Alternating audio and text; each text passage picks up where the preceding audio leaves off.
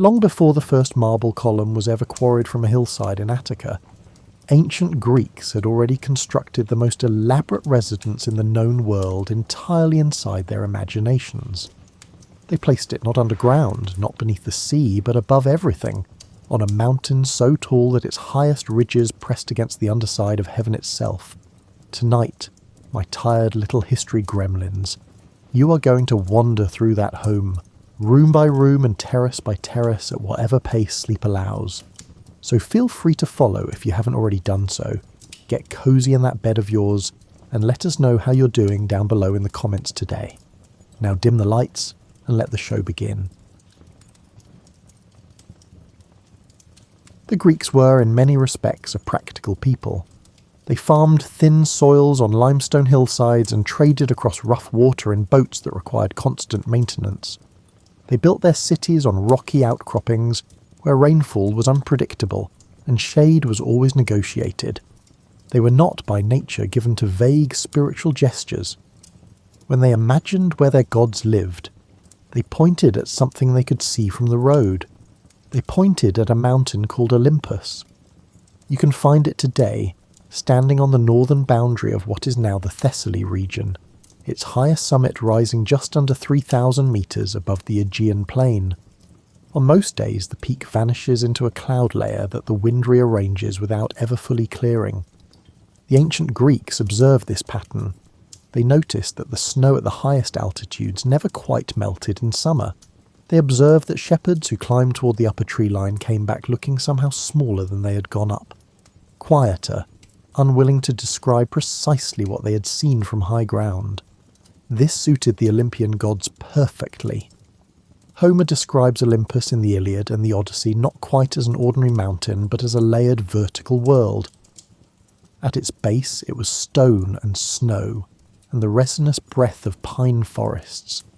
As you moved upward, the material qualities of the lower world gradually dissolved. The weather stopped. Wind, which everywhere else in Greece was capricious and argumentative, and never asked permission before rearranging your belongings, went silent at a certain altitude and simply ceased to function. What replaced it was something the ancient texts approach with care, a kind of sustained luminous calm, as if the air at that height had been recently cleaned and then set aside to rest undisturbed. Hesiod, working in roughly the 8th century before the Common Era, described this upper zone in his Theogony as a place where no harsh wind cuts through, where no rain falls, and where no snow ever troubles the surface. He meant this not as poetry reaching beyond its evidence, but as genuine architectural specification. The home of the gods sat above all weather systems, above the agricultural seasons that governed mortal life, in a zone of unvarying mild radiance that felt, to the Greek imagination, like the correct and natural condition of divinity. When you stand at the actual foot of a Greek mountain and watch storm clouds move across its upper ridges, this becomes surprisingly easy to believe. There is a visual effect familiar to anyone who has watched weather travel across high ground, where the ridges above the cloud line appear to inhabit a different atmosphere entirely. The clouds churn below and the summit floats above them, composed and indifferent and bathed in a quality of light that the valley does not receive in the same way. The Greeks took this ordinary observation, which any farmer or shepherd could confirm, and architecturalized it.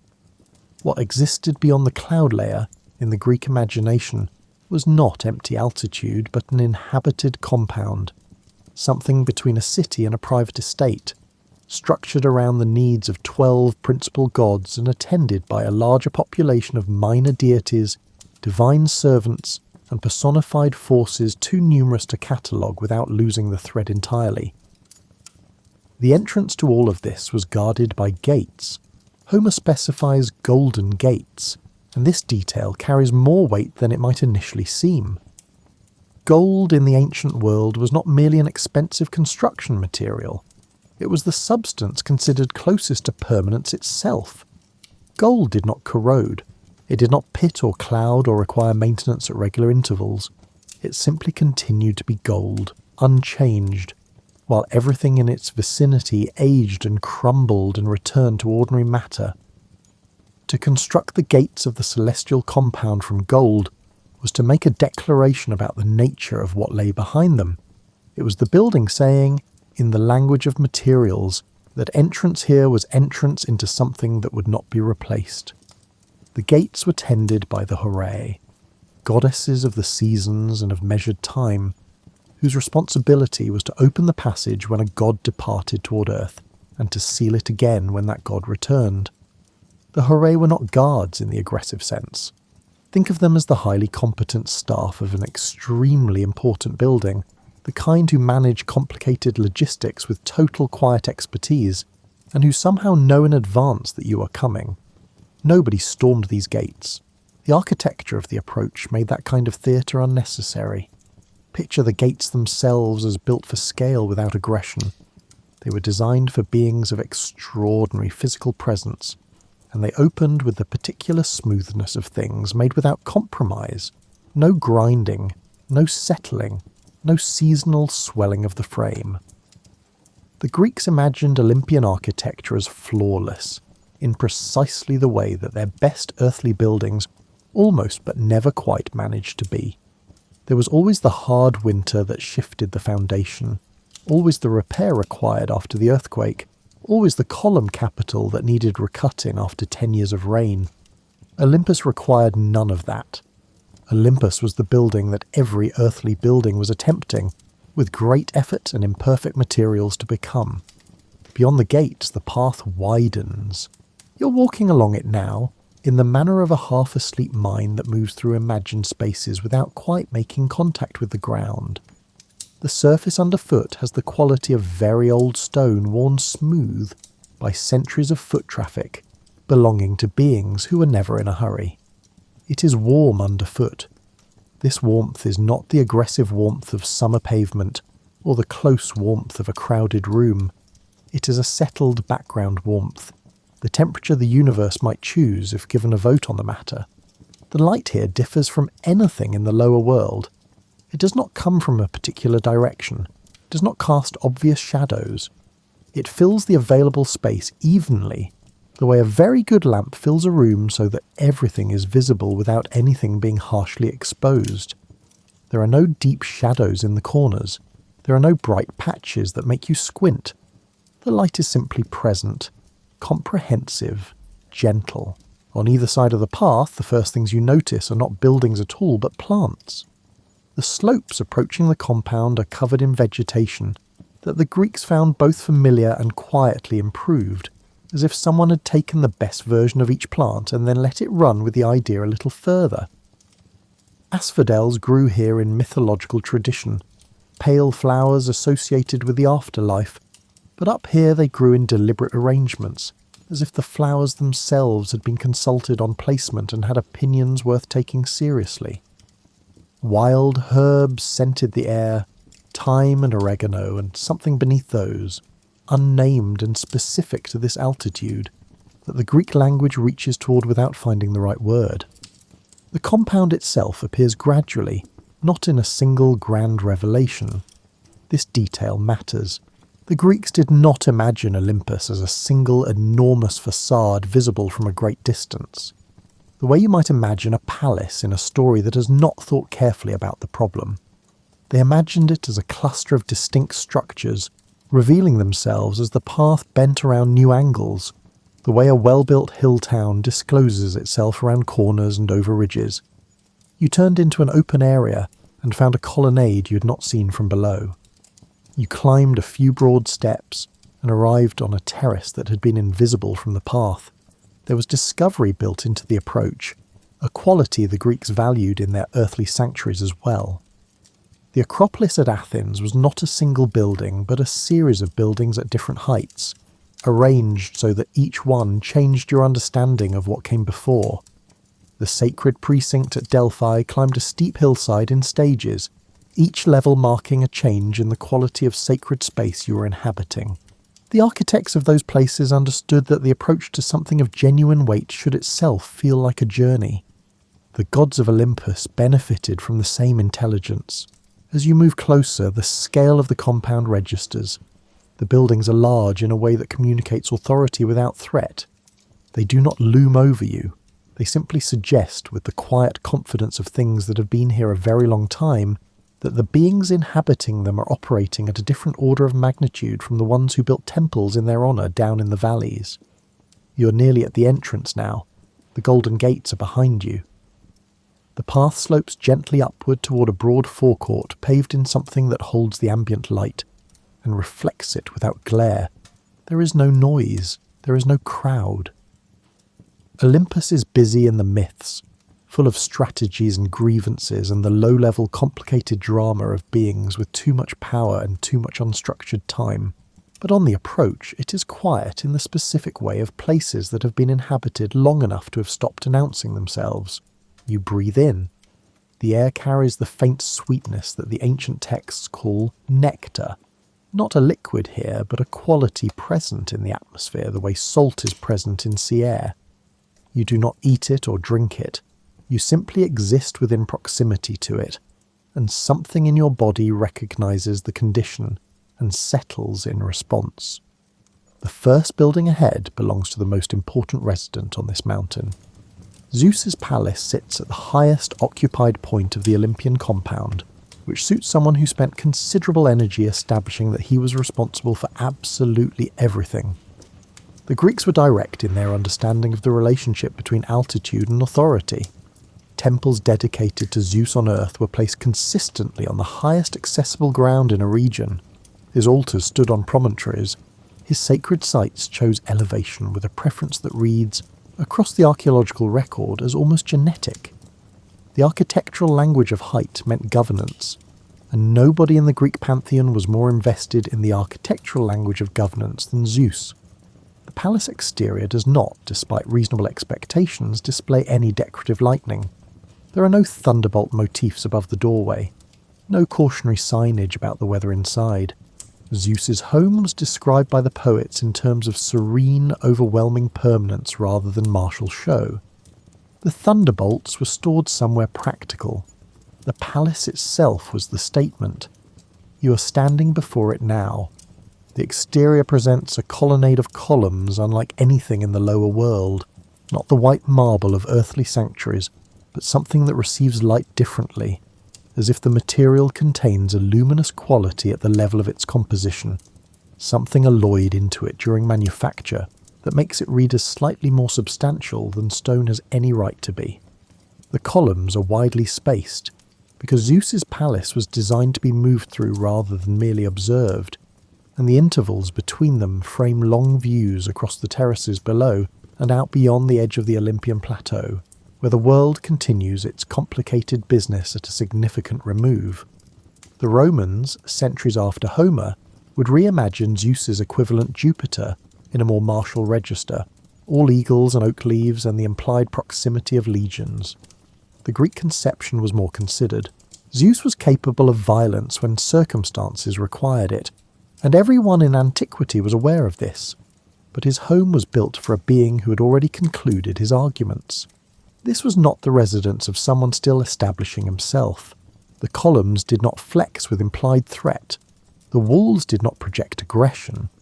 The entire structure communicated the specific confidence of the unchallenged, which is a very different thing from the confidence of the merely powerful. The entrance hall offers the first surprise. Greek domestic architecture in the earthly world, even among wealthy households, followed a courtyard model, rooms arranged around an open interior that brought light and ventilation through the building.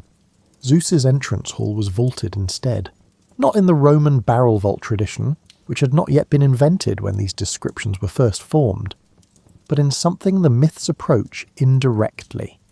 A ceiling that was simply much further away than ceiling had any structural obligation to be. It shimmered with the same sourceless light present throughout Olympus. You looked up and understood that the ceiling was less a construction element than an editorial choice, the building stating with practiced calm that the interior could be as large as the occasion required.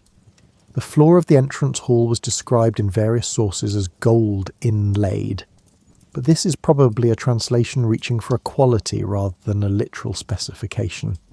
The floors of Zeus's palace had the character of the finest earthly floors perfected, and then improved by a further step. They were smooth and warm, and gave very slightly under the weight of a step in a way that stone on earth never does. They were welcoming without being soft. Through the medium of floor, they communicated that your presence here was expected, neither a problem nor a miracle, simply a fact the building had already accounted for. The throne room lies deeper inside, past a corridor lined with objects the myths reference, but decline to catalogue fully. There were gifts from earlier ages, offerings from titans and heroes and kings who had wanted something from the highest god and had understood that arriving with something impressive improved the odds considerably. There were items whose origin was unclear even to the current inhabitants, objects that had been in this corridor since before the present divine administration came to power, and that everyone agreed should probably remain exactly where they were. There was, according to one tradition, a very old shield that nobody could identify with confidence, but that all parties felt comfortable leaving alone. You pass through the corridor and enter the throne room, and the scale adjusts again. Zeus's throne was described in the ancient sources as solid gold, constructed by Hephaestus the divine craftsman, who built things with the understanding that they would not need to be replaced. It was large in the way that thrones belonging to beings of significant authority are always large, proportioned so that the seated occupant appeared to have grown into it rather than shrunk to fit it. Zeus on his throne was Zeus at full presence, which the ancient poets handled with diplomatic vagueness, somewhere between very tall and genuinely enormous, depending on which scene required which scale. Around the throne, the other furnishings maintained a respectful spatial distance, which is the architectural equivalent of not making direct eye contact. Couches of gold and silver lined the walls for visiting gods. Tables of the same materials held the food and drink that sustained Olympian life, ambrosia and nectar in their various forms, neither available in the lower world, and both involved in the maintenance of immortality in ways the texts were deliberately inexact about. The windows of Zeus's throne room deserve specific attention. Most descriptions of powerful interiors in ancient literature, celestial or otherwise, imagined windowless spaces that concentrated authority by enclosing it. Zeus's windows faced outward over the Olympian slopes and beyond, overlooking the known world in every direction the building could manage. This was not accidental. The windows communicated that the being seated in this room maintained a continuous view of everything below, which was true in the mythological sense, and served as a standing reminder to any visiting god who might be entertaining an inadvisable idea that the oversight up here was genuine and not merely theoretical. The light through those windows carried an additional quality that cannot be found in the lower world. It was the light of altitude, the particular visual condition of looking down from significant height at a world that continues its activity regardless of the perspective above it. Something in the quality of that view, familiar perhaps to anyone who has stood on a high ridge and watched familiar places become arrangements rather than lived environments, made certain things clearer and certain things smaller in ways that were both clarifying and slightly melancholy. Zeus's palace extended beyond the throne room into apartments and subsidiary halls that the myths visit only occasionally. There were rooms associated with specific administrative functions, a chamber where the management of storm systems was handled, a hall where the Fates and their considerable textile projects were sometimes consulted, a private terrace facing west where, in the extended quiet after a particularly demanding day of cosmic administration, the occupant sat alone with the view and asked no one for anything. This last detail appears in no ancient text. It feels true anyway. The kitchen of Zeus's palace warrants a brief pause because it represents a genuinely interesting convergence of the celestial and the domestic. The Olympian gods ate and drank at regular intervals. They did not need to in any biological sense, but they chose to consistently, which reveals something important about the Greek understanding of pleasure. Ambrosia was prepared somewhere and carried somewhere, and served to beings who could have existed without it. Someone in the palace, therefore, managed a space where immortal ingredients were worked by hands that knew what they were doing. No ancient poet lingers on this room, presumably because the question of who in the divine hierarchy was responsible for divine food preparation opened a bureaucratic discussion that everyone preferred to avoid. The palace as a whole communicated a single quality above all others: permanence. On Earth, even the most magnificent buildings were secretly temporary. The Greeks knew this from experience. They watched the wood rot and the stucco crack, and the earthquakes slowly negotiate old foundations into new positions. Zeus's palace existed as though the concept of deterioration had simply not been invited to participate in its construction. Every surface retained the condition it had held on the day it was completed. Every threshold was unworn. Every joint remained flush and true. This was the building against which all earthly buildings were being, without fully articulating it, measured. The council hall of Olympus was a different kind of space from Zeus's palace, and the difference tells you something important about how the ancient Greeks understood the relationship between authority and governance. Zeus's palace was vertical, built for altitude and the downward view, designed for a being whose authority needed no collaborative endorsement. The council hall was horizontal, wider than tall, built for assembly rather than hierarchy, with sufficient floor space to accommodate the full complement of Olympian gods, along with whatever minor divinities happened to be immediately relevant to the business at hand. It was built, in other words, for argument, and the Greeks had extensive experience constructing spaces for argument. The agora of a Greek city was the earthly model for this kind of space. The agora was where citizens assembled to conduct civic business, hear legal proceedings, pursue commerce, and exchange information with the remarkable energy of people who had decided that gathering and talking loudly was both enjoyable and productive. It was a space built on the assumption that important things happened when people came together and pressed their cases against each other. The Olympian Council Hall was the agora taken to its highest possible form, elevated in both the literal and conceptual sense. Removed from the noise of human commerce, but organised around the same governing principle. You enter from the eastern side, which faces the direction from which Eos, the goddess of dawn, completed her daily passage. The placement is considered. Light enters from the east in the mornings, and councils convened at dawn in the ancient world were thought to benefit from the clarity that came with new light. The Greeks incorporated this principle into the orientation of earthly temples as well, where the entrance faced east so that the rising sun illuminated the cult statue within on the holiest days of the festival calendar.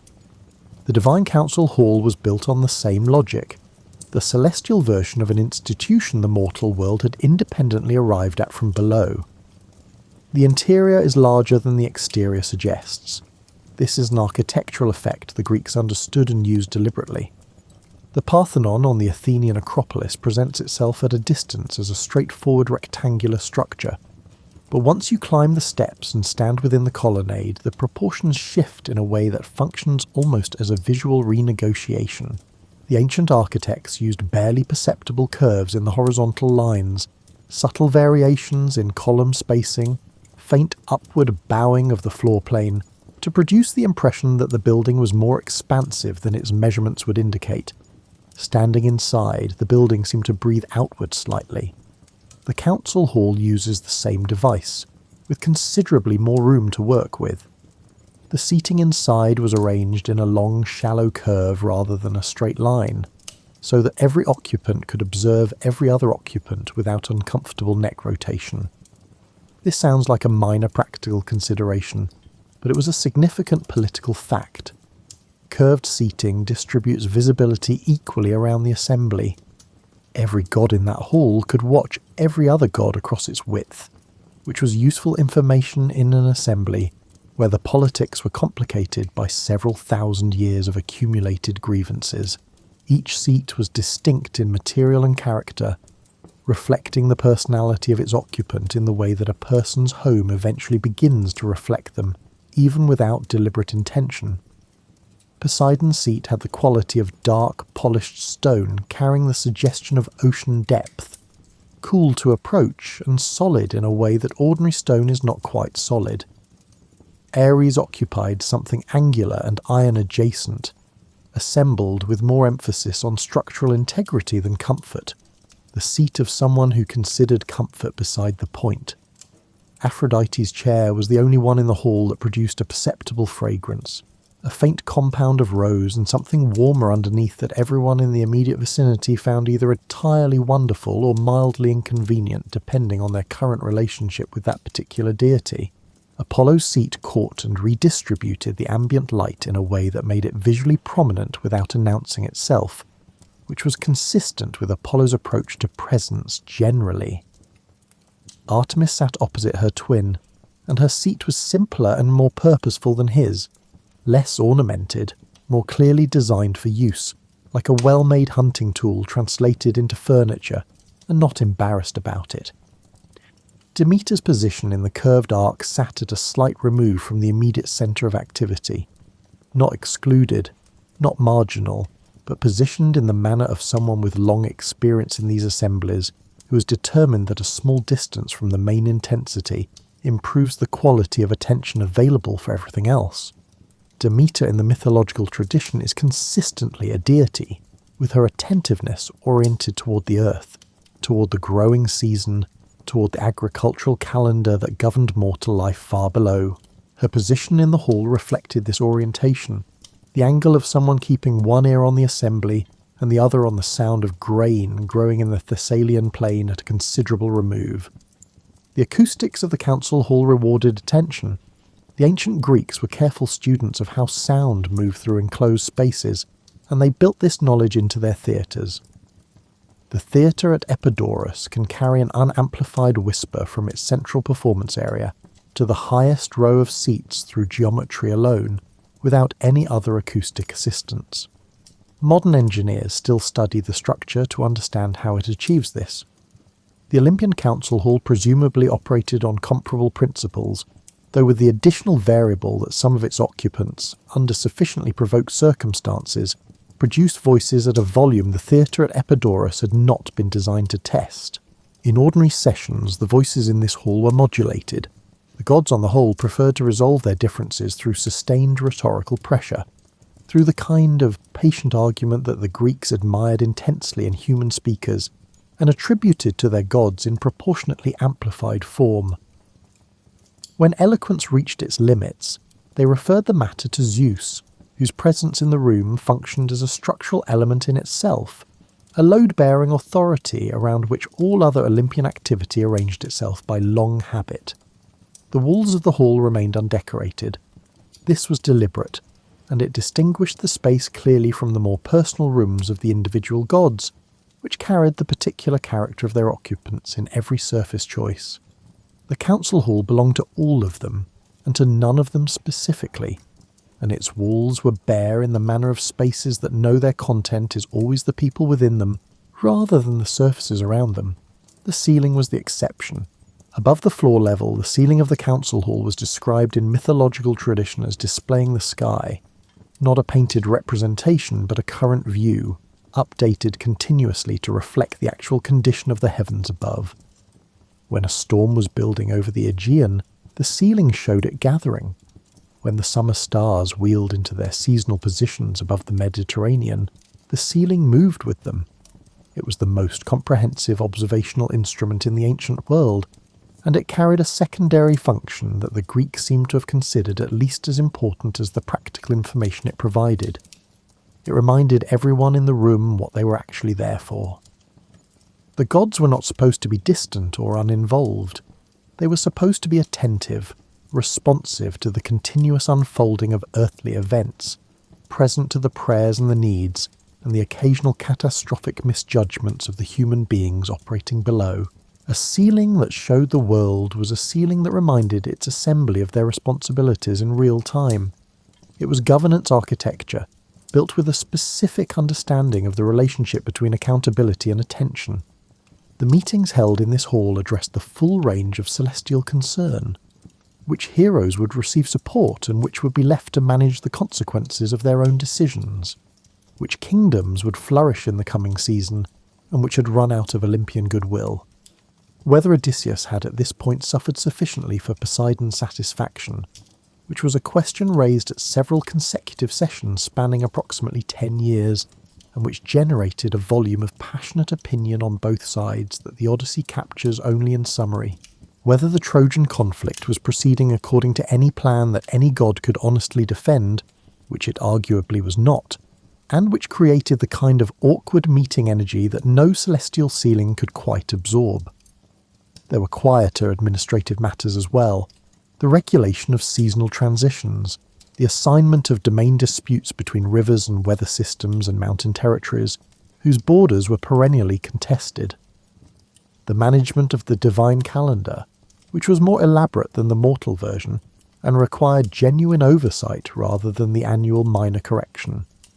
You have been standing against the outer wall of this hall for some time, and the quality of light in the ceiling above you has shifted toward a late afternoon sky, the deep autumn blue that settles over the Aegean after a morning rain has cleared.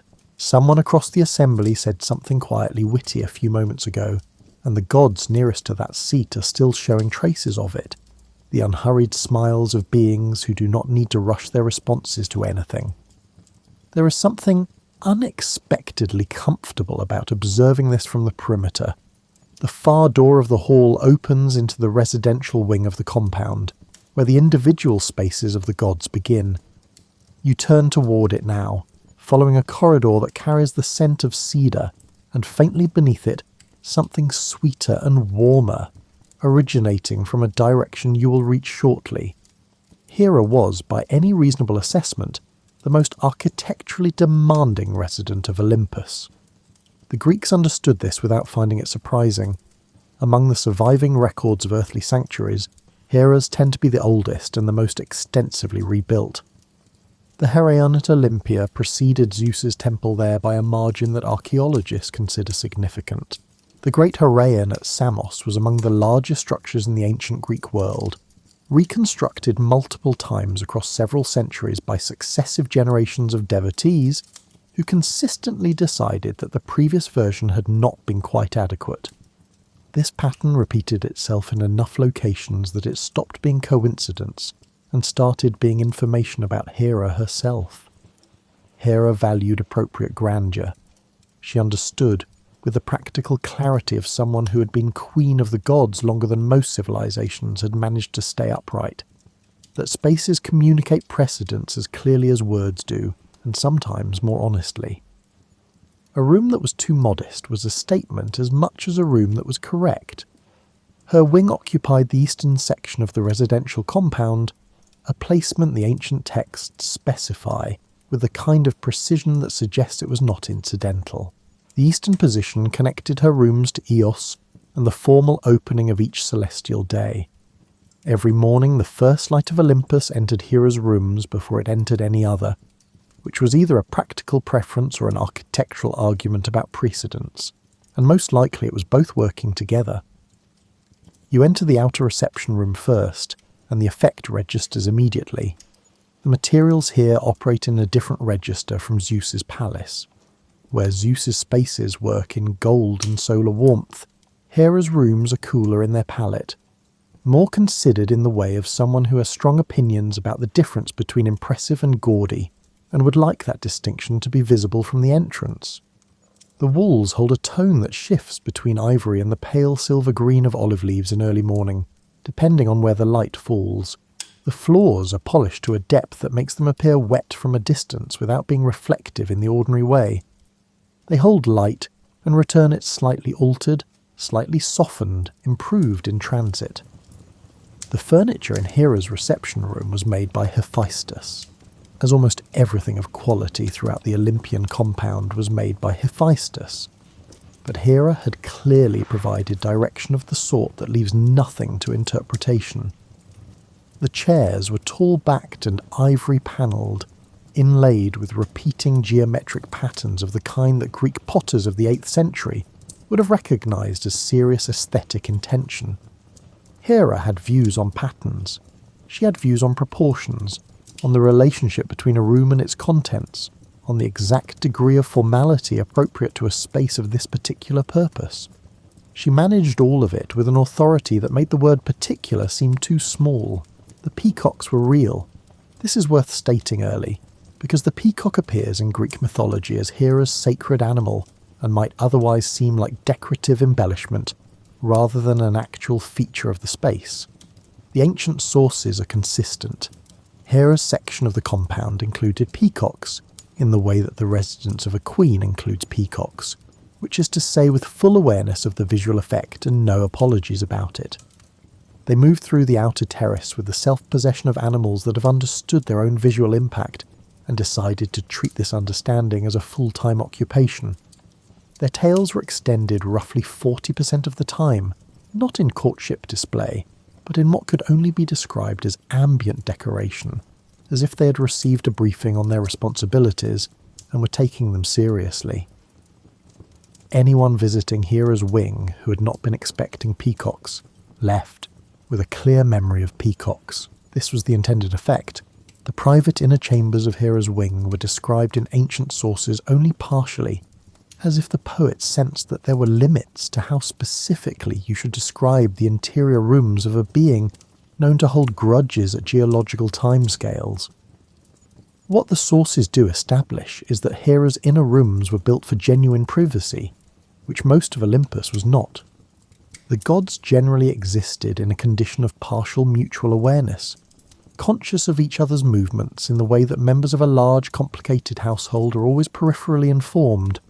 Hera's inner chambers held their own atmosphere against this general circulation, bounded by something the myths describe as a quality of sealed air, like the interior of a new vessel before it has first been opened.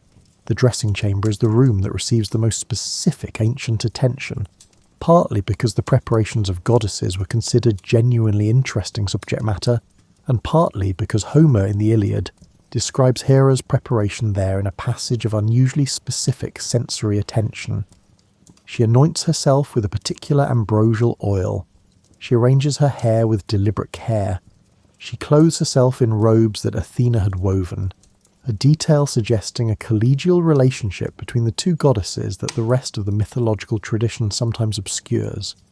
The dressing chamber was organised around a bronze mirror of Olympian quality, large enough to show a goddess at full standing scale, which meant it was considerably larger than anything a mortal woman would have had access to in the same period. The frame was worked with lotus and palmette patterns in gold, and the mirror surface itself returned images with a fidelity that ordinary polished bronze could not match, as if the reflection it showed were the authoritative version, and the original were a working approximation.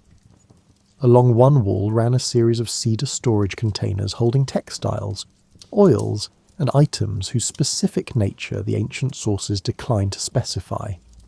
The cedar saturated the room in a way that was pleasant without being insistent, the olfactory equivalent of good furniture in a well-kept house.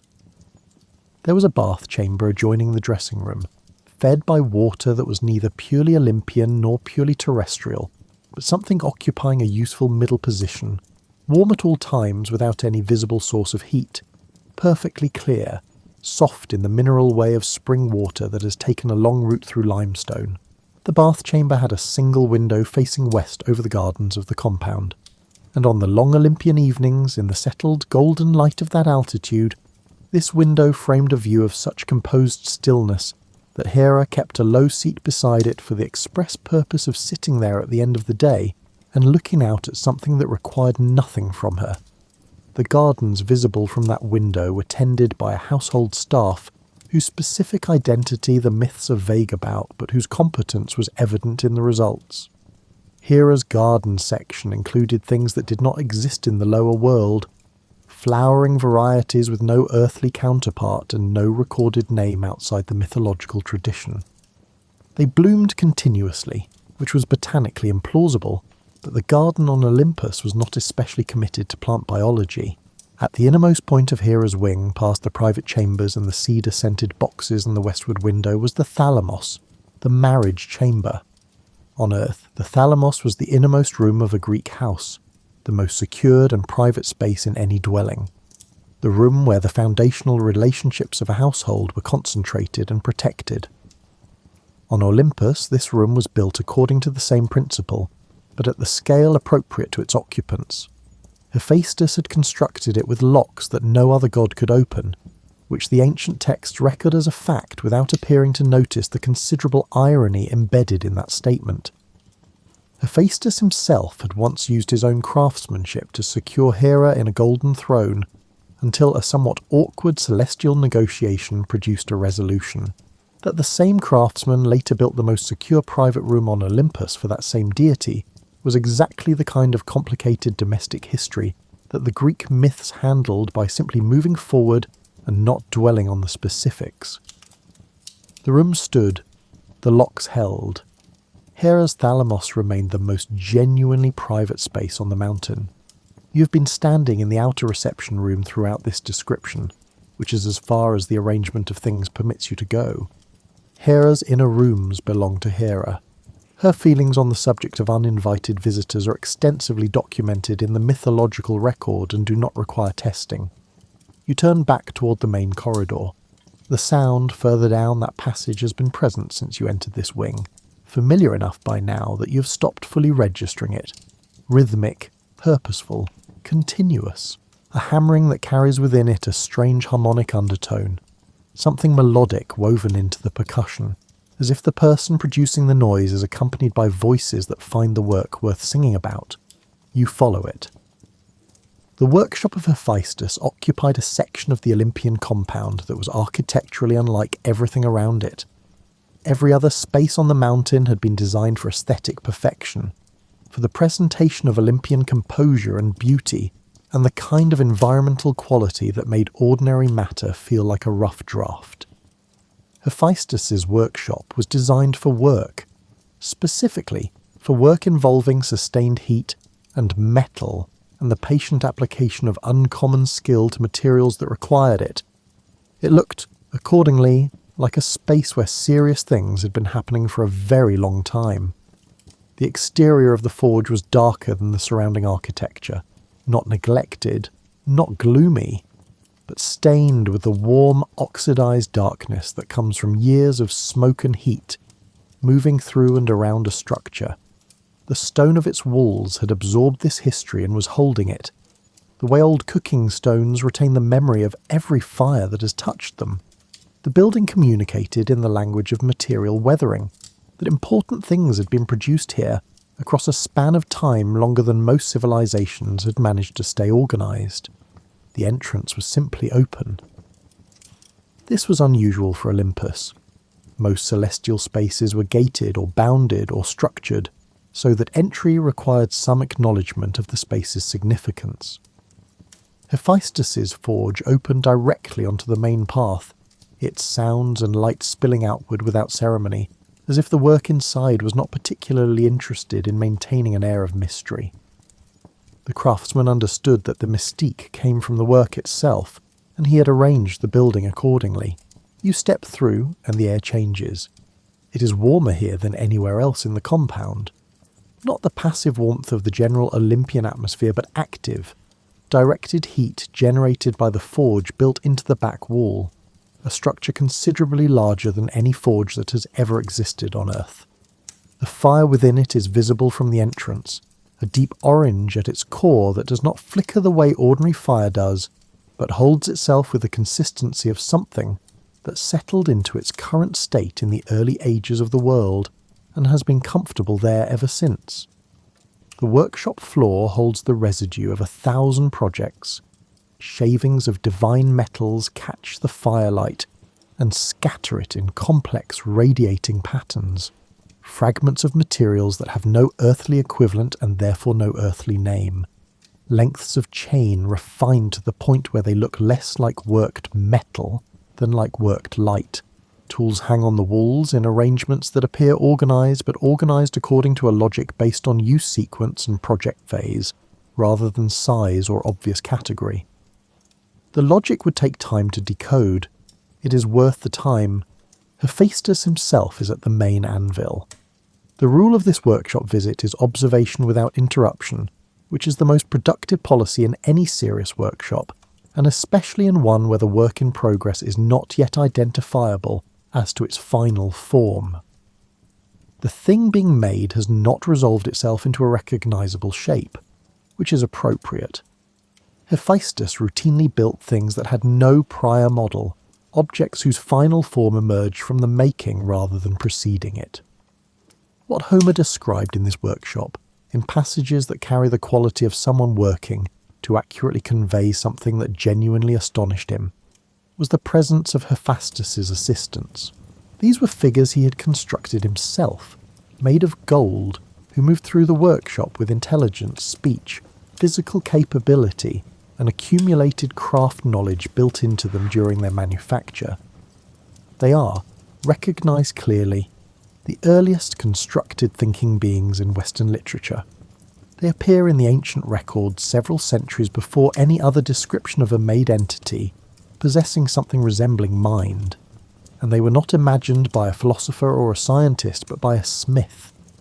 The ancient Greeks located genuine creative transformation in the hands of the person working the metal. The golden assistants move through the workshop with a directed quiet. They carry materials to the anvil and remove completed components. They tend the fire with an expert touch, adjusting its quality for different phases of different work. They are aware of your presence in the way that competent workshop staff register visitors, acknowledging it briefly and then returning full attention to whatever they were doing before you arrived. On the shelves along the eastern wall, finished objects wait for a collection or final adjustment. Pieces of armour rest there with an unusual quality, a contained energy that makes them look as if they are not quite fully at rest, as if the craftsmanship within them is still warm and looking for an occasion. Cups and vessels of extraordinary refinement stand in careful rows, their surfaces carrying decoration so precise that examining them requires closing the distance and allowing the eyes to adjust before the full meaning of the imagery assembles itself. There are mechanisms whose function is not immediately clear from the outside, objects whose purpose reveals itself gradually as the eye travels from component to component and the logic of the assembly builds in the mind. The ceiling of the workshop is higher than you initially registered. It rises toward a large opening at its peak, not a domestic chimney in the ordinary sense, but fulfilling the same essential function, allowing smoke and heat to exit upward through the Olympian atmosphere without building to uncomfortable concentrations inside. Through this opening, at the correct angle, a rectangle of the perpetual celestial sky is visible, deep and undisturbed by the warmth rising through it. The sky seen through an aperture is different from the sky seen in full, focused by the frame into something more considered, more available. The sound of the workshop is more complex from inside than the corridor suggested. The hammering that seemed simply rhythmic from outside turns out to contain patterns within patterns, variations that might be deliberate or might be the natural result of different phases of different projects running in parallel. Beneath the percussion there is the breath of the bellows, a deep regular exhalation that gives the whole space something almost respiratory, as if the workshop breathes, drawing in air and releasing warmth in a cycle timed to the requirements of the work. The bellows themselves were Hephaestus's own design. On Earth, bellows required continuous human labour, operated by hands or feet, to maintain a forge fire at working temperature. Hephaestus's bellows responded to the forge's condition rather than to any human schedule. When the fire required more air, it received more air. When it needed less, the mechanism modulated accordingly. In engineering terms, it was a self-regulating system, built into the Olympian workshop at a time when the concept of self-regulation had not yet been articulated anywhere in the lower world. What else had come from this forge across the long ages? The Greeks had an extensive answer, accumulated across centuries of storytelling.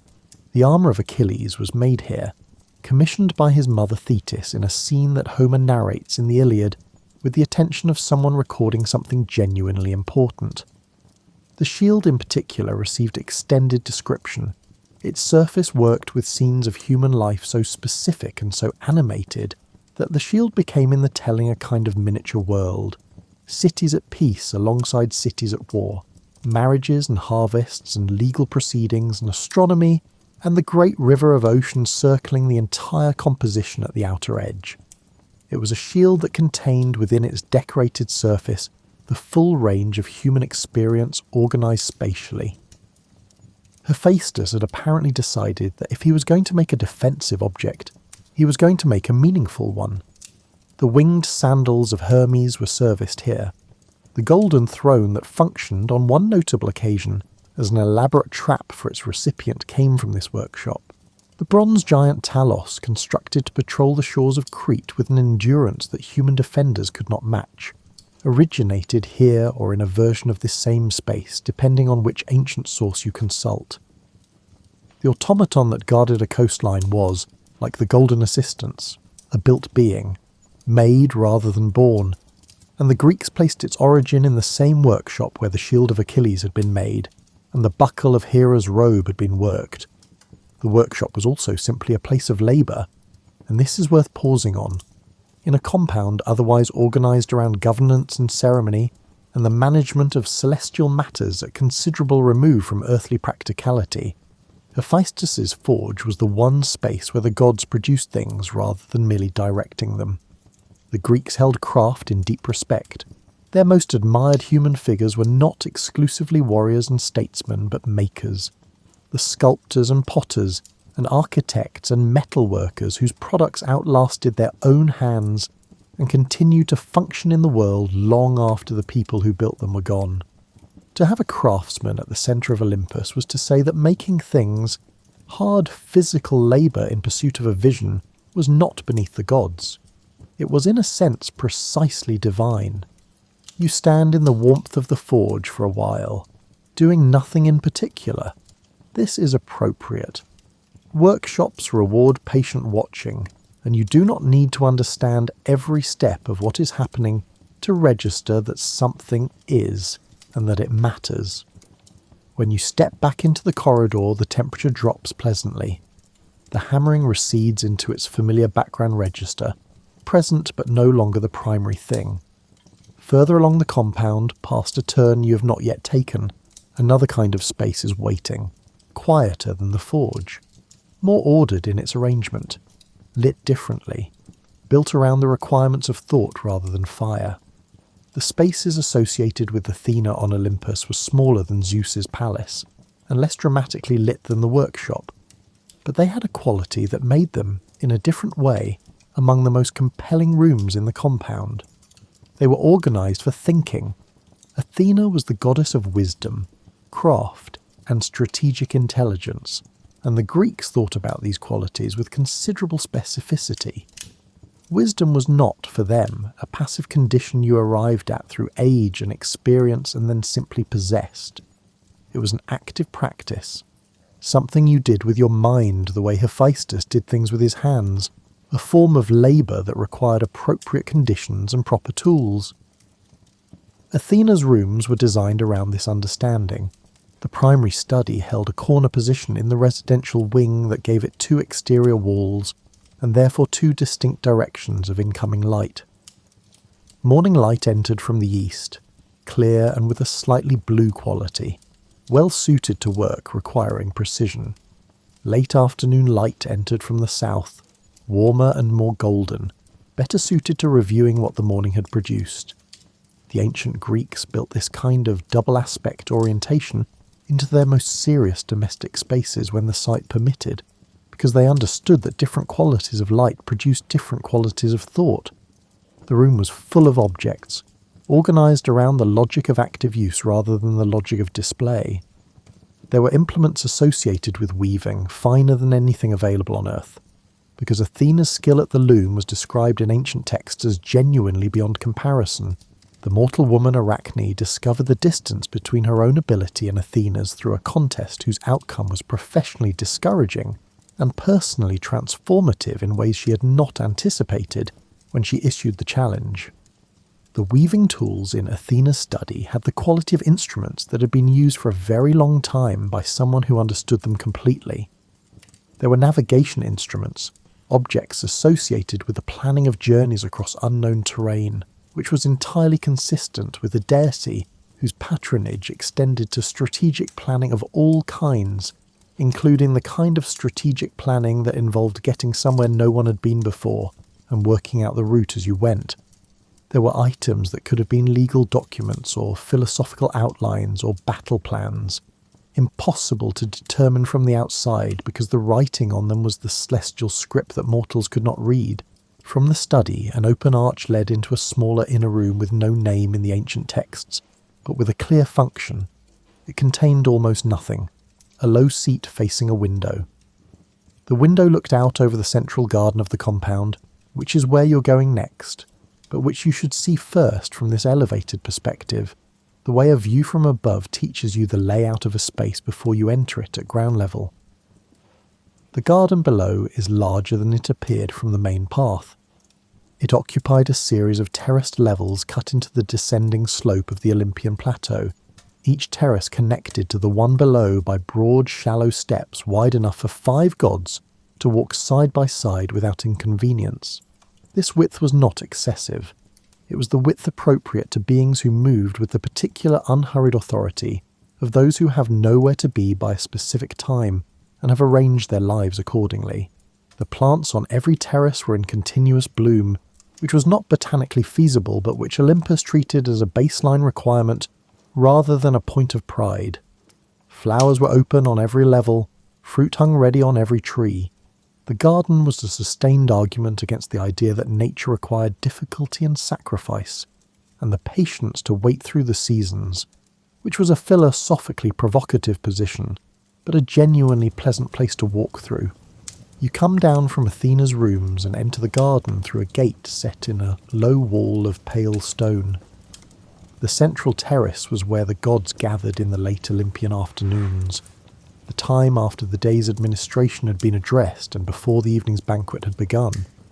This was the social hour of the compound, the period when the formal business of managing the cosmos was set aside, and the gods simply occupied space in proximity to one another with no specific agenda. The garden was built for this purpose, with seating placed at intervals that allowed for private conversation without making the space feel subdivided. You could be alone in it or in company, depending entirely on where you stood. The fragrance of the garden varied by level. On the upper terraces, where older fruit trees grew in arrangements suggesting deliberate planting from an early period, the air had a layered sweetness.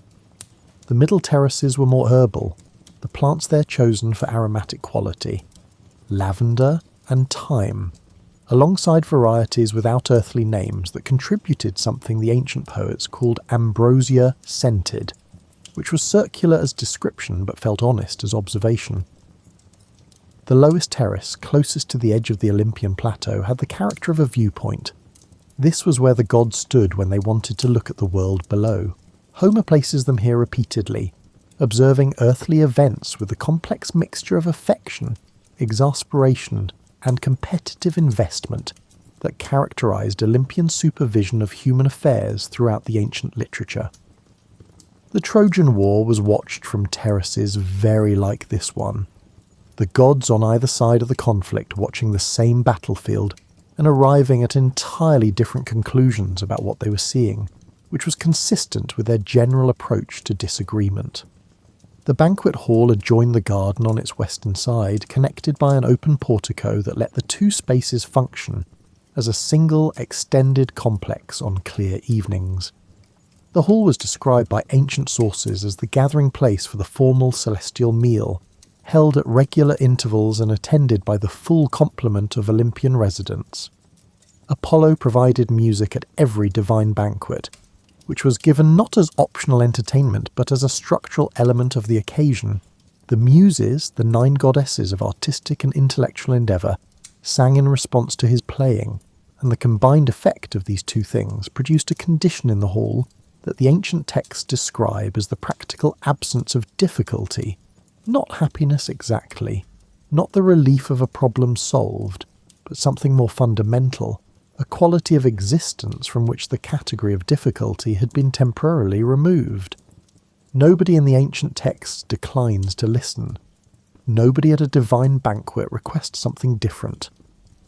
The music of Apollo at these occasions was one of those things the ancient world simply received as a given.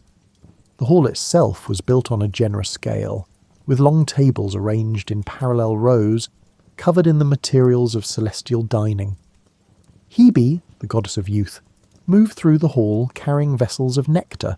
The nectar served at these banquets was not wine in the terrestrial sense, but wine's permanent and improved relation, a substance producing the benefits of wine without the complications that terrestrial wine tended to introduce into the later portions of an evening. Ambrosia accompanied it, described in various ancient sources as a food in some accounts, a liquid in others, a substance occupying both categories simultaneously in still others. The inconsistency across sources reflects a genuine difficulty in imagining what celestial beings actually required to sustain themselves, since divinity and nutritional need do not naturally occupy the same conceptual space. At the head of the hall, on a slightly elevated platform, Zeus and Hera sat at a table set apart from the main arrangement. This was not separation, but precedence, the architectural expression of the central position in any formal gathering, the position that organises everything around it. From there they could see every occupant of the hall at once, which was both practically useful and symbolically appropriate. The walls of the banquet hall carried scenes from the earliest ages of the world. Not recent history, not anything involving the current occupants of the hall, in situations that might generate awkward retrospective commentary, but older material. The Titanomachy, the great conflict between the old order and the new. The separation of earth and sky at the world's beginning. The first ages before the current arrangement of things had stabilised into its present form.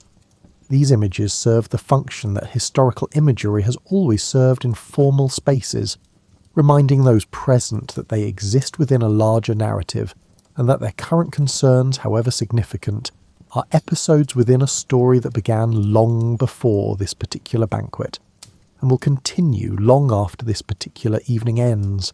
The hall in the evening light had a quality the Greek language calls kalos. It means beautiful, but it means beautiful in the specific sense of right, fitting, properly made for the purpose it serves. It is not the beauty of spectacle or shock, it is the quieter beauty of things that have been given genuine thought and then left alone to be what they are. There is a question that moves beneath everything you have seen on Olympus tonight, a question that the ancient Greeks answered in a specific and illuminating way, and the answer turns out to be as interesting as any single room or gate you have walked through. The question is this: where did these images originate? Not in the spiritual sense of whose imagination provided the initial spark, but in the practical visual sense of what the ancient Greek mind was drawing on when it assembled these golden walls and vaulted ceilings and self-maintaining bellows and terraced gardens. What were the Greeks looking at in the material world around them when they tried to build a picture of where the gods resided? They were looking at their own sanctuaries. The relationship between celestial residence and earthly temple in ancient Greece was not a simple one-way borrowing, but a feedback loop that operated across centuries and that shaped both the buildings and the mythology in ways that are now genuinely difficult to fully disentangle. When Homer was composing the Iliad, probably during the 8th century before the Common Era, Greek temple architecture had not yet achieved what it would become by the 5th century. The earliest Greek temples were modest constructions, wood-framed and mud-bricked, barely distinguishable from the better domestic buildings of the same period. But Homer described Olympus in terms of worked gold and permanent celestial material, and this description was not drawn from the buildings around him. It was drawn from aspiration, from a sense of what buildings ought to be if the beings inhabiting them possessed the dignity their mythology attributed to them. Then the temples began to close the distance. Over the 7th and 6th centuries before the Common Era, Greek temple architecture underwent a transformation that has no clear parallel in the history of building. In roughly 150 years, it moved from timber and mud brick to dressed limestone, from limestone to marble, from simple rectangular enclosures to structures of extraordinary refinement, fitted with sculpted friezes and painted pediments, and a dimensional vocabulary of columns and entablatures and proportional relationships that remain in use today in buildings that want to communicate importance.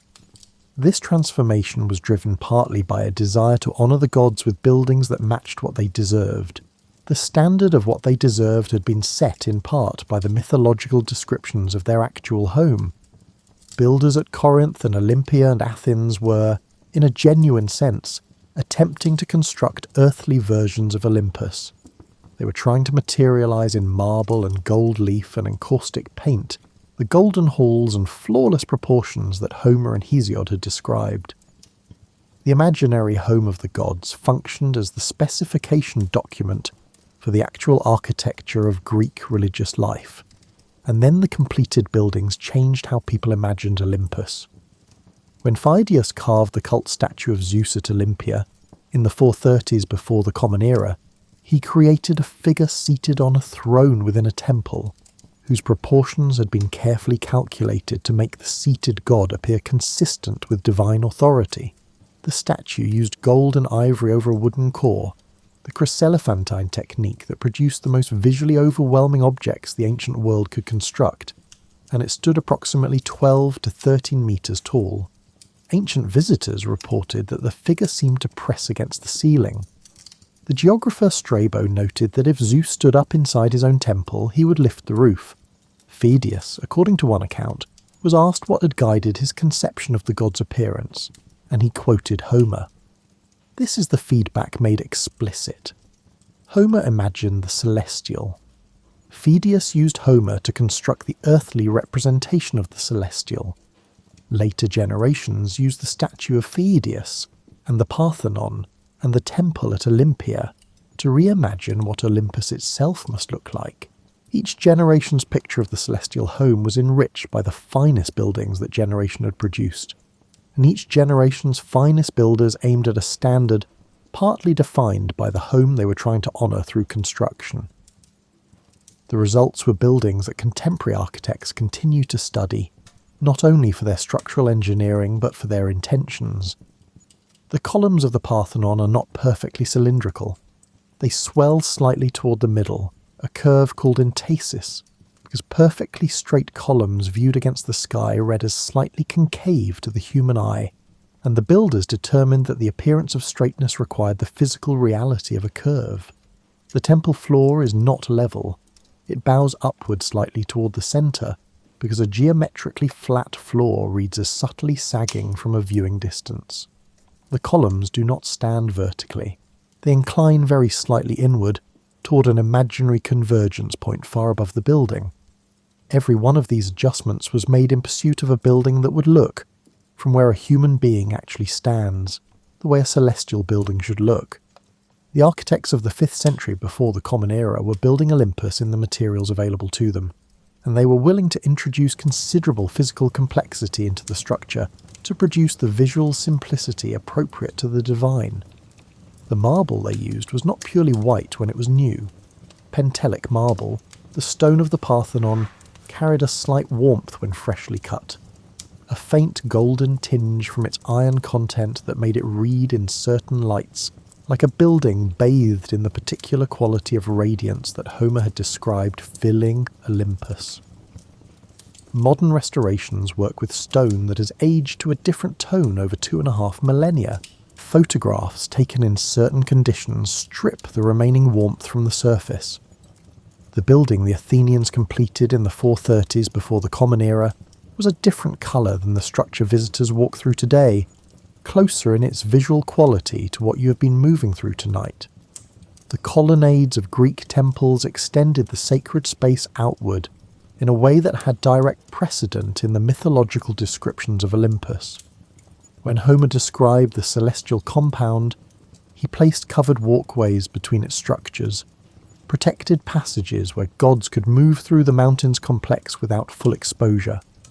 Temple colonnades performed the same function for the sacred precincts surrounding them, creating a zone that was neither fully inside nor fully outside, but held under a protection that was simultaneously structural and conceptual.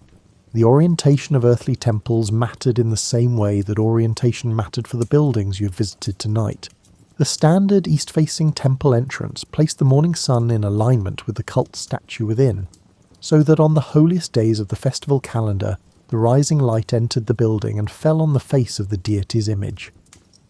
The Greeks understood this as a meeting point between solar time and celestial presence. On Olympus, the buildings faced the directions chosen for their relationship with the movement of time through the celestial day. The real and the imagined were built on identical principles, as if the same intelligence had designed both levels simultaneously. What does this accumulation tell you? It tells you that the ancient Greeks did not separate religious imagination from material practice in the way that later Western tradition sometimes encouraged. The building and the belief were the same activity pursued through different materials. When a stonemason dressed a column drum for the Parthenon, he was not performing a construction task disconnected from meaning. He was participating in the ongoing project of making Olympus visible in stone. When a poet added a detail to the description of Hera's chambers or Zeus's view from the throne room, he was contributing to the architectural imagination of an entire civilization. The gardens you walk through tonight, the forge and its built assistants, the council hall with its living ceiling, the banquet hall where music was provided as a matter of course, and the food sustained immortality in ways no one could quite fully explain. These were not fantasies in the diminishing sense of the word. They were proposals. They were proposals about what the best possible version of a home, a community, a working life, and a governing body might look like.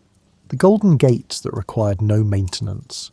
The workshop that produced things beyond the current capacity of mortal craft. The spaces built around the requirements of thought and making and collective decision. These were images of aspiration as much as images of divinity. Something unexpected has happened to these images across the long centuries since they were first formed. They have not disappeared. They have not been replaced by more sophisticated alternatives.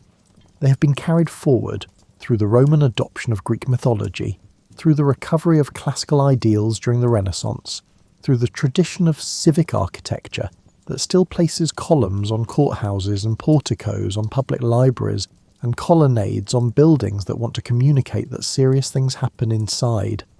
The architectural language developed to describe Olympus is still being spoken in the constructed environment of the contemporary world.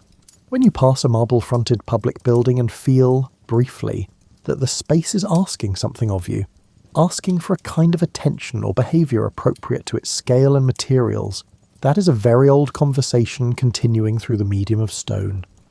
You have walked through Olympus tonight from the golden gates to the innermost chambers, past the peacocks on their terrace, and through the council hall where the ceiling showed the world its current condition, through the warmth of the forge and the ordered light of Athena's study, down through the tiered garden and into the banquet hall where Apollo played whether or not the occasion required it. You have been witness to spaces that no one ever physically built, and that have, in the 2,500 years since they were first assembled in imagination, shaped more actual buildings than any single architect in the history of the lower world. The mountain is behind you now.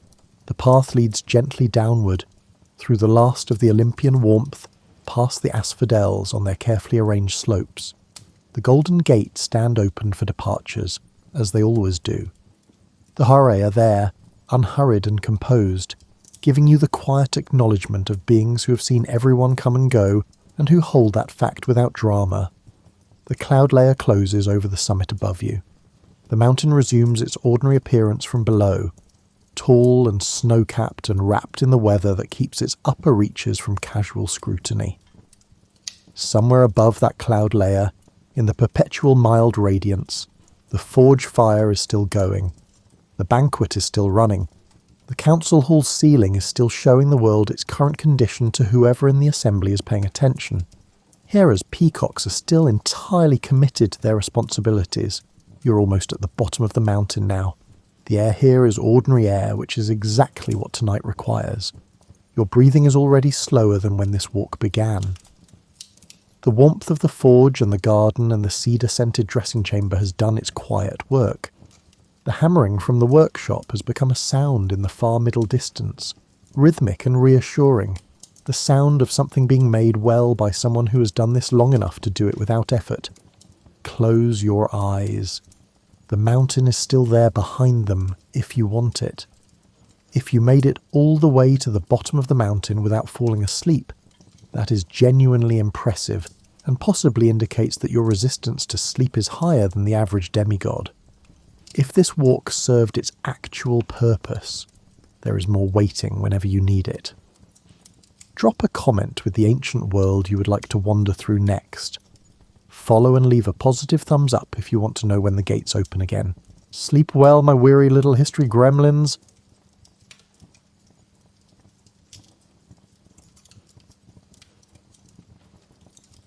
Imagine yourself in a muddy marketplace in what would become France in 1347. Horse manure, roasting meat, unwashed bodies, and what you hope is just spoiled cabbage are all in the air. Around you, pilgrims grip their possessions anxiously, traders bargain in 3 different languages, and a lute player plays with more passion than skill. Imagine now that you're a spy and not just a tourist in this medieval scene. But set aside your preconceived notions about espionage based on television and film. This is not a place for tuxedos, martinis, slick technology, or dramatic car chases. Rather, your boots leak, you're most likely wearing the same rough woolen tunic you've owned for 3 years, and your idea of cutting-edge technology is a quill pen that doesn't split when you write. Medieval espionage was more akin to being a travelling salesman with trust issues and less James Bond. In actuality, the majority of medieval spies were regular people carrying out risky tasks for meagre pay, in a time when both were far more delicate than they are now, a patchwork of kingdoms, duchies, city-states, and ecclesiastical territories. The medieval world was viewed with the same suspicion you might have for a neighbour who constantly plays music too loudly. Although information was powerful, it spread quickly, and obtaining it frequently required someone to travel hundreds of miles through areas where being caught asking the wrong questions could land one anywhere from incarceration to being stretched on a rack. Medieval rulers had to rely on human intelligence networks that functioned with the efficiency of a medieval postal service, meaning that letters arrived when they arrived, assuming they arrived at all, and often contained information that was already outdated by the time they reached their destination. This was in contrast to our modern world of instant communication and satellite surveillance. The individuals who became medieval spies were not chosen for their advanced degrees in international relations or recruited from prestigious academies. They were traders who could track troop movements, priests who could learn about noble families from confessions, servants who worked in high-profile homes and could listen in on conversations, and travellers of all stripes who could move between areas without drawing too much notice. In the world in which these early intelligence officers worked, the distinction between espionage and lawful business was as hazy as that between magic and medicine. Military fortifications may also be noted by a merchant collecting information about trade routes. A pilgrim visiting places of worship might notice political unrest in other areas. Correspondence containing diplomatic secrets could be discovered by a scholar copying manuscripts in different monasteries. The work required a certain kind of courage, not the heroic heroism of combat glory, but the quiet bravery of someone who was prepared to lie convincingly, keep up a false identity for months at a time, and accept that being discovered could mean not just death, but a particularly unpleasant death that was preceded by intense interrogation about exactly what you knew and who you'd told. The majority of medieval spies were always aware that they were balancing on a tightrope over a very deep abyss. Their life and career could end in an instant if they say something inappropriate, act suspiciously, or are recognised by someone from a past assignment. It was a job that required psychological fortitude in addition to courage, which most people just lacked. There was very little truth to the romanticised portrayal of the enigmatic medieval spy, slinking through shadows and luring information from unwary nobles. The majority of espionage work involved living conditions that would make modern backpackers complain, pay scales that hardly covered basic survival needs, and long stretches of boredom interspersed with genuine terror.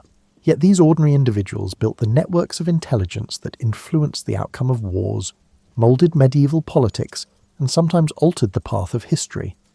Their work was dangerous, necessary, and nearly unacknowledged by the societies they served. Their tales should be told because they were the unsung heroes of medieval statecraft. Imagine managing a medieval intelligence agency, which is essentially the same as attempting to set up a neighbourhood watch programme in multiple nations, where the majority of people are illiterate and everyone speaks a different language. For this unachievable position, who would you hire? Almost anyone who could travel without drawing suspicion, had a good reason to ask questions, and had the emotional strength to keep up a false identity, while constantly running the risk of being caught was the answer, it turned out. Medieval spy masters needed people who could complete the task, regardless of their background or social standing, so they weren't very picky. It makes sense that medieval intelligence networks were anchored by merchants. They had good reason to inquire about everything from local prices to political stability, travelled widely, and frequently crossed political boundaries. While conducting perfectly normal business operations, a wool merchant travelling from England to Flanders could observe military preparations, record changes in fortifications, and learn about diplomatic relationships. These merchant spies worked in a society where politics and business were closely linked. The trader who purchased your grain may be tallying the number of soldiers in your garrison, and the same person who sold you silk may also be assessing the defences of your city.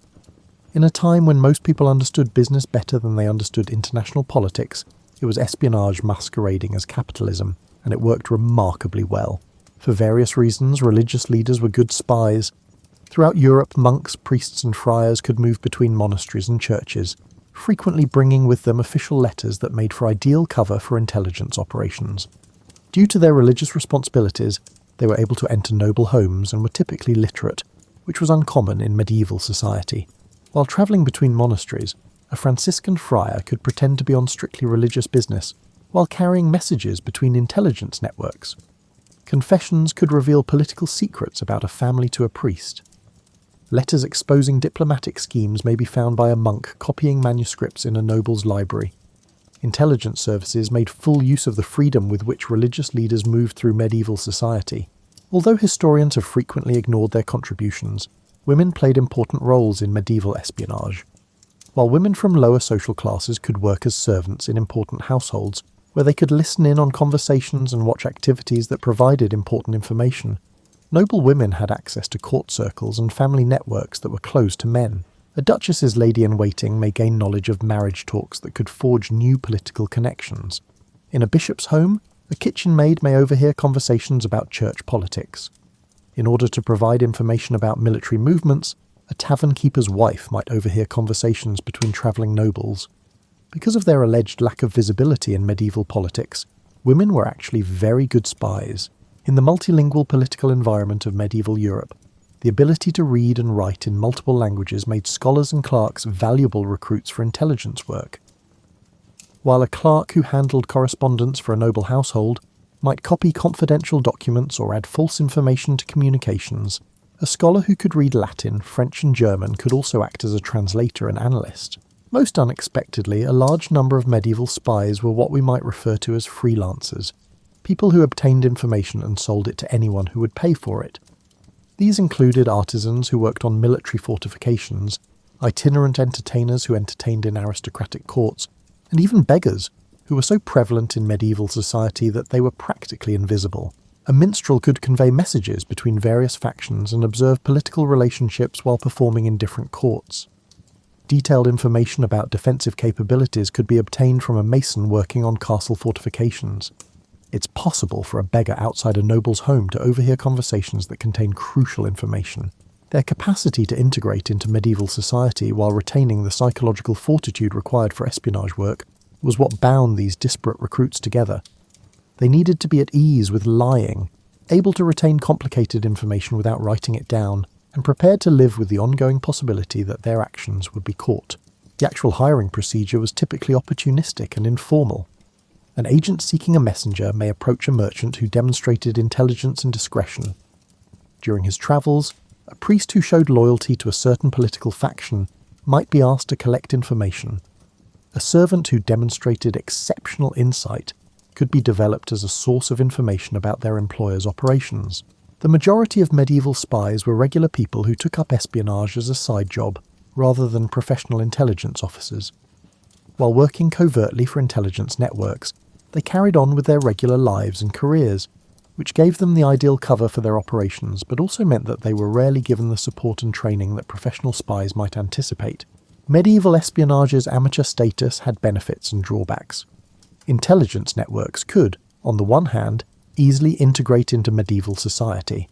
However, it meant that the majority of spies acquired their skills through trial and error, frequently with deadly results for those who made mistakes. Shut your eyes and visualize organizing a business trip during the Middle Ages.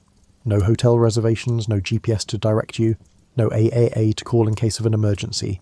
and no airline website to check.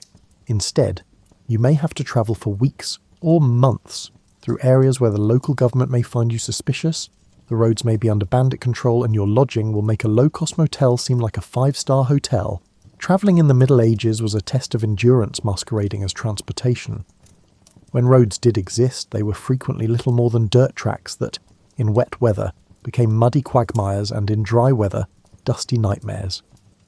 After centuries of neglect, the well-known Roman roads that had once connected Europe were in disrepair, and the majority of medieval governments were more concerned with constructing castles than with keeping up with highway maintenance.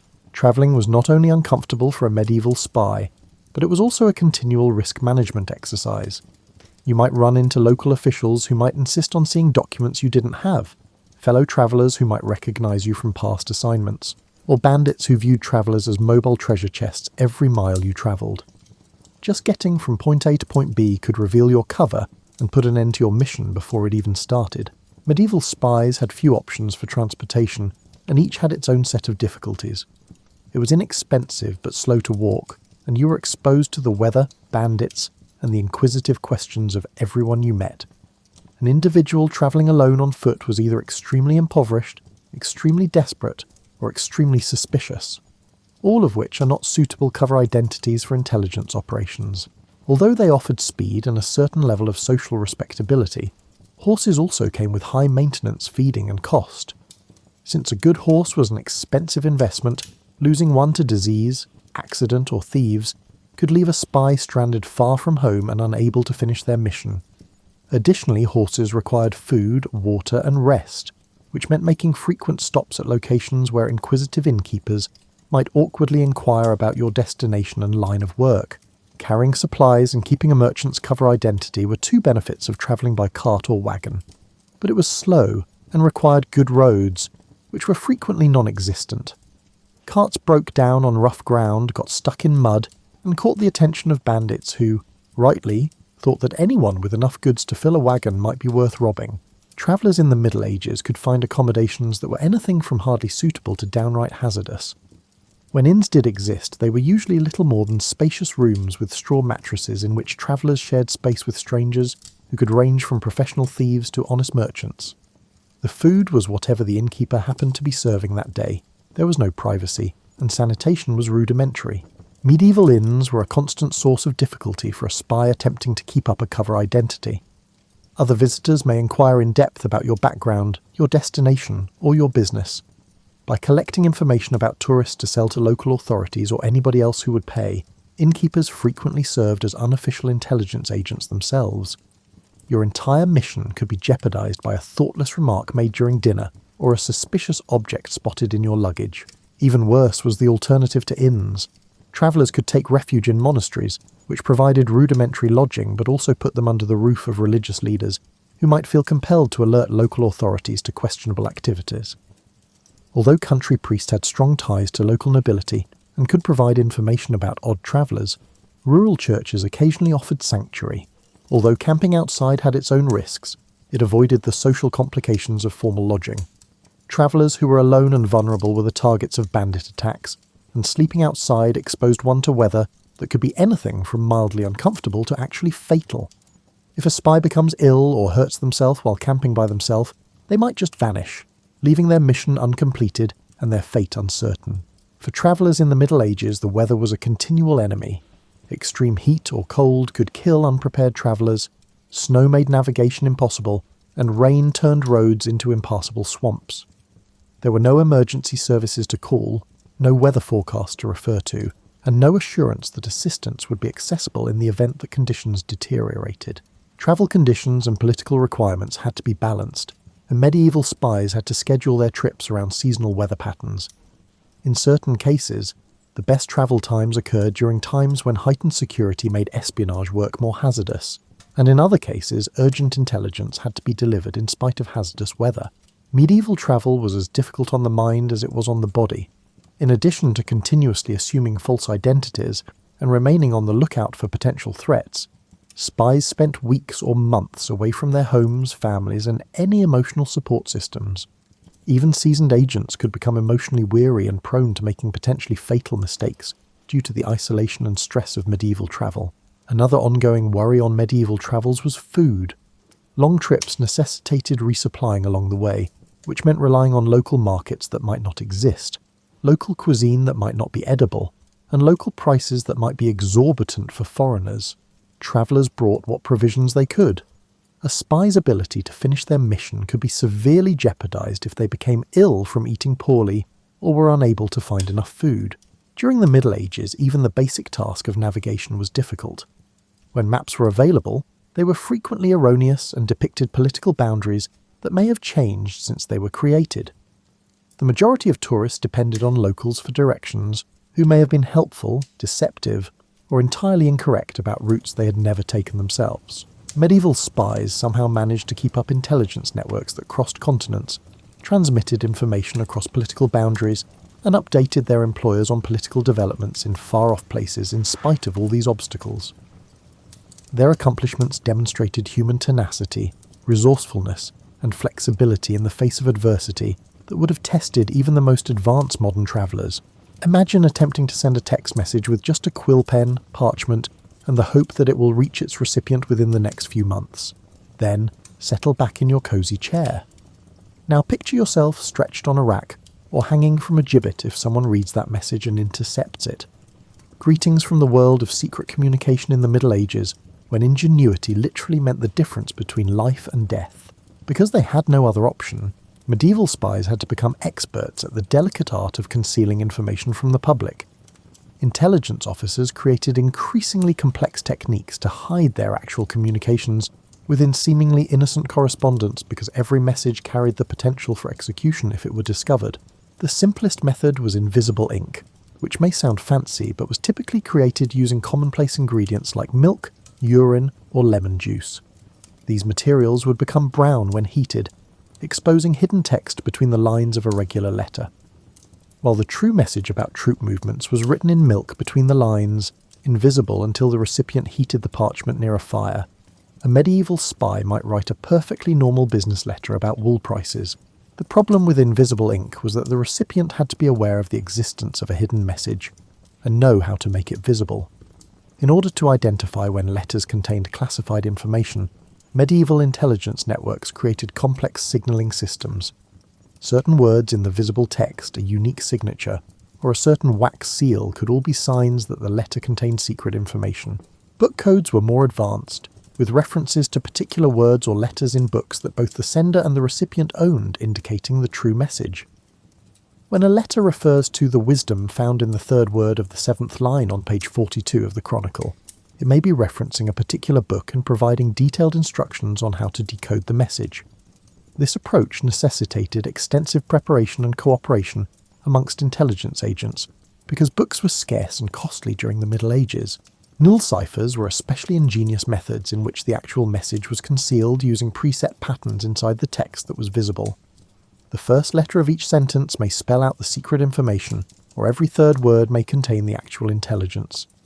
A business letter might hide military intelligence in the final word of each paragraph, or a love letter might have a secret message in the first letter of each line. Using religious texts as a cover for intelligence messages was one of the most inventive ways to hide information.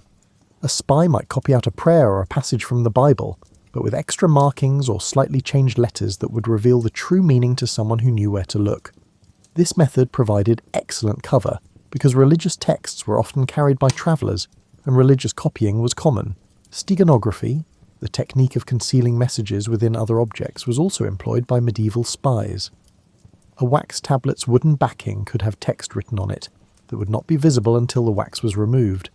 Messages could be inscribed on the inside of leather goods, stitched into garments, or even inked on a messenger's scalp and concealed by hair growth.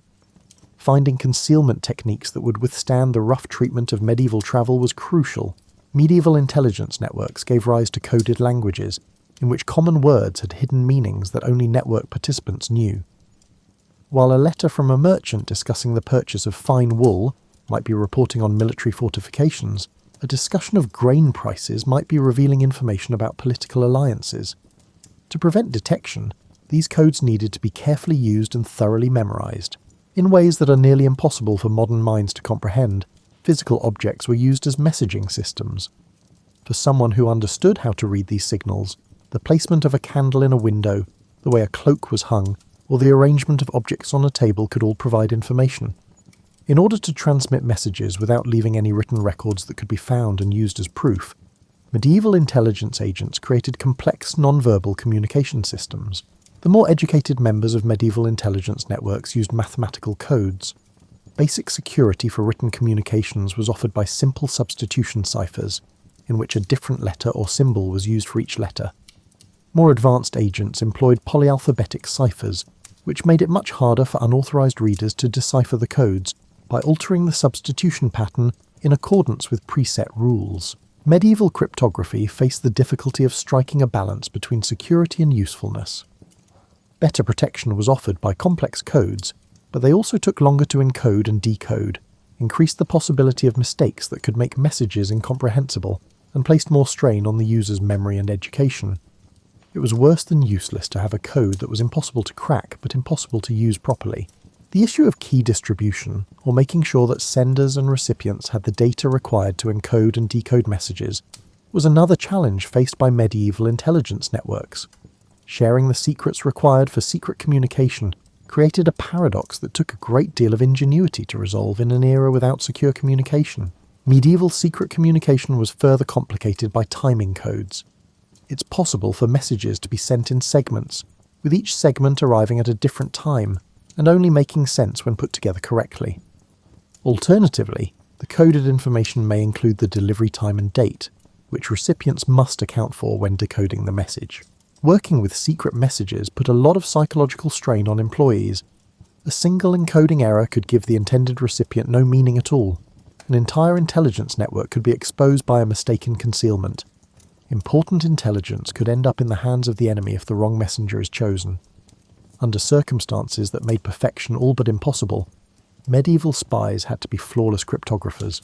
Medieval secret communication systems were remarkably successful in spite of these obstacles. Intelligence networks were able to coordinate intricate operations, sustain communications over long distances, and protect their most sensitive data from hostile interception. Ingenuity, meticulous planning, and the kind of attention to detail that could mean the difference between personal destruction and mission success were the foundations of their success. Pour yourself another cup of tea and think about how you would budget for an intelligence network if you were a medieval king attempting to manage one. There are no accounting departments to monitor operating costs, no standardized pay scales, and no corporate expense accounts. Instead, you're dealing with a shadow economy where your most critical employees are unable to provide receipts, and where, in order to protect all parties, payment must frequently be disguised as something completely different. The financial theories used in medieval espionage would make modern accountants shudder. Generally speaking, spies received erratic compensation that varied greatly based on the value of the information they provided, the risk of their missions, and the financial standing of their employers. It was the pinnacle of freelancing, with no job security and retirement planning, limited to wishing you lived long enough to retire. Medieval spies were typically paid a combination of bonuses for certain pieces of valuable intelligence and regular stipends for continuing agents. To keep him loyal, a merchant who frequently covered political events in the cities he visited might get a small annual payment. For more significant information, he might get larger sums. Maintaining credible justifications for these financial transactions was a challenge for both the spy and the spy master. As alluring as that image may be for Hollywood, money couldn't just be handed over in dim alleyways. Payments had to be made under false pretenses that would pass muster if they were caught. A spy may be compensated by inflated prices for goods they purportedly sold to their handler, loans that were never meant to be paid back, or winnings from gambling that were actually intelligence payments. The practical realities of medieval life complicated the cost structure of medieval espionage. In order to maintain their cover identities and obtain information, spies had to pay for their own travel, lodging, and the various bribes and gifts they would need. In order to keep their credibility, a spy masquerading as a merchant might have to genuinely buy and sell goods, which would require them to invest money in inventory, in the hopes that their trading operations would generate enough revenue to fund their intelligence operations. Medieval spies faced especially high travel costs. A spy's earnings from intelligence work could easily be outweighed by the costs of horses, food, lodging, and the numerous fees and tolls associated with medieval travel. it's likely that many medieval spies lost money on their operations, either accepting a lesser standard of living than they could have obtained through legal employment, or funding their espionage efforts with other sources of income. For medieval spies, financial planning was practically impossible due to the erratic nature of intelligence work. After months of collecting information for free, a spy may be paid handsomely for a particularly useful piece of intelligence. The ability to maintain a cover identity even in times of financial hardship, and significant personal financial management skills were necessary in this feast or famine economy. Currency exchange issues that did not exist for contemporary international operations were another issue that medieval intelligence networks had to handle. Exchange rates varied according to political ties and the availability of precious metals, and different regions used different coins with varying weight and purity requirements. A spy who worked in several different areas had to be able to handle the intricate financial aspects of medieval trade while also working as an intelligence officer and a currency trader. Medieval spies who were able to combine their intelligence work with legal business ventures that offered both cover and extra cash were frequently the most successful. Carefully selecting trade routes allowed a merchant spy to conduct lucrative business that financed their intelligence operations while simultaneously obtaining useful intelligence. A scholar spy could obtain information about political connections and get paid for writing services by copying manuscripts for aristocrats. Because they had fewer economic options than men, women who worked in medieval intelligence faced unique financial difficulties. In a noble home, a female spy might serve as a servant, earning a meagre salary while obtaining intelligence, but medieval social norms limited her options for career progression or other employment. Because they frequently had to depend more on their handlers for financial support, female spies were more susceptible to abuse. For many agents, regular banking relationships were impossible due to the security requirements of medieval espionage. Operating under a false identity prevented a spy from keeping accounts under their real name, and from having financial records that could be used to expose their intelligence operations. Precious metals or gems were likely carried by many medieval spies, making them easy targets for theft while on the road. Medieval spies hardly ever planned for retirement. There were no social security programs or pension funds, and there was no assurance that an intelligence organization would keep paying agents who were no longer actively contributing. If they lived long enough to reach old age, successful medieval spies had to amass enough wealth during their active careers to sustain themselves in their later years. Medieval spies' families had to deal with financial instability that went beyond the agents themselves. There was no life insurance, no survivor benefits, and frequently no recognition that a spy had been working for their employer if they were killed or vanished during a mission. Medieval spies' wives and kids could find themselves unexpectedly poor, with no way to support themselves and no reason for their loss. Medieval intelligence networks were able to recruit and retain agents who offered their employers valuable services in spite of these financial difficulties. People who found that espionage offered better opportunities than traditional employment in their social class, or who were prepared to accept financial uncertainty in exchange for the thrill of intelligence work, were drawn to the work. With its own payment systems, financial difficulties, and strategies for handling the interplay between money and secrecy, the shadow economy that ran concurrently with the legal medieval economy is revealed by the economics of medieval espionage. It was capitalism with a conspiracy twist, where information was the most valuable resource and the cost of discovery was frequently the highest. Turn down the lights a little bit and imagine what it would be like to get out of bed each morning and put on not just your clothes, but a completely different persona. Imagine posing as someone else for months or years at a time, never being able to let your guard down, and never knowing if those around you are buying into your carefully crafted lies. In a world where authenticity was a luxury they couldn't afford, medieval spies had to learn not only the methods of obtaining intelligence, but also the far more challenging art of psychological survival. Maintaining false identities for extended periods of time while residing close to people who might discover the deception was the main obstacle of medieval espionage. Compared to contemporary communities, medieval society was more intimate, smaller, and suspicious. Individuals inquired about strangers, knew their neighbours, and looked for clues that might indicate someone's true motivations or background. A medieval spy masquerading as a merchant needed to be familiar with the finer points that would persuade seasoned traders, in addition to the fundamentals of business life. They had to comprehend seasonal market swings, trade route challenges, regional price disparities, and the interpersonal ties between merchants in various cities. One discussion with an actual merchant could reveal knowledge gaps that could take years to fill on their own. There was no way to alleviate the psychological stress brought on by the ongoing attention to detail needed to maintain cover identities.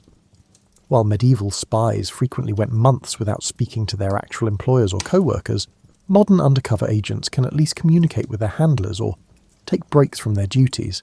They maintained personalities that weren't their own, lived in total seclusion, and were surrounded by untrustworthy people.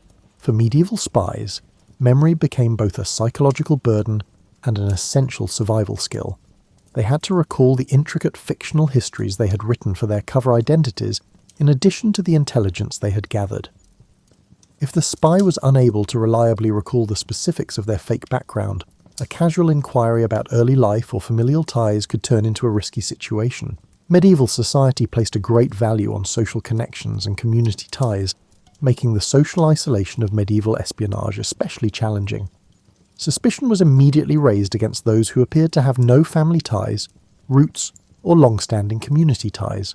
Spies in the Middle Ages had to establish credible social networks while steering clear of intimate connections that could expose their true identities. Medieval espionage was further complicated psychologically by religious conflicts. Spies frequently had to maintain cover identities that required them to support political causes they personally opposed, participate in religious ceremonies that might violate their conscience, or pretend to hold religious beliefs that were at odds with their true beliefs. Moral stress resulting from the internal struggle between one's personal convictions and professional obligations could jeopardize an agent's psychological stability. Medieval spies lived in a state of chronic anxiety that pervaded every part of their lives due to their constant fear of being discovered. They couldn't afford to unwind, they couldn't believe their gut feelings about people, and they couldn't make true friends with anyone they met while on missions. Physical fatigue was only one aspect of the exhaustion brought on by the hypervigilance required for survival. The moral ambiguity and guilt of their work were other issues that medieval spies had to cope with. In order to obtain intelligence, they frequently had to lie to people they thought were their friends, betray the confidence of those who had been kind to them, or support military and political initiatives that could endanger innocent people. Over time, the psychological toll of these ethical concessions mounted, resulting in internal strife that might be just as damaging as outside dangers. Medieval espionage's mental health issues were especially severe because of the inability to get support or assistance when experiencing psychological issues. When missions became too much to handle, there were no supervisors to offer support, no colleagues to confide in, and no counsellors to consult. In order to maintain complete operational security, medieval spies had to create their own coping strategies. Medieval espionage put a tremendous strain on family relationships. Married spies were required to lie to their wives about their whereabouts, activities, and frequently their core values and allegiances. Medieval spies had fathers or mothers who were mysteriously evasive about their work and often absent. The most significant interpersonal relationships in an agent's life were tainted by the secrecy required for operational security. After completing intelligence missions, returning to normal life was frequently just as psychologically taxing as the actual espionage work. In addition to readjusting to their true identities, medieval spies had to make amends with emotionally distant family members and friends and somehow cope with months or years of deceit and seclusion without being able to talk about their experiences with others. Because of the ongoing danger, the psychological strain of assuming false identities, and the moral dilemmas that came with their job, some medieval spies most likely experienced what is now known as post-traumatic stress disorder. Medieval society lacked resources to assist intelligence agents in recovering from the psychological harm of their service because it lacked knowledge about mental health and effective treatment techniques. Those who were able to compartmentalize their emotions, keep a clear separation between their true and false identities, and find ways to defend the moral complexity of their work were likely the most successful medieval spies. However, even these psychologically strong people had to pay a price in terms of their capacity to build genuine bonds and sustain emotional ties with others. Medieval intelligence networks maintained operations throughout Europe for centuries and attracted new recruits in spite of these significant psychological obstacles. The thrill of doing meaningful work, the fulfillment of supporting causes they supported, or just the allure of a life very different from the few options available to the majority of people in medieval society, must have been the satisfactions that offset the psychological costs of the job. Medieval espionage's psychological reality highlights the human cost of intelligence work in a time when mental health was poorly understood and there were no resources available to support those who compromised their psychological well-being to further military and political goals. These forgotten heroes of medieval statecraft incurred psychological burdens long after their active service ended, in addition to the physical risks of their missions. Now, let's take a step back and examine the larger picture, much like when you examine a medieval tapestry, where individual threads come together to form patterns that are not visible when you concentrate on any one of them. Without computers, phones, or any other communication technology that we now consider necessary for organising large-scale operations, medieval intelligence networks were organisational marvels. Rather, they depended on human memory, interpersonal connections, and trust structures that were both necessary and brittle. Imagine attempting to manage a contemporary business with only handwritten letters that take weeks to deliver, in-person meetings that require days or weeks of travel to set up, and staff members who are unable to accept their position. When medieval spy masters established intelligence networks that crossed continents and impacted the results of wars, succession disputes, and diplomatic negotiations, they essentially achieved that. Although they didn't call it that, the cell structure served as the cornerstone of medieval intelligence networks. Agents collaborated in small groups, each with a limited understanding of the larger network. The identity of 2 or 3 other agents may be known to a merchant spy in one city, but they would have no knowledge of intelligence activities in other areas. In the event that a single agent was apprehended and interrogated, the network was shielded by this division. Medieval intelligence networks relied on complex networks of cutouts and intermediaries to facilitate communication between various components. A spy in London might give information to a merchant, who would then give it to a monk in Dover, who would then include it in a letter to a monastery in Calais. From there, another monk would extract the information and give it to a local agent, who would then deliver it to a French nobleman who was working for English interests. Because everyone in this chain was only familiar with their close associates, ignorance provided security. The authentication problem, or how to confirm that information was authentic and that agents were who they said they were, was a challenge for medieval intelligence networks. To enable agents to recognize one another and verify their legitimacy, they created systems of codes, passwords, and recognition signals. Agents who had never met before could authenticate each other using a unique letter-signing style, a phrase incorporated into conversation, or a distinctive piece of clothing. Without official schools or training programs, new agents had to be recruited and trained. Potential recruits were found by seasoned agents, who then gradually exposed them to intelligence work and offered unofficial apprenticeships that allowed them to gain the skills they needed through hands-on experience. Before taking on more difficult tasks requiring advanced tradecraft, a new recruit may start out carrying simple messages and work their way up to gathering basic information. Medieval intelligence networks faced ongoing quality control challenges. Multiple sources had to be used to confirm information, and because medieval communication was slow, this could take weeks or months. False information may have already affected significant choices or military operations by the time it was discovered and fixed. In order to assess the credibility of sources and information, medieval spy masters had to cultivate their intuition. Medieval intelligence networks needed to be funded creatively to avoid drawing the attention of adversarial authorities. Without leaving visible paper trails, money had to be transferred between various territories and exchanged between currencies.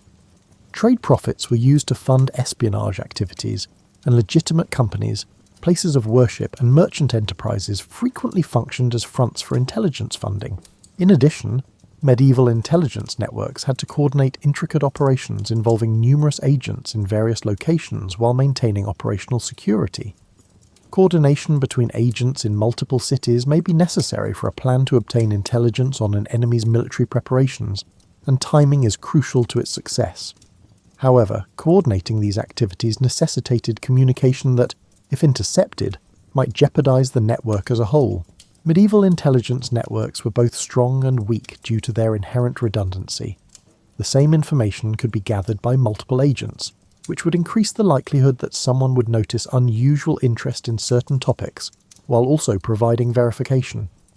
In order to ensure that vital information would reach its destination, even in the event that some channels were compromised, networks frequently maintained parallel channels for important intelligence. Because of the potential for allies to suddenly turn into enemies, medieval intelligence networks had to adjust to shifting political conditions. After a political marriage, a succession crisis, or a change in diplomatic ties, an agent who had spent years cultivating sources in a certain court may find themselves operating in hostile territory. To withstand these political upheavals and continue to function effectively, networks required adaptability. Because medieval intelligence operations lasted so long, they faced particular difficulties that are uncommon in contemporary intelligence services. Within the same families or organisations, some networks continued to function for decades, with agents transmitting information from one generation to the next. Before he retires, a monk may choose to hire his successor, ensuring continuity of operations while simultaneously building up institutional knowledge that could be disastrous if hostile forces find out. The seasonality of medieval life presented another challenge for medieval intelligence networks.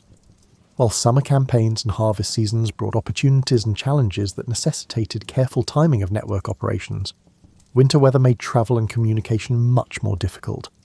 Political intelligence had to take into consideration the seasonal movements of noble courts, while military intelligence had to be collected and disseminated in accordance with campaign schedules.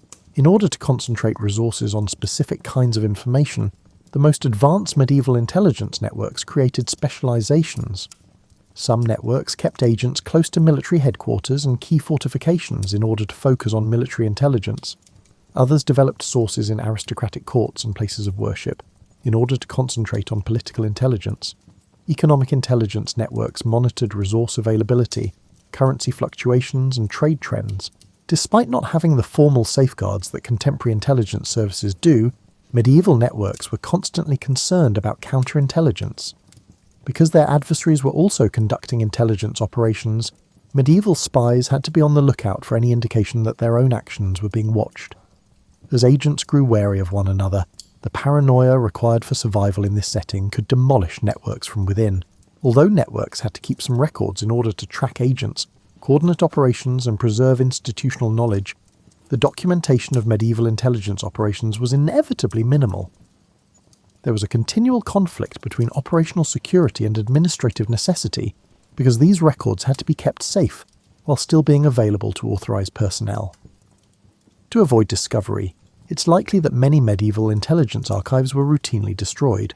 In the end, the personal traits of those who established and maintained medieval intelligence networks determined their success. Spy masters had to be able to inspire loyalty while keeping the secrecy that made such loyalty dangerous, diplomatic skills with brutal pragmatism, and strategic thinking with meticulous attention to detail.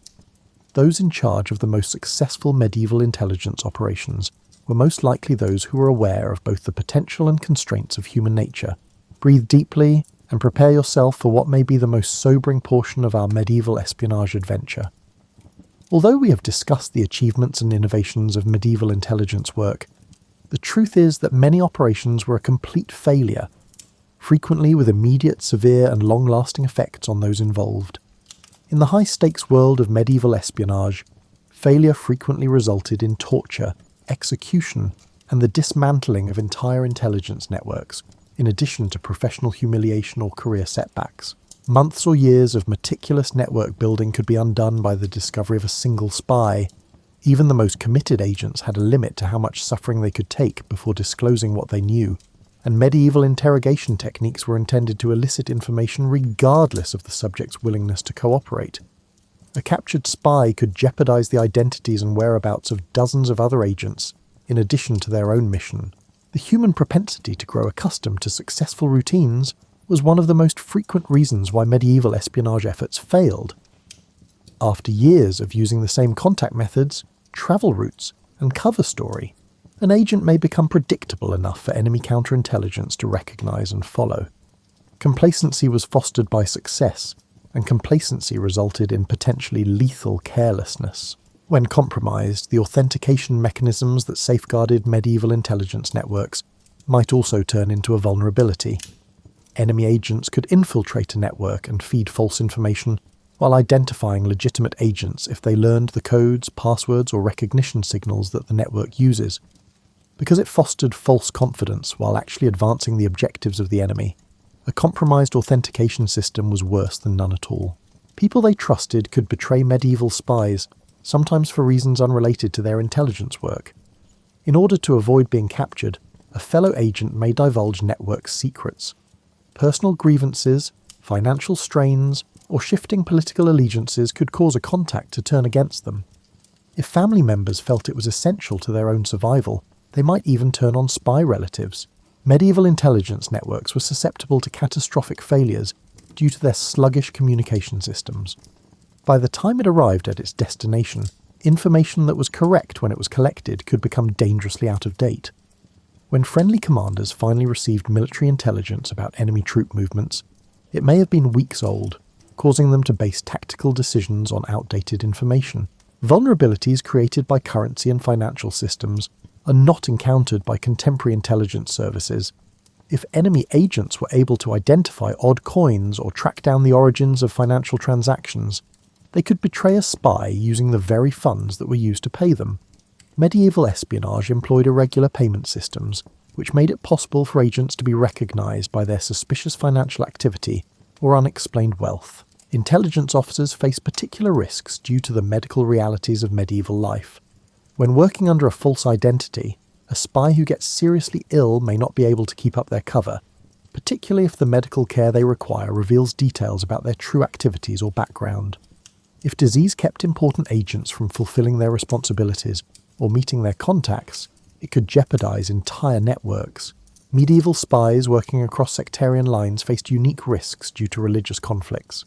If an agent made mistakes that exposed their true religious background, they could be exposed because their cover identity required them to take part in religious ceremonies. Due to the strong religious beliefs of the Middle Ages, religious deception was both essential for many operations and very risky if caught. Medieval legal systems produced unpredictable and challenging to manage risks. A spy working under a false identity could find themselves embroiled in legal proceedings that could reveal their true origins. Local regulations pertaining to travel, business, or religion could present unforeseen challenges that compelled agents to divulge more personal information than was safe. Agents or their handlers had no control over how weather and natural disasters could ruin meticulously planned intelligence operations. A spy may be forced to take an alternate route that exposes them to discovery if a bridge is washed out by flooding. Time-sensitive operations may be disrupted if scheduled meetings are impossible due to an exceptionally harsh winter. Over the course of long-term operations, spies developed personal relationships that could lead to both operational success and disastrous failure. When an agent maintained a false identity while forming real friendships or romantic relationships, they ran the risk of developing emotional issues that could impair their judgment. However, abruptly terminating these relationships may also raise suspicions that result in discovery. When led by astute and suspicious leaders, medieval counterintelligence operations could be surprisingly successful, despite being less organised than contemporary ones. A shrewd nobleman might see trends in the inquiries made by various guests or note that particular kinds of information appeared to leak to adversaries on a regular basis. Experienced medieval leaders were occasionally able to recognise and stop enemy intelligence operations even in the absence of official counterintelligence training. Failures in medieval espionage had far-reaching effects that went well beyond the specific agents involved. Inaccurate intelligence could cost military leaders battles, and thousands of soldiers could lose their lives as a result. Diplomatic choices made by political leaders who were tricked by enemy operatives could undermine their standing for decades. Failures in intelligence could have repercussions that affect entire kingdoms and the outcome of wars. Most tragically, failed medieval spies frequently suffered alongside their families and associates. The associates of spies who were caught may have been punished for their involvement in intelligence operations alone, as medieval justice did not always distinguish between major offenders and their families. Failures in medieval espionage could have a personal cost to those who were unaware of or did not participate in intelligence operations. Surviving network members faced additional difficulties as a result of the psychological effects of seeing or hearing about espionage failures. Agents who were aware that their co-workers had been taken prisoner and subjected to torture had to carry on with their own perilous work while dealing with the trauma of knowing that they could suffer the same fate. In addition to their other psychological burdens, medieval spies also had to deal with the fear of failure.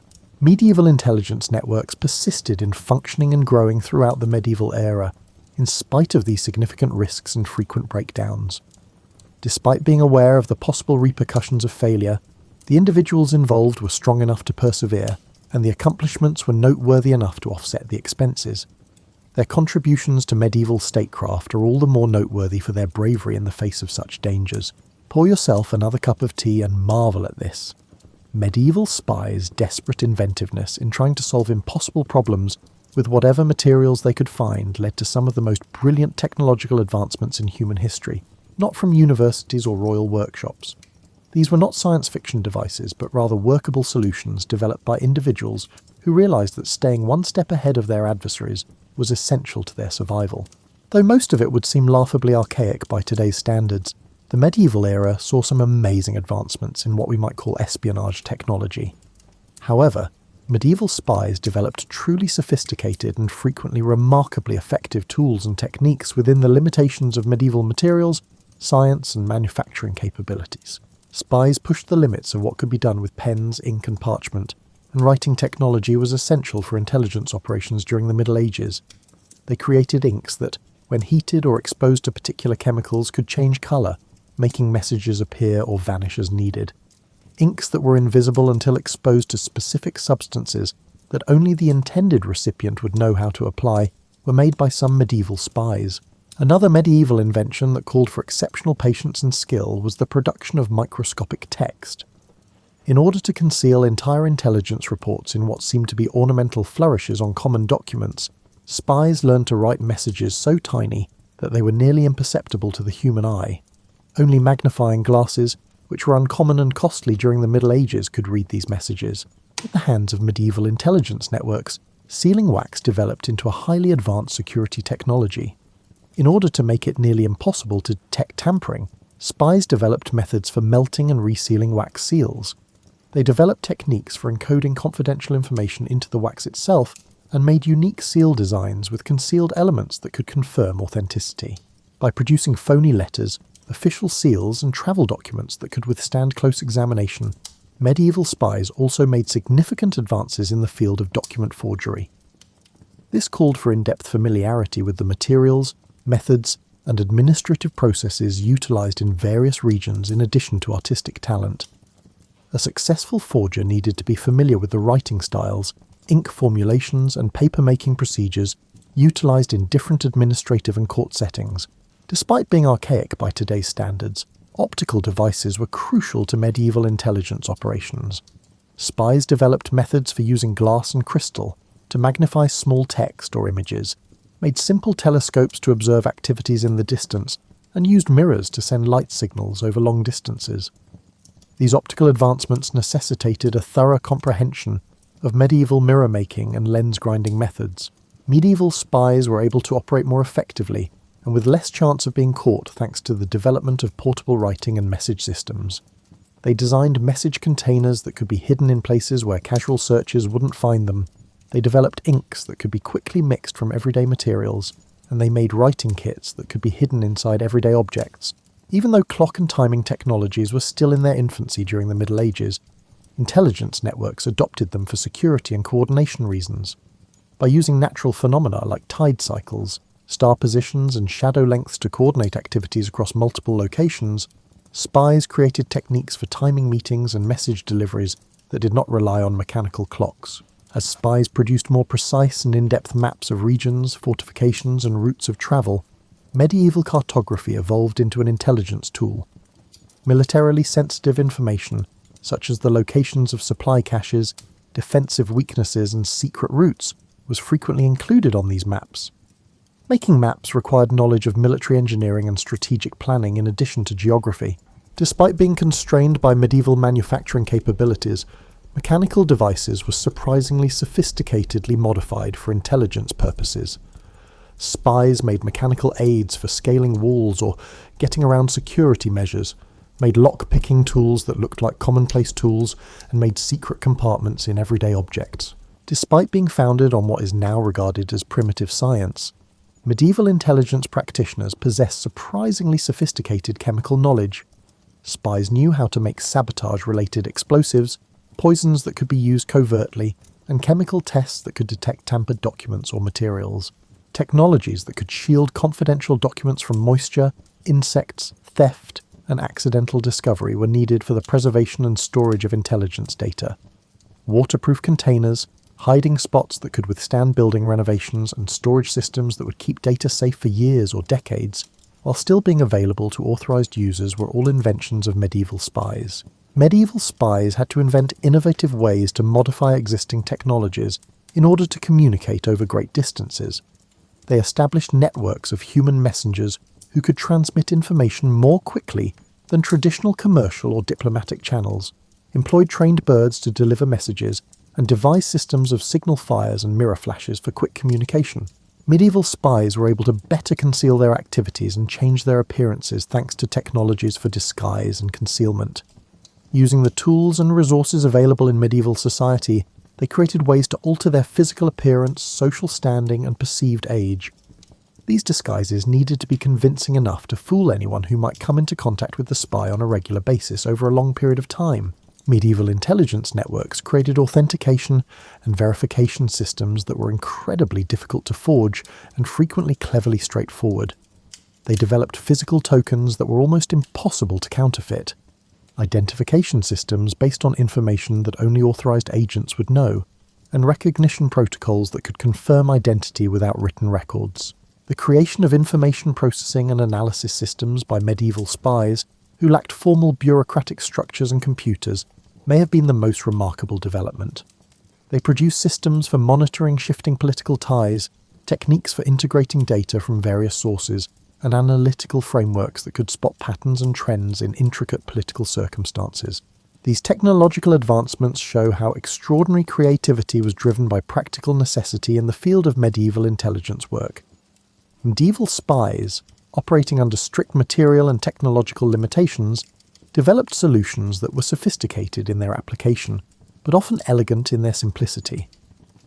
The intelligence technologies that would develop over centuries into the systems utilized by contemporary intelligence agencies were made possible by their innovations. Let's take a step back and track the unseen strands that link those mud-splattered medieval spies to the advanced intelligence operations of today as you approach the bottom of your cup and feel the soft pull of impending sleep. With the end of the medieval era, the methods, networks, and values they created did not vanish. Rather, they changed, adapted, and served as the cornerstone for intelligence operations that still influence our world today. The establishment of intelligence gathering as a crucial government function was the most fundamental legacy of medieval espionage. Initially considering spying a repugnant necessity, medieval rulers eventually realized that information was just as crucial to preserving political power as armies. As a result of this acknowledgement, permanent intelligence organizations were established, which later developed into the national intelligence services of contemporary nations. Medieval intelligence networks created recruitment guidelines that set trends that are still used by contemporary organizations. Intelligence recruitment still heavily favors those who could travel without suspicion, who naturally ask questions, and who have the psychological fortitude to keep up false identities. The most successful spies, as demonstrated by medieval spies, are frequently those who can blend in with the general population. The foundation for contemporary intelligence communications was established by medieval advances in secure communication and cryptography. The complex encryption systems that safeguard contemporary intelligence communications were developed from the codes and ciphers created by medieval networks. The fundamental concepts of secure communication, message authentication, and key distribution that medieval spies found difficult to grasp continue to be major obstacles for contemporary intelligence organizations. Modern intelligence services continue to employ the organizational principles established by the network structures developed by medieval intelligence organizations. Modern intelligence compartmentalization was based on the cell structures that prevented medieval networks from being totally compromised when individual agents were apprehended. One of the main challenges for contemporary intelligence operations is maintaining the operational security and coordination balance that medieval networks were able to achieve.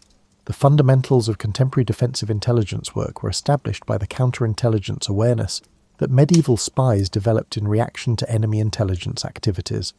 Modern counterintelligence doctrines, which assume hostile intelligence services are continuously attempting to compromise friendly operations, are based on the medieval understanding that intelligence services must defend themselves against deception and penetration. Modern forensic methods for examining intelligence materials are the result of medieval advancements in document analysis and verification. Modern intelligence analysis techniques, which employ technology but adhere to similar logical principles, evolved from the abilities that medieval spies developed for identifying forged documents, evaluating writing styles, and confirming the reliability of information sources.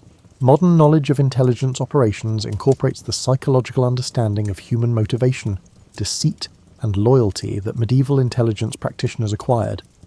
Medieval spies acquired skills in motivating agents, evaluating the credibility of sources and preserving operational security while fostering fruitful collaborations. These realizations continue to be essential to contemporary human intelligence activities. Medieval networks' successful integration of military and diplomatic operations with intelligence work created models that contemporary governments continue to adhere to. The effective coordination of military action, diplomacy, and intelligence was a lesson learned by medieval rulers that is still applicable to contemporary national security strategy. Modern intelligence funding and financial management have their roots in the economic principles that guided medieval intelligence operations. Just as it was for medieval spy masters attempting to pay agents covertly, the problem of financing covert operations without leaving audit trails that hostile services could use is still present today. Modern intelligence services are still confronted with the moral and legal dilemmas brought up by medieval espionage operations. Modern democratic societies must strike a balance between security requirements, legal restrictions, and ethical principles. Medieval societies grappled with the conflict between the practical necessity of intelligence work and traditional moral and legal principles. Modern intelligence technology development is characterized by patterns of adaptation and creativity that were established by the technological innovations pioneered by medieval intelligence networks. In the same way that contemporary intelligence agencies modify commercial technologies for security applications, medieval spies who modified civilian technologies for intelligence purposes started a tradition. Medieval intelligence work's global scope set the stage for contemporary intelligence competition and collaboration. Cross-political medieval intelligence networks created models for state-to-state intelligence cooperation and competition that still have an impact on contemporary international intelligence cooperation. Literature, entertainment, and the general public's perception of intelligence work all reflect the cultural influence of medieval espionage and continue to shape how contemporary societies view spies and intelligence organizations. The way intelligence work is portrayed and understood in popular culture is still influenced by the narrative patterns created by medieval tales of spies and secret agents. The value of historical analysis for contemporary intelligence work was established by the institutional memory that medieval intelligence networks preserved. Medieval practitioners set the standard for contemporary intelligence services that preserve historical records and analyze past operations to enhance present performance by learning from the successes and failures of earlier operations. Most significantly, medieval espionage showed that, at its core, intelligence work is not about technology or institutional frameworks, but rather about human relationships and psychology. The success or failure of medieval spies was determined by their capacity to comprehend and influence human behavior, a skill that is essential to intelligence operations even with all of the modern era's technological advancements. Modern intelligence services are still influenced by the moral and professional standards set by the bravery and commitment of medieval intelligence agents. Modern intelligence professionals are still inspired by the traditions of service established by medieval spies who risked their lives for causes they supported, upheld professional standards in the face of personal danger, and served their societies without much credit or compensation. The principles and techniques that were initially developed by those anonymous medieval agents who travelled muddy roads, slept in flea-infested inns, and risked their lives to gather information that would shape the course of history, are still used by modern intelligence agencies as they confront new challenges from international terrorism, technological change, and evolving security threats. Think about the amazing people whose stories we have told tonight as you get ready to close this chapter of history and go to sleep. They were regular people who made extraordinary life choices, people who put up with discomfort, risk, and anonymity for causes that frequently brought them little reward and little recognition. The glitzy characters of contemporary fiction were not the medieval spies whose stories we have examined. Rather, they were perhaps more admirable, actual people who bravely, creatively, and resolutely faced real challenges. They contributed to historical advancements that shaped the world we inherited solved problems that would have challenged contemporary professionals, and upheld their integrity in situations that would have broken many others. These underappreciated heroes of medieval statecraft serve as a reminder that history is shaped by the innumerable people who labour silently in the background to maintain communications, gather information, and provide the intelligence necessary for effective leadership, not just by kings and queens, conflicts and treaties. Their contribution should be honoured because they were the unsung heroes of their time. Their experiences also serve as a reminder that the problems intelligence professionals face, such as striking a balance between security and effectiveness, juggling personal and professional commitments, and balancing morally challenging but necessary work, are universal human struggles that cut across all time periods. Dreams of moonlit castle walls, coded messages concealed in merchant letters, or courageous people walking perilous roads in support of causes they believed in may come to mind as you drift off to sleep. These dreams introduce you to a never-ending tale of selflessness, service, and unsung bravery that has influenced our world in ways we hardly ever recognise. Although the lives of the medieval spies we've met tonight were frequently uncomfortable, dangerous, and little known, their work was vital to the societies they served. They serve as a reminder that civilization is not solely dependent on the well-known people whose names we can still recall, but also on the innumerable unnamed people who make incalculable, frequently unseen, but always vital contributions to the common good. Rest easy knowing that you've spent the evening with some of the bravest and most devoted people in history, people whose dedication to service and willingness to make sacrifices for the greater good made traditions that still serve and protect our contemporary world. Every intelligence professional who carries on their work carries on their legacy, and their memory is honoured every time we remember that true heroism frequently doesn't wear a uniform and doesn't seek recognition. Sweet dreams, and may you rest in peace knowing that courageous people have always worked in silence to defend the societies they served, requesting nothing more than the fulfilment of their duty and service to causes bigger than themselves.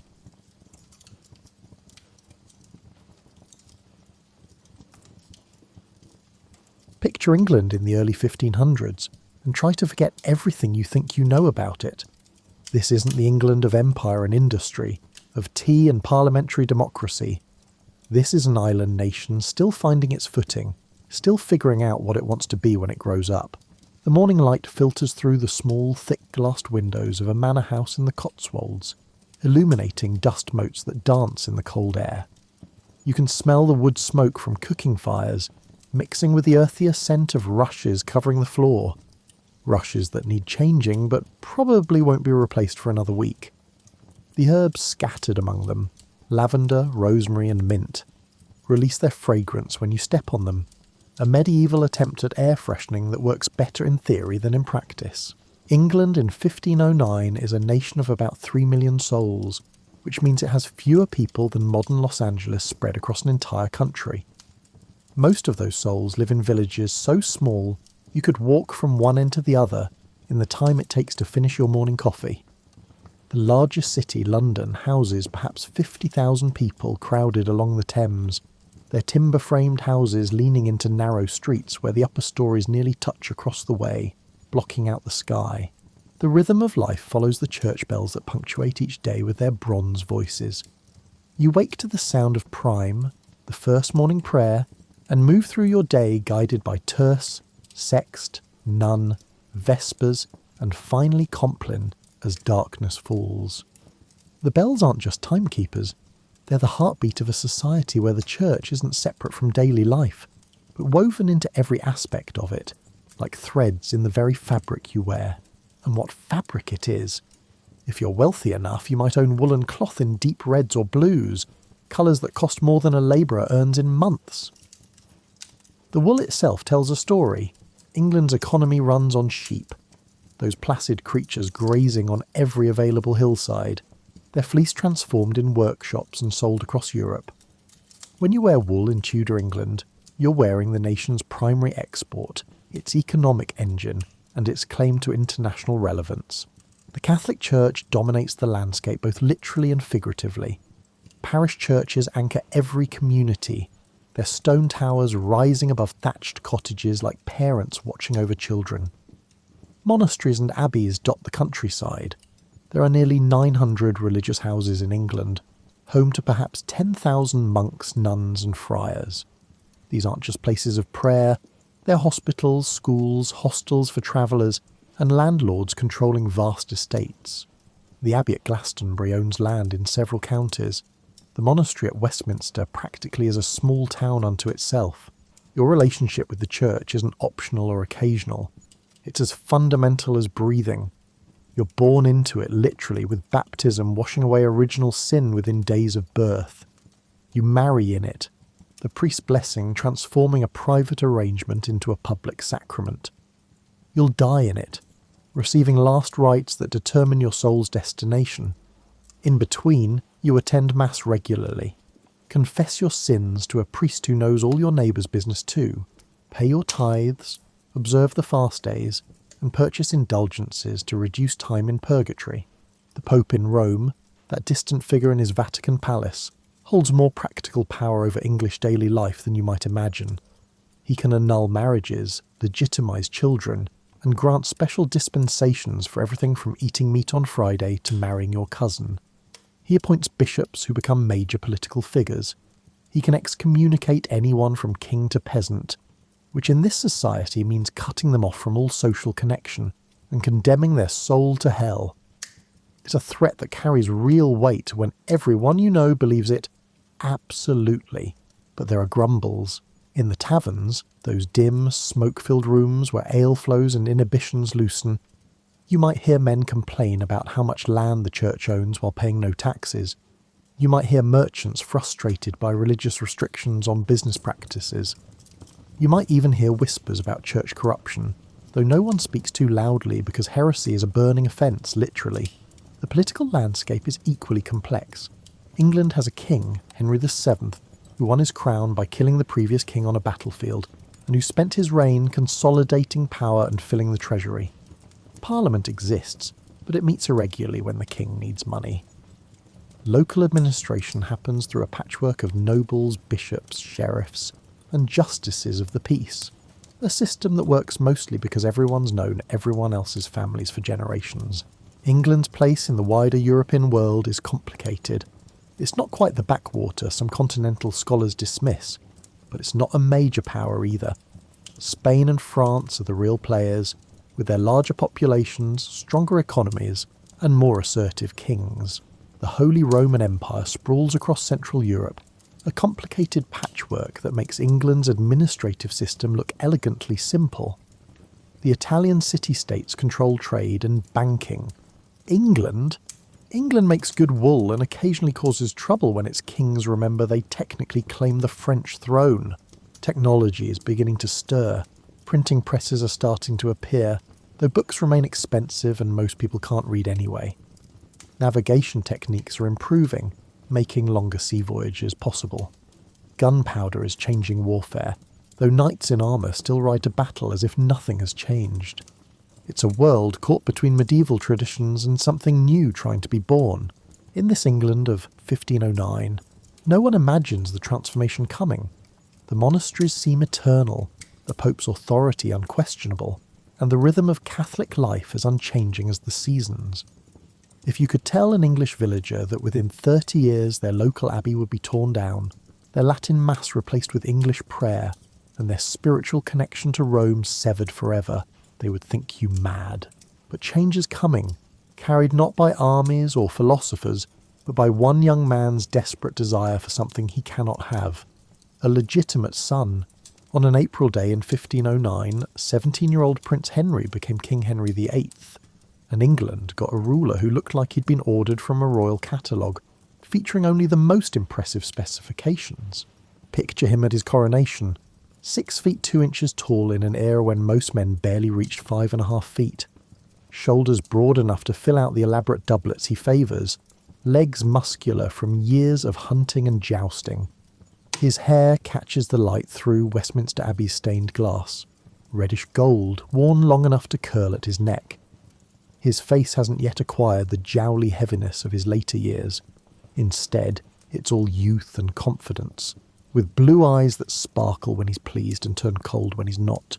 Henry moves through his coronation ceremony with the grace of someone who's been preparing for this moment his entire life, which isn't quite accurate. He was actually the spare heir, the insurance policy, while his older brother Arthur was groomed for kingship. But Arthur died at 15, 7 years earlier, leaving Henry to inherit not just a crown but also Arthur's widow, Catherine of Aragon. The young king is what we might call a Renaissance man, though that term won't be coined for centuries. He speaks Latin fluently, reads French, knows enough Spanish to charm his wife, and is learning Italian because educated people should know Italian. He writes poetry, not particularly good poetry, but enthusiastic poetry that scans properly and occasionally hits on a decent metaphor.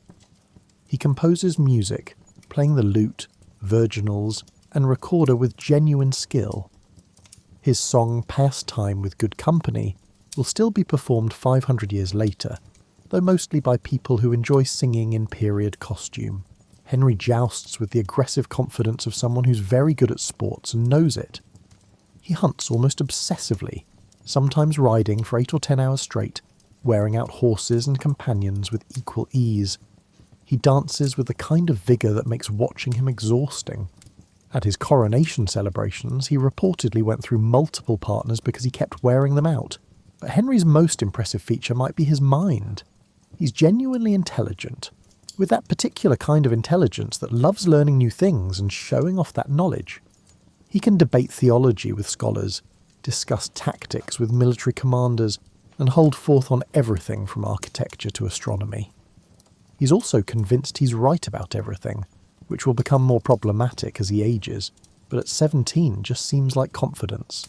His father left him a full treasury, unprecedented for an English king, and young Henry approaches spending this money with the enthusiasm of someone who's just discovered their parents' credit card has no limit.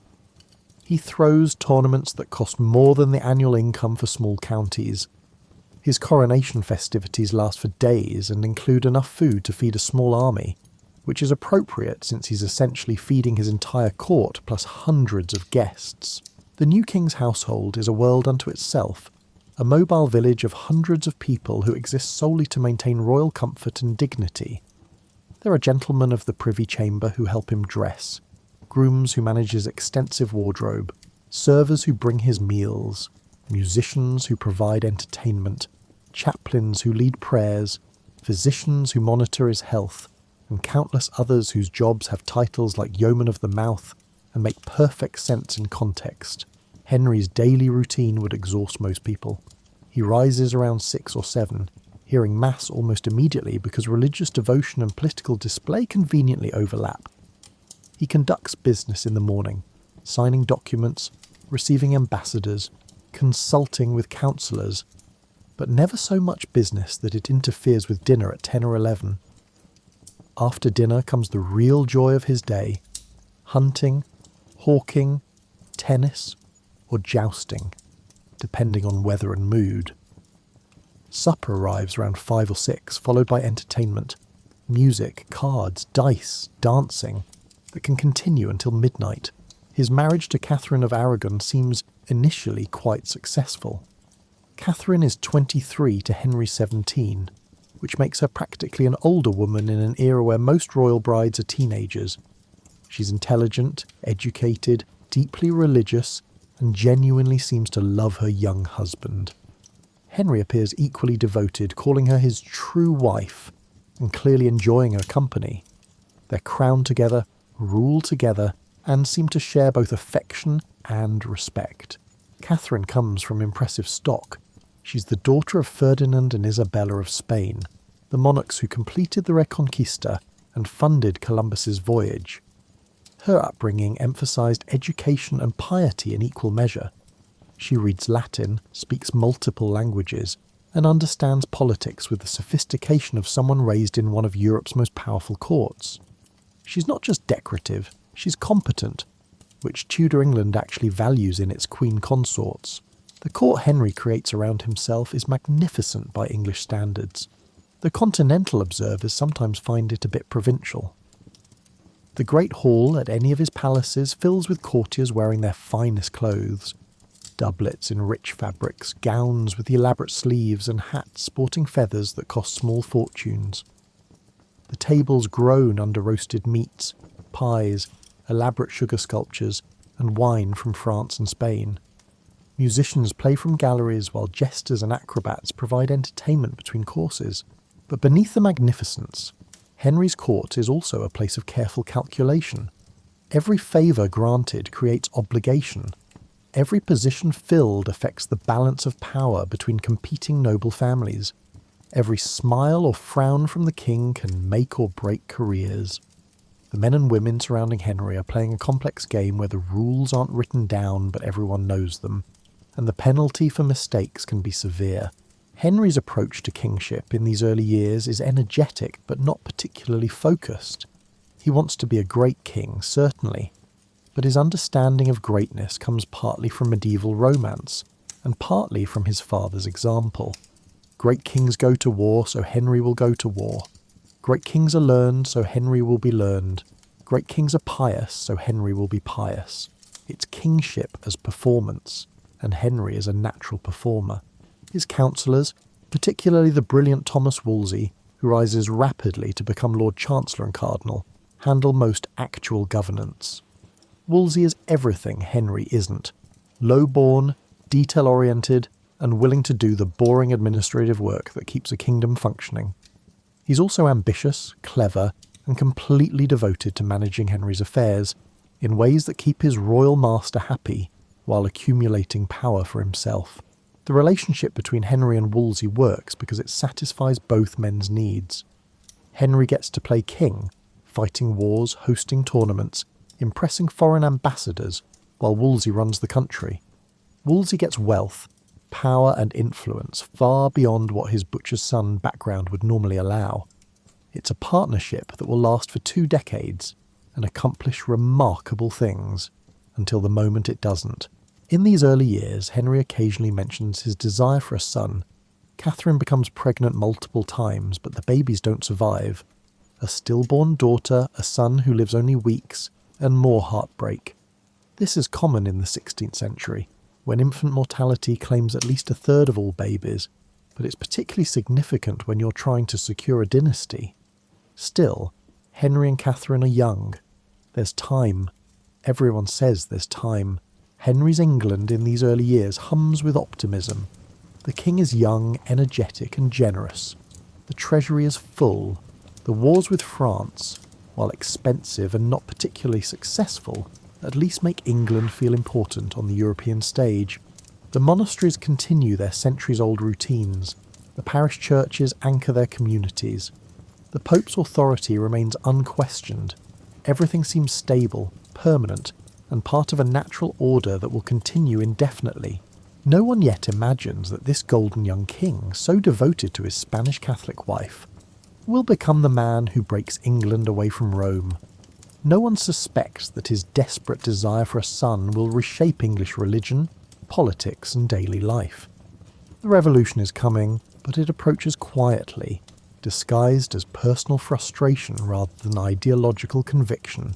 As the 1520s unfold, you might notice subtle changes in how England's king speaks about authority and power. It's nothing dramatic at first, just a young man in his 30s growing more confident about his own judgment and less interested in deferring to others, even others wearing papal tiaras. Henry's theological education is impressive for a king. Most monarchs content themselves with attending mass and letting clergy handle the complicated stuff, but Henry actually reads theology. His library contains volumes by church fathers like Augustine and Jerome, medieval scholars like Thomas Aquinas, and contemporary humanists. He doesn't just read them, he makes notes in the margins, arguing with long-dead theologians as if they're sitting across from him at dinner. In 1521, Henry writes a book defending the 7 sacraments against Martin Luther's attacks. Yes, writes, not commissions, not takes credit for, but actually writes, complete with crossed-out sections and revisions that scholars will examine centuries later.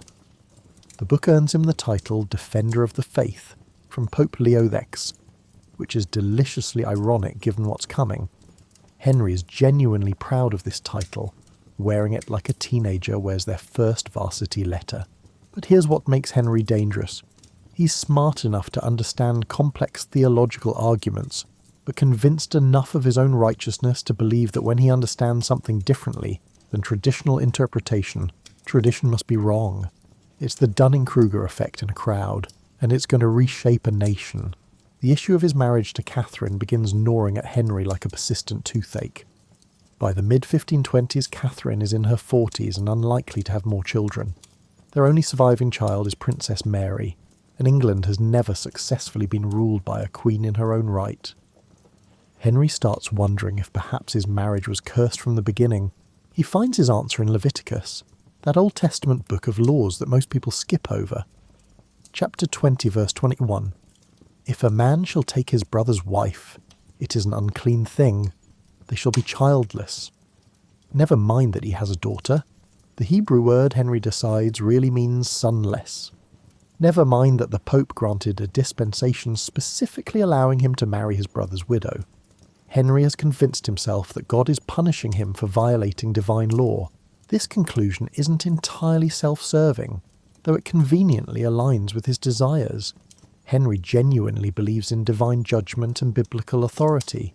He also genuinely wants a legitimate male heir to prevent the civil war that could erupt if he dies without one. And he very definitely wants to marry Anne Boleyn, the dark-eyed lady-in-waiting who has captured his attention and refuses to become his mistress. Anne Boleyn is not the conventional beauty you might expect. Contemporary descriptions suggest she's interesting-looking rather than pretty. Long neck, dark hair, dark eyes, and an extra finger on one hand that she carefully conceals with long sleeves, but she's sophisticated, having spent years at the French court, educated beyond most women of her time, and possessed of that quality that's impossible to define but instantly recognisable. She's fascinating. More importantly, Anne refuses to sleep with Henry without marriage. Her sister Mary had been the king's mistress and had been discarded when he lost interest. Anne has observed this lesson and drawn conclusions. She'll be queen or nothing, which drives Henry absolutely mad with desire and frustration in equal measure. Henry's approach to solving his great matter, as the proposed annulment becomes known, reveals both his intelligence and his limitations. He deploys theologians to argue his case, commissions scholarly opinions from universities across Europe, and has his agents search libraries for precedents. He's treating his marriage like a legal case to be won through superior argument and evidence. Cardinal Wolsey, that brilliant administrator who's managed England for years, finds himself tasked with accomplishing something nearly impossible, convincing Pope Clement VII to annul Henry's marriage to Catherine, who happens to be the aunt of Charles V, the Holy Roman Emperor who recently sacked Rome and has the Pope essentially under house arrest. It's like asking someone to convince their captor to anger their captor's aunt. Wolsey tries everything: negotiation, persuasion, legal arguments, implied threats. But it's a chess game where the opposing player controls most of the board. The annulment process drags on for years, and during these years, you can feel England beginning to shift. It's subtle at first, like the change in air pressure before a storm. Henry starts questioning papal authority in ways that would have shocked his younger self. If the Pope won't grant what Henry knows is just, perhaps the Pope's authority isn't as absolute as everyone assumed. Protestant ideas have been filtering into England like water seeping through cracks in a dam. Merchants travelling to the continent bring back books by Luther and other reformers. University scholars debate new theological concepts. Someone keeps smuggling English translations of the Bible into the country, though possessing them is heresy. These aren't mainstream views.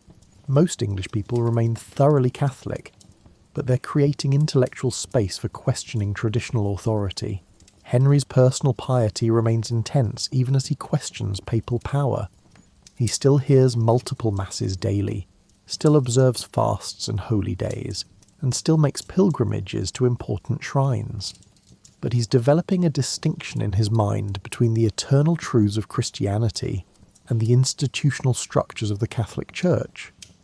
If those structures stand between him and what he's convinced God wants, perhaps the structures need adjustment. The English clergy finds itself in an impossible position. They owe allegiance to both their king and their pope, which works fine until those two authorities want opposite things. Some clergy, particularly those who've studied Reformed theology, start suggesting that perhaps national churches should govern themselves. Others remain firmly committed to papal supremacy, which is brave but increasingly dangerous. Thomas Cranmer, a Cambridge scholar with quiet manners and radical ideas, enters Henry's circle during this period. Cranmer suggests that instead of asking the Pope for permission, Henry should simply declare that English religious matters should be decided in England. It's a revolutionary idea wrapped in reasonable-sounding language, and Henry loves it.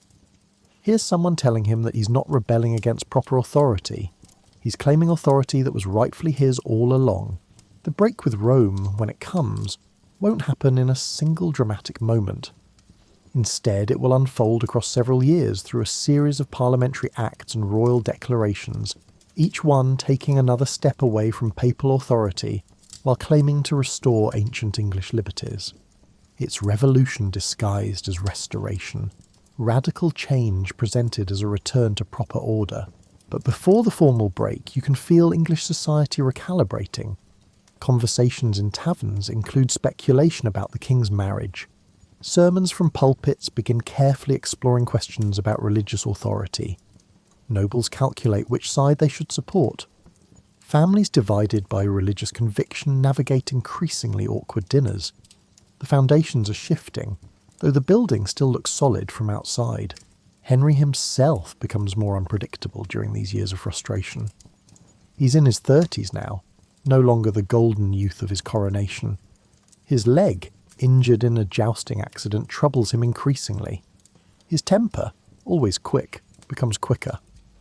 He's used to getting what he wants, and the continued resistance to his annulment offends him both politically and personally. He's the king. Shouldn't that mean something? The thing about Henry that makes him particularly dangerous as a religious revolutionary is that he doesn't think of himself as revolutionary. In his mind, he's defending proper order against papal overreach. He's claiming rights that English kings always possessed but previous generations failed to exercise. He's not breaking with Catholic doctrine. He's breaking with papal authority over England, which in his increasingly firm conviction are entirely different things. The transformation of England's religious life doesn't happen with trumpets and proclamations announcing that everything has changed. Instead, it arrives quietly, almost apologetically, disguised as administrative reform and legal clarification. In 1531, Henry has Parliament declare him Supreme Head of the Church of England, with the careful qualifier as far as the law of Christ allows, which is just vague enough to let everyone interpret it however they need to. Clergy who find this uncomfortable can focus on the qualifier. Reformers can focus on the main clause. Henry can present it as simple recognition of existing reality. The Act of Supremacy in 1534 removes the qualifier and makes it official. The king, not the Pope, is the supreme head of the church in England. If you're a parish priest reading this proclamation to your congregation, you might notice the awkward silence that follows. Your parishioners aren't sure how to react. Nothing looks different. Same church building, same vestments, same Latin Mass. But somehow everything has changed. Thomas Cromwell, who has become Henry's chief minister after Wolsey's fall, approaches the transformation of England with the efficiency of a modern corporate restructurer. Where Wolsey was a cardinal first and an administrator second, Cromwell is purely practical, a blacksmith's son who understands that power comes not from noble birth or church office, but from controlling information and process. Cromwell sends commissioners across England to inventory church property, a process called the Valor Ecclesiasticus. Imagine teams of men with paper and pens visiting your local monastery, counting every candlestick, measuring every acre of land, and calculating every pound of income. They're creating a database of ecclesiastical wealth, though nobody uses that term yet. The monks and nuns watch this inventory process with growing unease, sensing that you don't count things this carefully unless you're planning to take them. The dissolution of the monasteries begins in 1536 with the smaller houses, those with annual incomes under $200. The official justification involves moral failings, laziness, and corruption, though most monasteries probably function no better or worse than they have for centuries. The real reason is simpler. Henry needs money. Wars with France have depleted his father's carefully accumulated treasury, and hundreds of monasteries collectively own somewhere between a quarter and a third of England's land. If you're living near a monastery in 1536, you watch with mixed feelings as the commissioners arrive. The monastery provided employment for local people, bought supplies from local merchants, operated a hospital that treated anyone who showed up, ran a school where boys learned to read and write, and gave food to the poor every week. It's also wealthy while paying no taxes, holds ancient rites that sometimes burden the community, and houses monks whose behaviour isn't always as spiritual as their vows suggest. The dissolution process is surprisingly bureaucratic. Commissioners inventory the property, pension off the monks and nuns, and sell the valuable items: gold and silver plate, lead from the roofs, bells from the towers, and even the stone from the buildings themselves. Local people sometimes buy chunks of monastery to build their own houses, which means 600 years later, someone will be living in a cottage whose walls include stones that once echoed with Gregorian chant. The speed of physical transformation is startling. A monastery that stood for 400 years can be stripped and partially demolished in months. Visit the site a year later, and you'll find ruins open to the sky, ivy already beginning to reclaim walls, and locals using the old chapter house as a sheep pen. The destruction is so complete that people will later assume these ruins must be ancient. Surely nothing so recent could look so thoroughly lost, but the transformation goes deeper than dismantling buildings. The dissolution eliminates the entire monastic network that provided social services across England. Hospitals close, schools disappear, the regular distribution of food to the poor stops. Travellers lose their free accommodation. Monasteries that copied manuscripts and preserved learning are gone. It's like simultaneously shutting down hospitals, hotels, schools, libraries, and social welfare offices across an entire nation. Some communities resist. In northern England, the Pilgrimage of Grace brings together thousands of people. Not just monks, but farmers, merchants and local nobles, demanding restoration of the monasteries and the old ways. It's the largest popular uprising of Tudor England, and Henry handles it with his characteristic combination of promises and ruthlessness. He makes concessions, waits for the rebels to disperse, then arrests the leaders and executes them. By the time he's finished, nobody else wants to lead a rebellion. The larger monasteries fall between 1538 and 1540. Even the great houses like Glastonbury Abbey, that once seemed as permanent as the hills themselves. The dissolution transfers an enormous amount of property into royal hands, which Henry immediately begins selling or granting to loyal supporters. It's the largest redistribution of property in England since the Norman conquest, and it creates a class of landowners whose wealth depends on the religious changes continuing. You can't go back to the old system without dispossessing thousands of newly wealthy families who now have strong interests in maintaining the new order. Religious practice itself changes more gradually. The Latin Mass continues in most parishes, looking and sounding almost identical to what it's always been. But small changes appear like cracks in familiar surfaces. Certain feast days are eliminated. Shrines to saints are dismantled and their treasures seized. Pilgrimages, once a standard part of religious life, are discouraged. The veneration of relics, those bits of bone and cloth supposedly from saints, is criticised as superstition. English Bibles begin appearing in churches, enormous volumes chained to lecterns so nobody can steal them. For people who can read, this is revolutionary. They can now check whether the priest's Latin sermon actually reflects what the text says.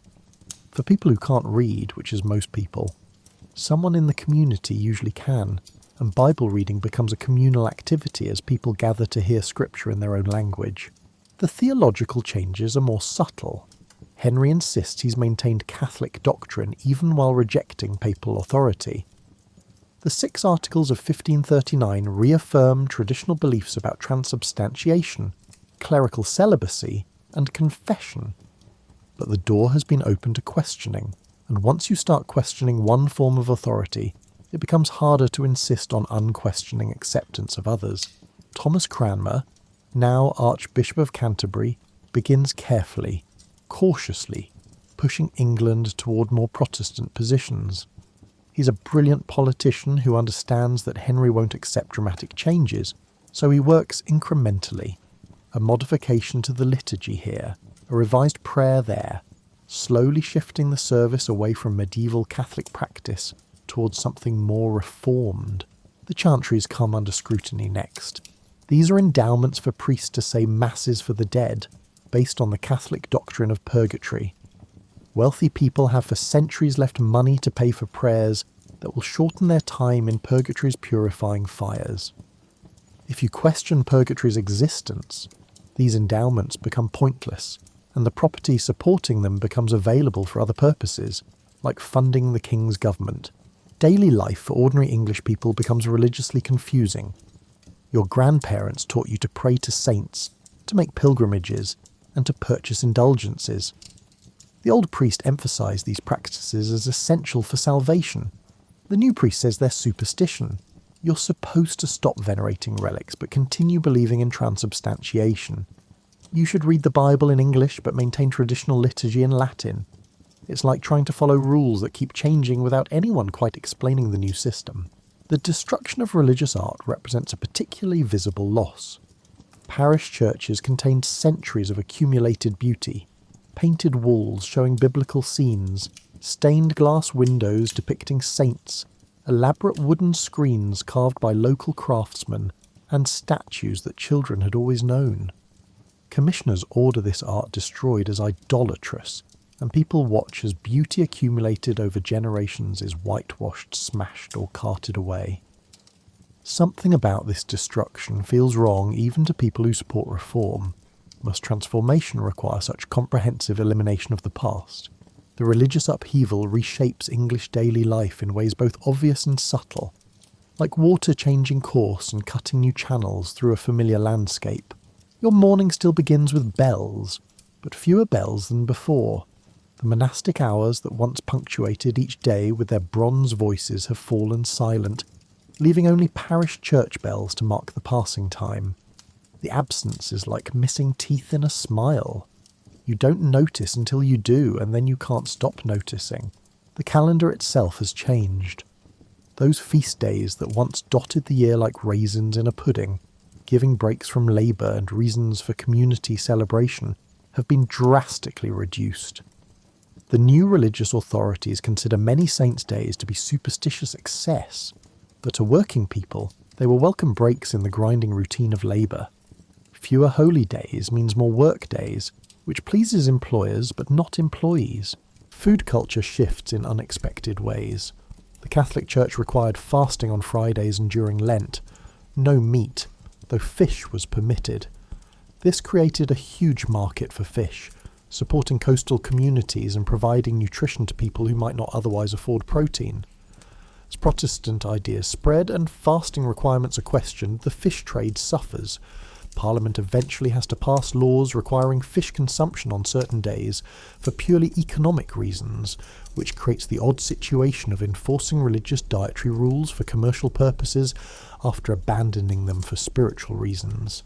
The poor feel the dissolution of monasteries most acutely. That weekly distribution of food from the abbey is gone.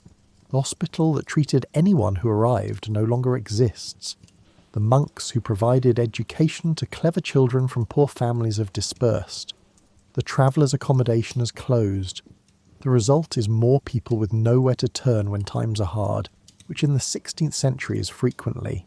Parishes find themselves responsible for poor relief without the resources monasteries once provided. The parish has to care for its own poor, which sounds reasonable, until you realise poor people can't travel to find work without losing their parish residence, effectively trapping them in poverty. It's like deleting the social safety net and replacing it with a smaller, less effective local version, while pretending you've improved things. Education transforms from religious to secular control, though the transition takes decades and leaves gaps.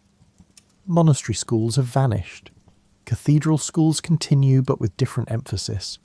Grammar schools begin appearing, funded by merchant money or wealthy individuals rather than religious houses. The education is still heavily religious. You can't escape that in Tudor England, but its purpose shifts from training clergy to training gentlemen and professionals. The English language itself begins changing as religious vocabulary transforms. Words like priest acquire different implications depending on whether you're Protestant or Catholic. Church might mean the building, the community of believers, or the institutional structure, and which meaning you intend says something about your religious position. The Bible in English introduces Hebrew and Greek concepts directly into common speech, enriching the language even as religious controversy divides communities. Women's roles shift in complex ways. The dissolution of nunneries eliminates the one respectable option for women who didn't want to marry, or whose families couldn't provide dowries. Before the dissolution, an educated woman could become a prioress or abbess, managing substantial property and wielding real authority. After the dissolution, that path no longer exists. Marriage becomes more thoroughly compulsory, which isn't liberation even if Protestant theology emphasises companionate marriage over Catholic acceptance of celibacy. Architecture begins changing, though gradually. New houses built by families who bought monastery lands look different from medieval styles, more Renaissance influence, more classical proportions, and larger windows now that clear glass is becoming more available. The country houses rising on former monastery land represent a new class of gentry, whose wealth comes from royal favour and land speculation rather than ancient inheritance. The art of dying changes significantly. Catholic tradition included elaborate rituals surrounding death, last rites, prayers for the dead, and masses purchased to shorten time in purgatory. Protestant theology questions purgatory's existence, which removes the urgency around deathbed preparations while also eliminating the comfort many people found in believing they could help deceased loved ones through prayer and paid masses. Guilds and confraternities, those medieval organisations that combined professional organisation with religious brotherhood, find their religious functions questioned.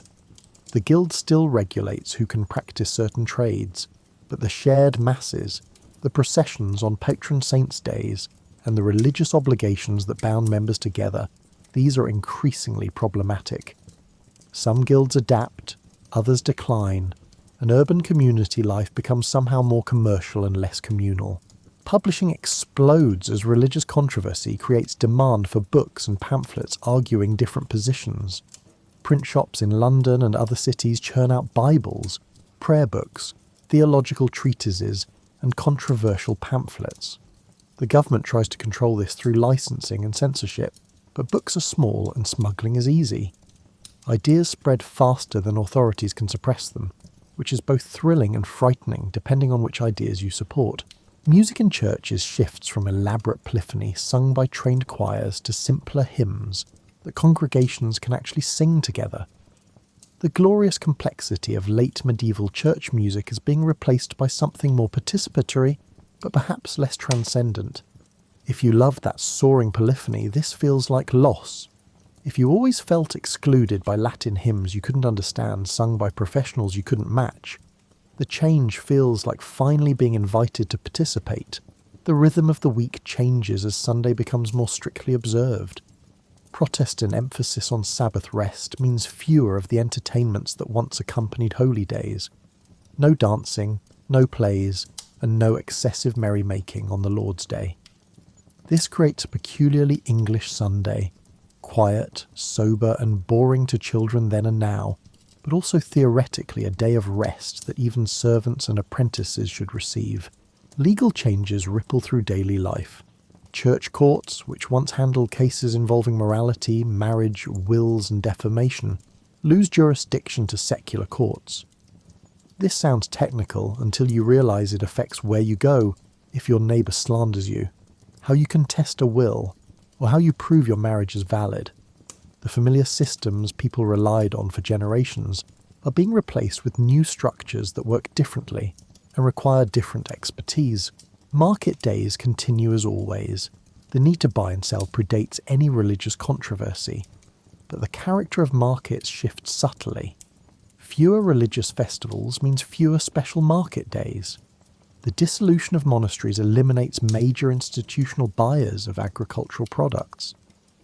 Former monastery land being converted to sheep pasture by new owners changes what's being produced. The invisible hand of the market is adjusting to religious upheaval in ways economists won't theorise about for centuries. Travel becomes simultaneously easier and harder. Easier because you no longer have to coordinate pilgrimages around the religious calendar or obtain permissions from church authorities.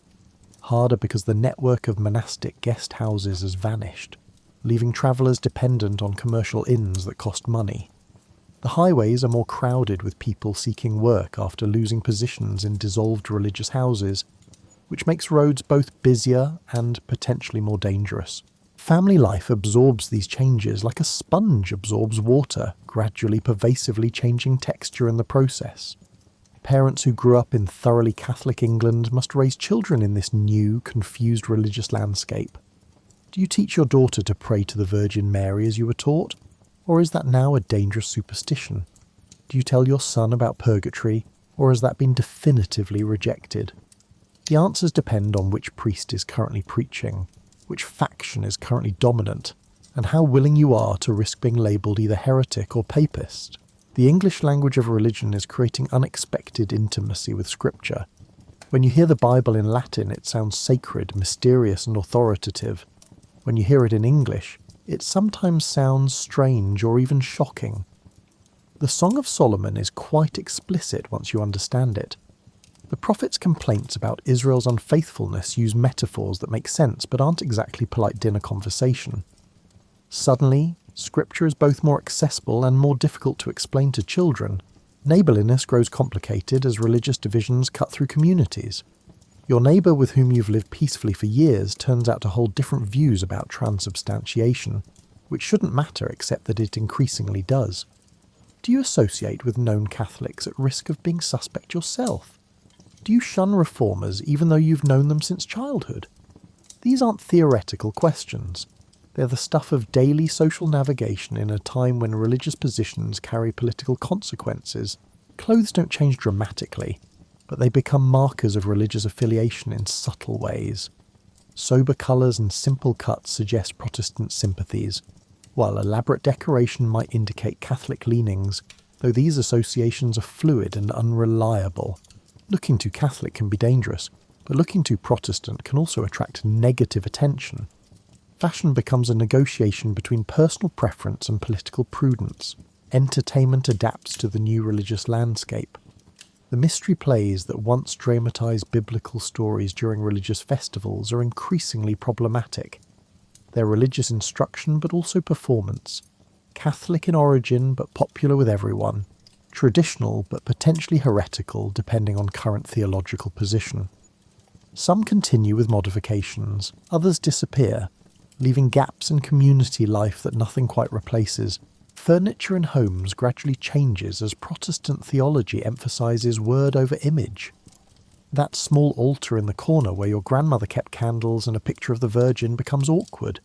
Do you remove it and risk offending older family members, or keep it and risk visits from officials checking for Catholic sympathies? Many families compromise. The altar is quietly dismantled, but the picture is kept in a drawer just in case. The pub, that essential English institution, becomes more important as church-centred community life diminishes. When holy days no longer provide regular community gatherings, people need other places to meet, talk, and maintain social bonds. The alehouse serves this function, though religious authorities frequently complain about how much time people spend drinking instead of attending services or reading scripture. Children growing up in this era of transformation experience a different England than their parents knew. They learn English prayers instead of Latin ones, read English Bibles in church, and never know a world with monasteries. To them, the changes their parents describe sound like fairy tales about a lost world.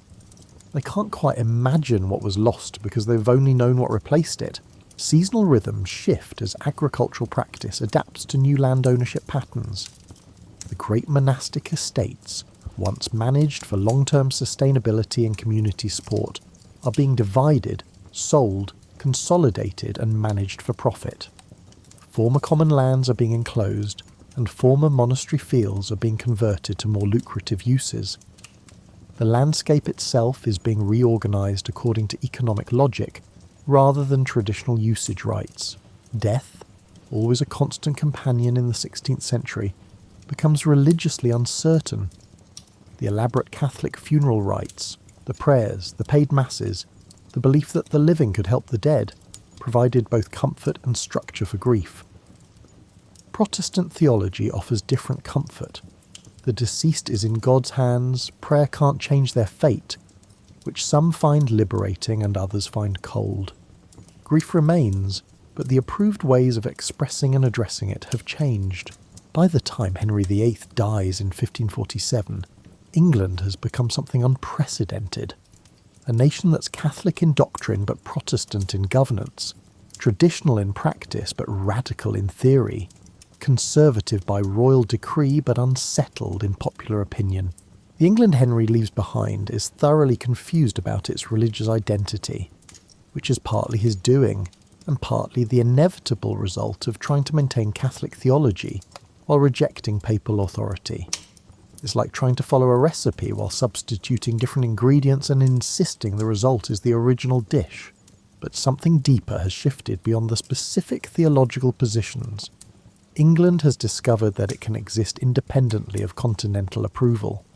For centuries, English kings looked to the Pope for legitimacy, to France for cultural standards, and to Rome for intellectual authority.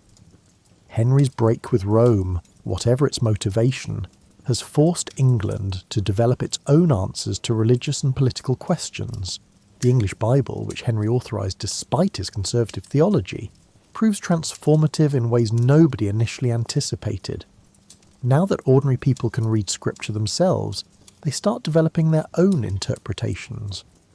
Religious authority becomes less about receiving instruction and more about individual understanding, which is fundamentally Protestant even when the reader doesn't identify as Protestant.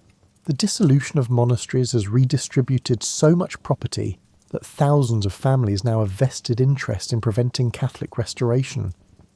They've bought monastery lands, built houses on them, and established their fortunes through Henry's religious policies.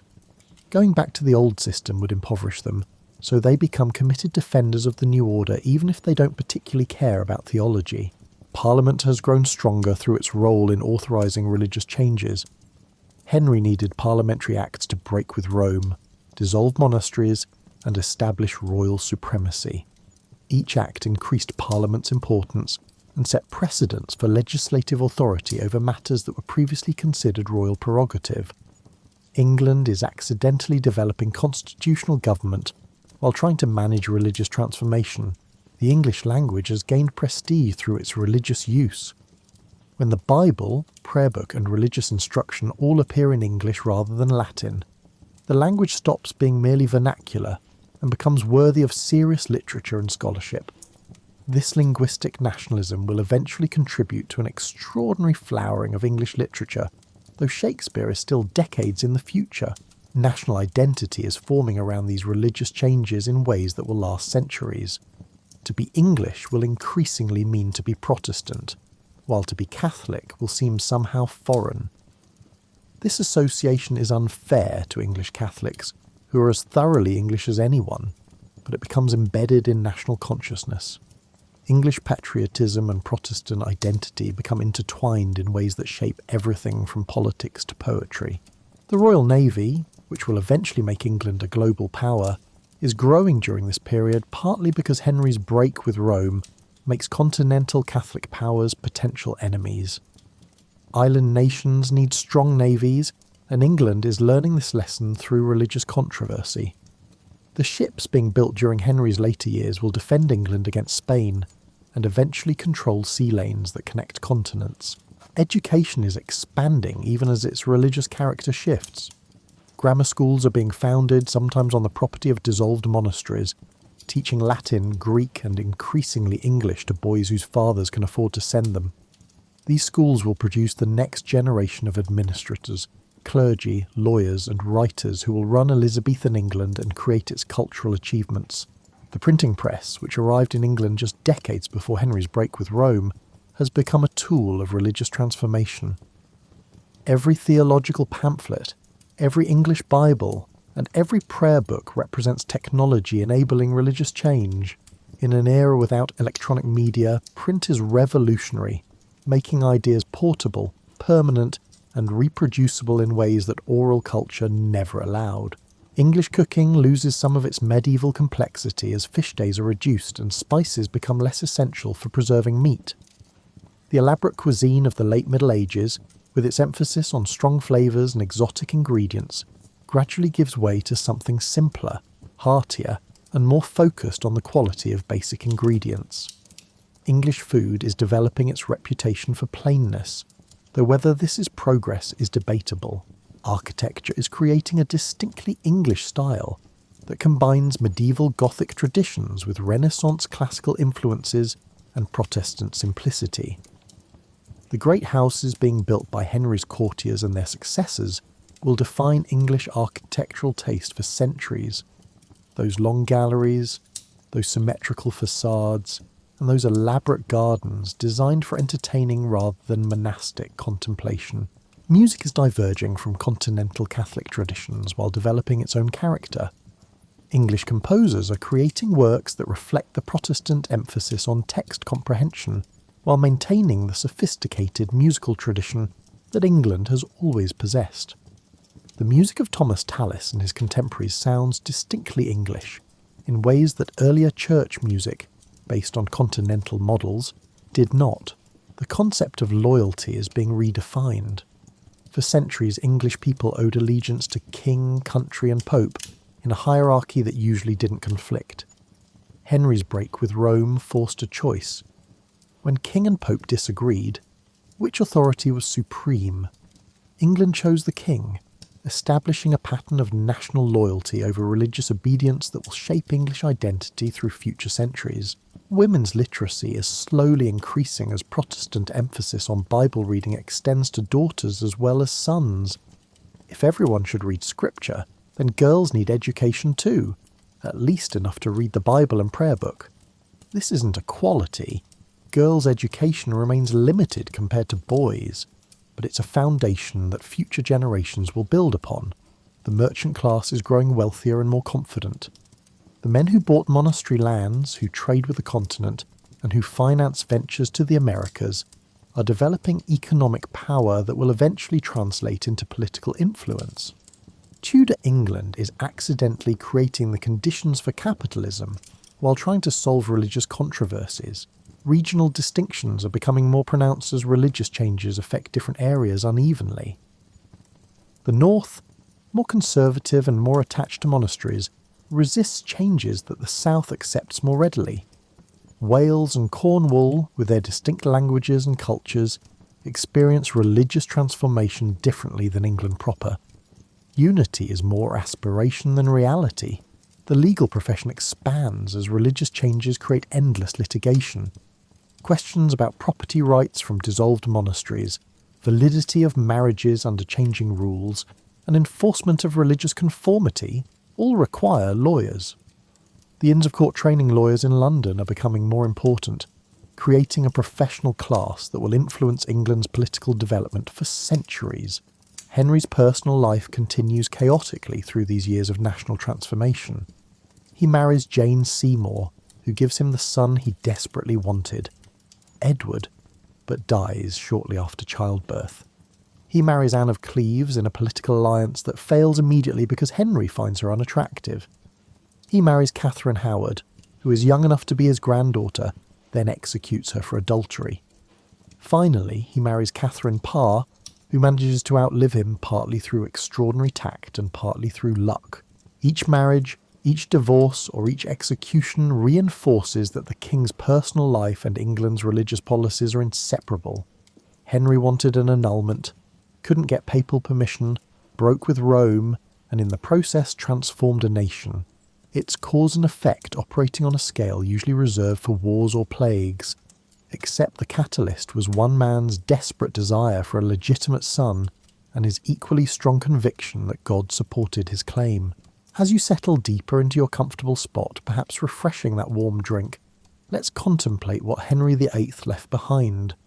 Not just the obvious political and religious changes, but the subtle ways his reign reshaped how England thought about itself and its place in the world.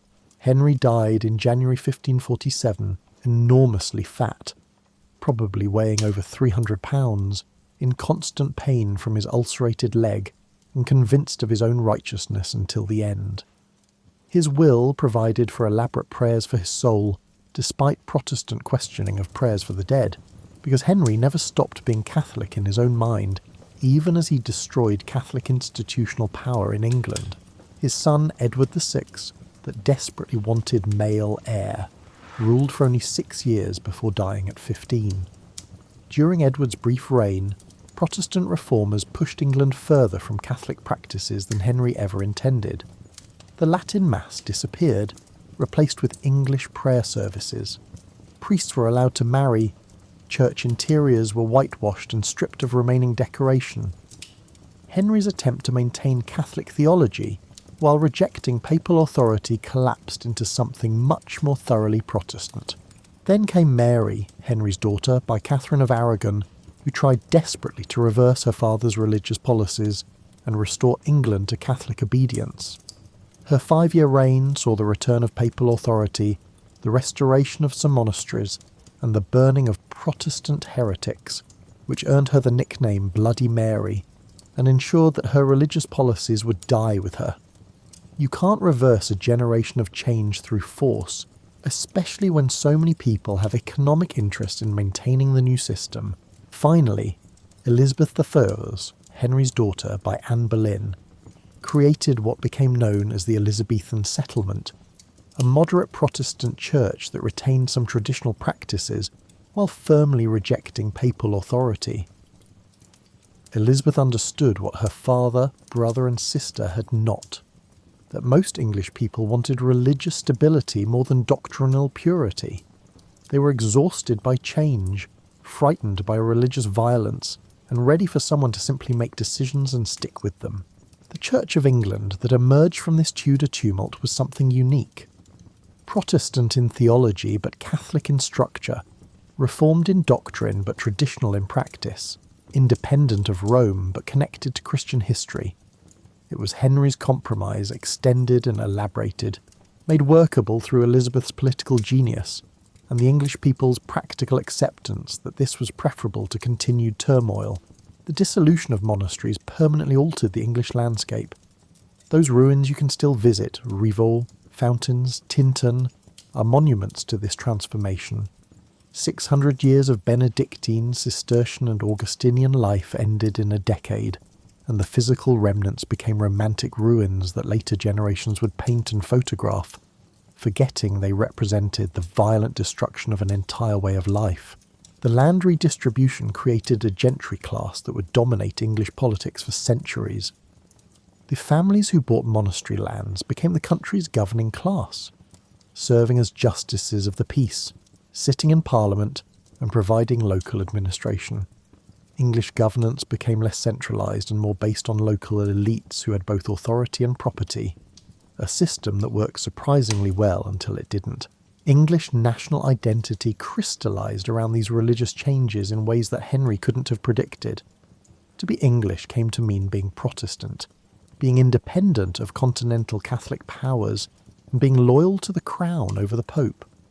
This identity would shape England's conflicts with Spain and France, its eventual overseas expansion, and its internal politics for centuries. The Act of Supremacy established the principle that Parliament could legislate on religious matters, which was revolutionary even if nobody quite realised it at the time. Religious authority came from law rather than tradition or divine appointment. This principle would eventually extend to all areas of governance, making Parliament supreme and establishing the constitutional monarchy that England still technically maintains. The English Bible proved perhaps the most lasting of Henry's unintended legacies. He authorised it for political reasons, but once ordinary people could read scripture themselves, religious authority could never be purely hierarchical again. Every reader became potentially a theologian. Every interpretation created potential controversy. Authority had to be justified through persuasion rather than simply imposed through position. The destruction of Catholic art and religious culture left gaps that took generations to fill. English music, visual art and literature had to develop new forms that reflected Protestant values while satisfying human aesthetic needs. This eventually produced extraordinary achievements: Shakespeare's plays, the King James Bible, English madrigals, but represented a break with medieval artistic traditions that was both liberating and costly. The social welfare system never recovered from the dissolution of monasteries. England developed poor laws that made parishes responsible for their own poor, but this system was less comprehensive and less generous than what monasteries had provided. The poorest English people were probably worse off after the dissolution than before, which is an irony given the Protestant emphasis on charity and social responsibility. Women lost options without recovering equivalent alternatives. The convents that once provided respectable life choices for women who didn't marry disappeared, while Protestant emphasis on marriage made spinsterhood more problematic. Some women gained from the Protestant emphasis on Bible reading and spiritual equality, but institutional opportunities actually decreased. Henry's personal reputation underwent fascinating transformations over the centuries. To Protestants, he became the hero who freed England from papal tyranny despite his conservative theology. To Catholics, he became the villain who destroyed England's Catholic heritage for personal reasons, despite his initial defence of Catholic doctrine. To moderns, he's often that fascinating monster, brilliant, charismatic, ruthless, and ultimately tragic in his desperate quest for dynasty.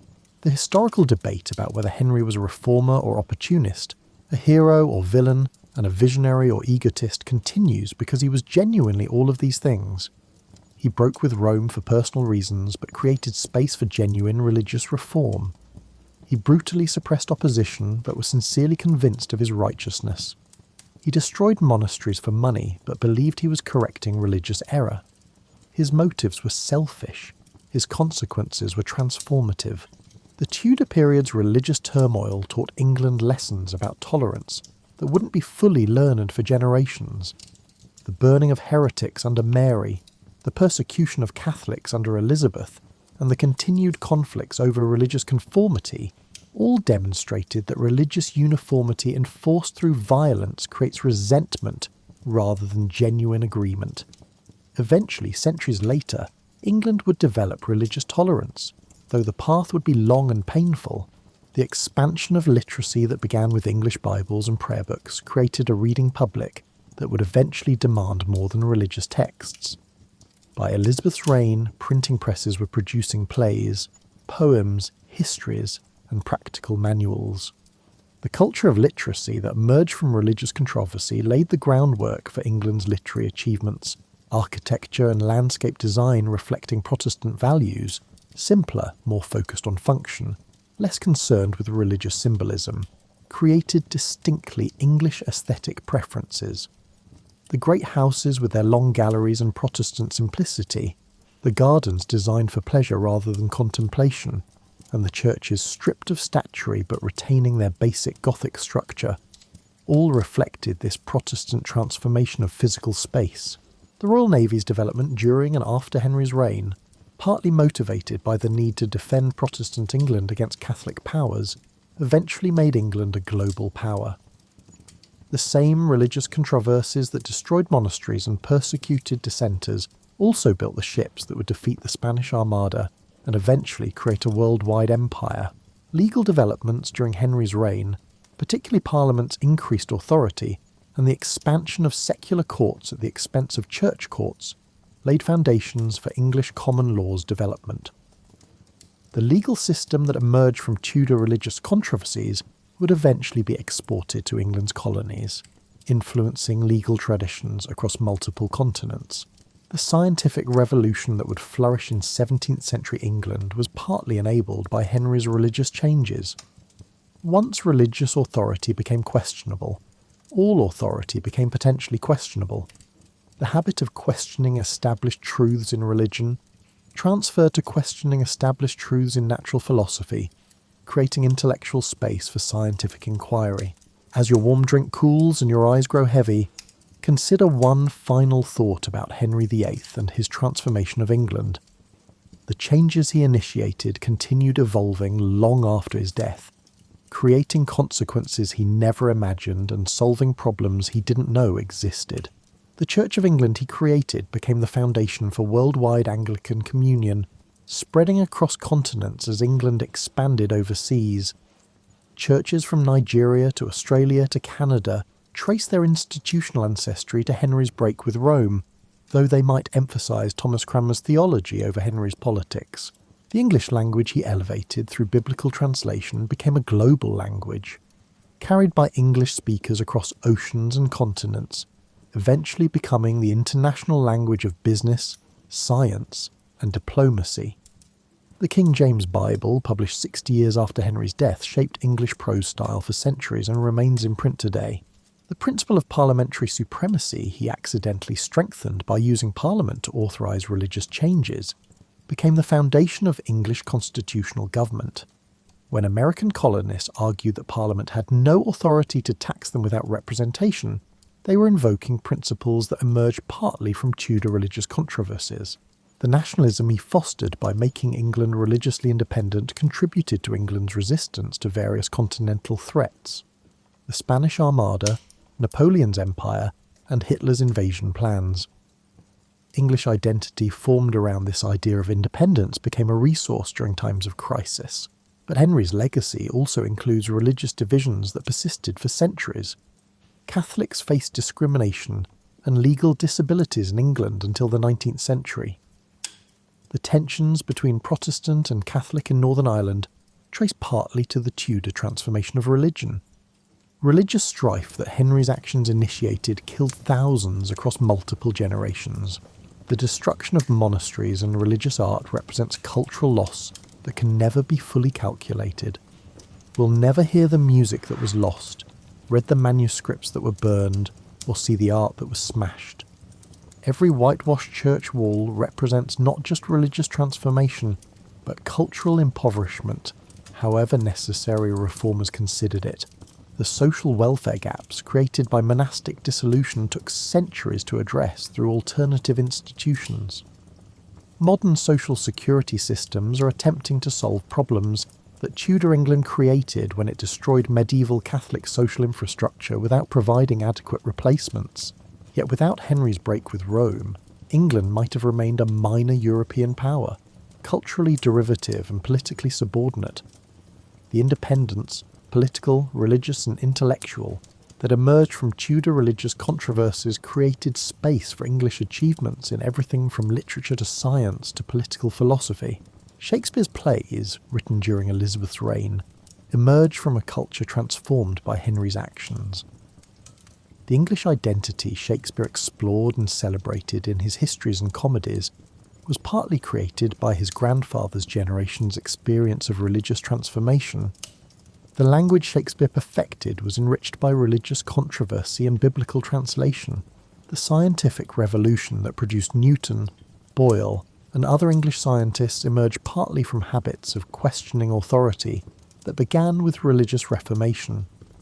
Once people questioned papal authority, intellectual authority of all kinds became potentially questionable, creating space for empirical investigation over traditional explanations. England's distinctive political development, its constitutional monarchy, its parliamentary supremacy, its gradual extension of political rights, connects in complicated ways to religious controversies that began with Henry.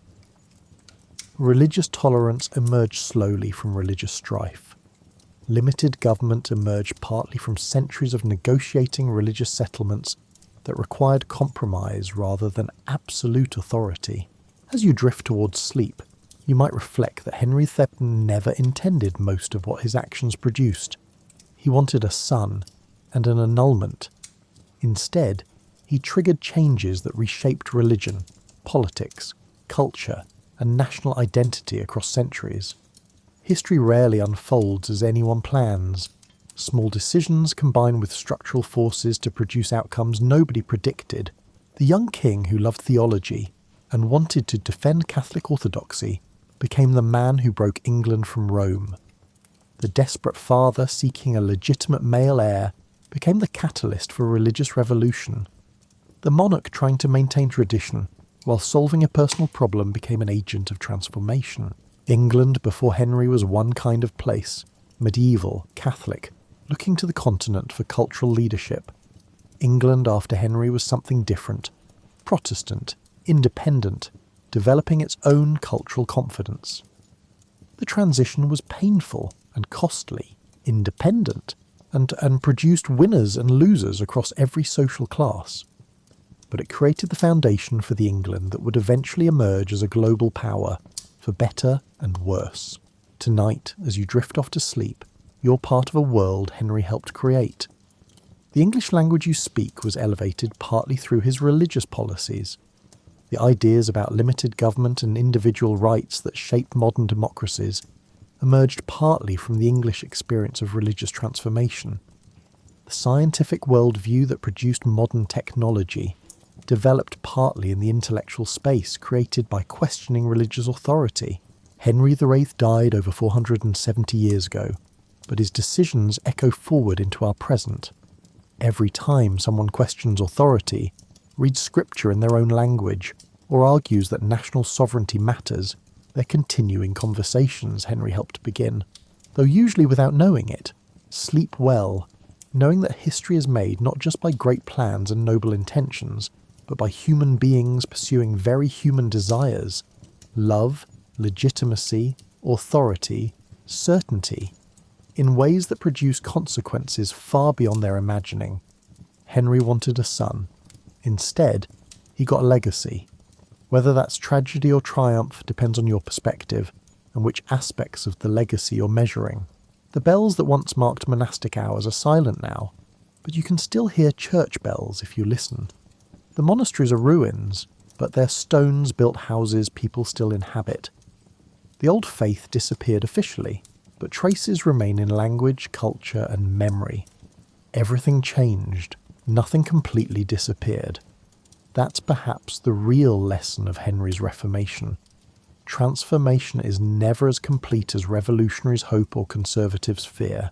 Rest now, and dream perhaps of a younger, simpler England, where stone monasteries caught the morning light and bells marked the hours, where change came slowly and the old ways seemed eternal. Or dream of the England that emerged, confident, independent, finding its own voice and identity. Both Englands existed, one after the other, separated by a few decades of tumultuous transformation, led by an unlikely revolutionary king who never quite meant to revolutionize anything. Tomorrow when you wake, you'll rise into a world still shaped by those distant Tudor transformations, still wrestling with questions about authority, identity, and faith that Henry's choices made urgent 5 centuries ago. But tonight, rest. Let history become a story, and let the story become the gentle companion of sleep.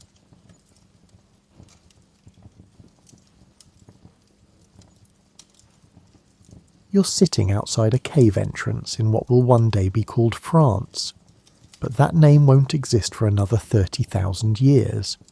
The year is approximately 35,000 BCE, and you've just finished a meal of roasted ibex.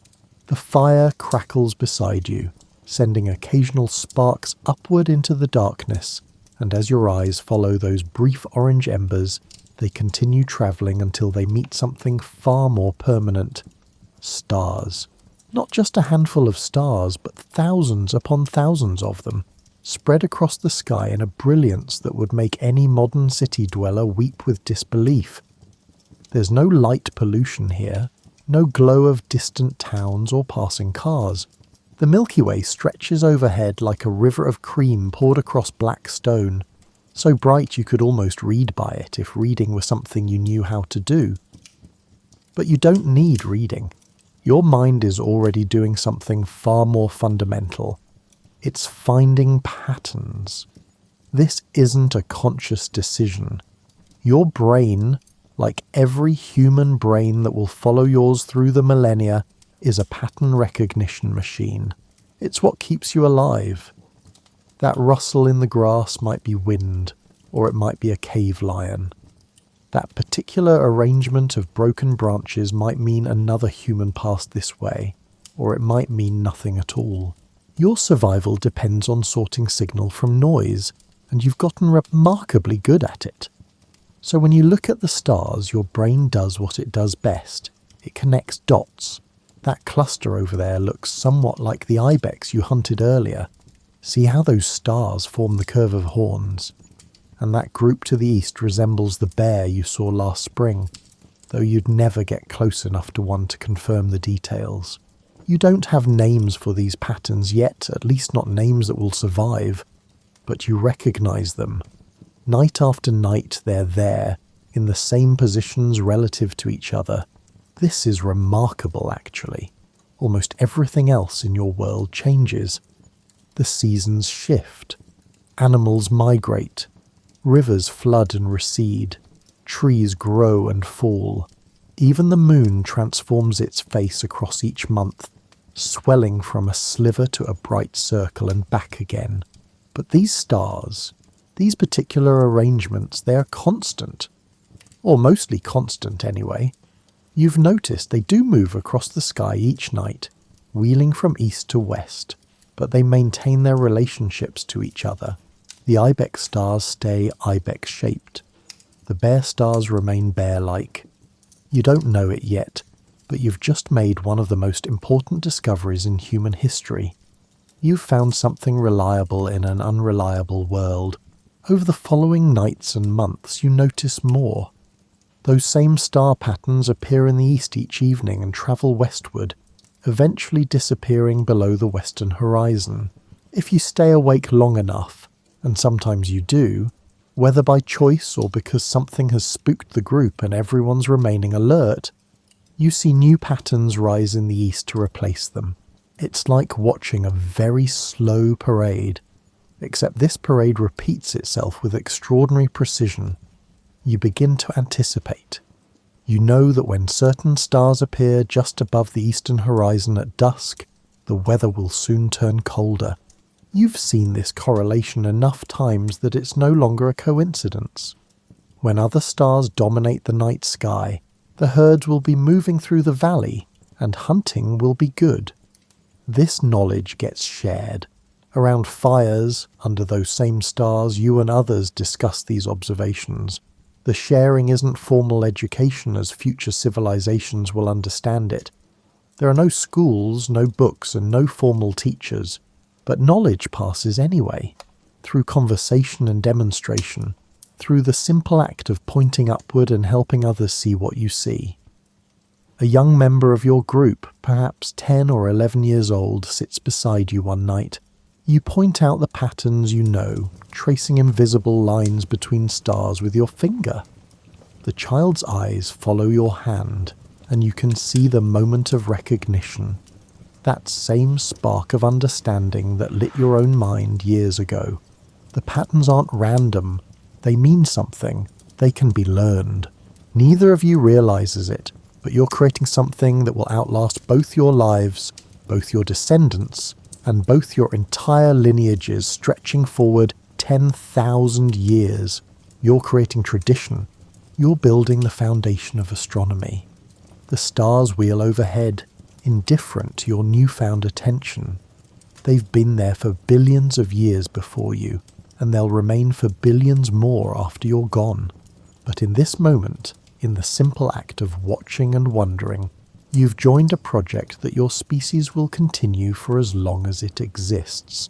You've started asking the question that will echo through every civilization that follows. What are those lights, and what do they mean? It's approximately 15,000 BCE now, and you're standing in what will eventually be known as Germany, watching the moon rise over a landscape of ice and scattered pine. The glaciers have been retreating for generations, but winter still brings a cold that can kill the unwary. You've survived 23 of these winters, which makes you remarkably old by the standards of your time, and you've learned something that younger people often miss. The sky keeps time. Not just any time, the perfect time. You discovered this gradually, the way most important things are discovered. One year, you noticed that the moon went through exactly 12 complete cycles, from new to full and back to new again before the seasons completed their circuit. Well, almost 12. It was actually a bit more than 12, but close enough that you could use it as a rough calendar. When the moon had cycled through its phases 12 times, you could expect the warm season to arrive soon. When it cycled through another 12, the cold would return. This was useful, but the moon alone wasn't quite reliable enough. Some years, counting 12 moons brought you to the season change right on schedule. Other years, you'd be off by several weeks. It was frustrating, like trying to catch fish with a net that had inconsistent holes. But then you paid attention to the stars, specifically to which stars were visible just before dawn. You noticed that certain stars would appear on the eastern horizon just before the sun rose, and this appearance correlated even better with the seasons than the moon did. When you could see a particular bright star rising just before daybreak, you knew with certainty that the herds would arrive within days. When another star made its first pre-dawn appearance, you could prepare for the cold. You didn't know the physics behind this. You didn't know that Earth orbits the Sun, or that the stars' apparent positions shift gradually throughout the year because of this orbital motion. You didn't need to know the mechanism. You just needed to know it worked, and it did, with a reliability that bordered on the miraculous. Other patterns emerged as you watched. The moon's position against the background stars changed nightly, moving eastward through the same star patterns that the sun seemed to travel through during the year.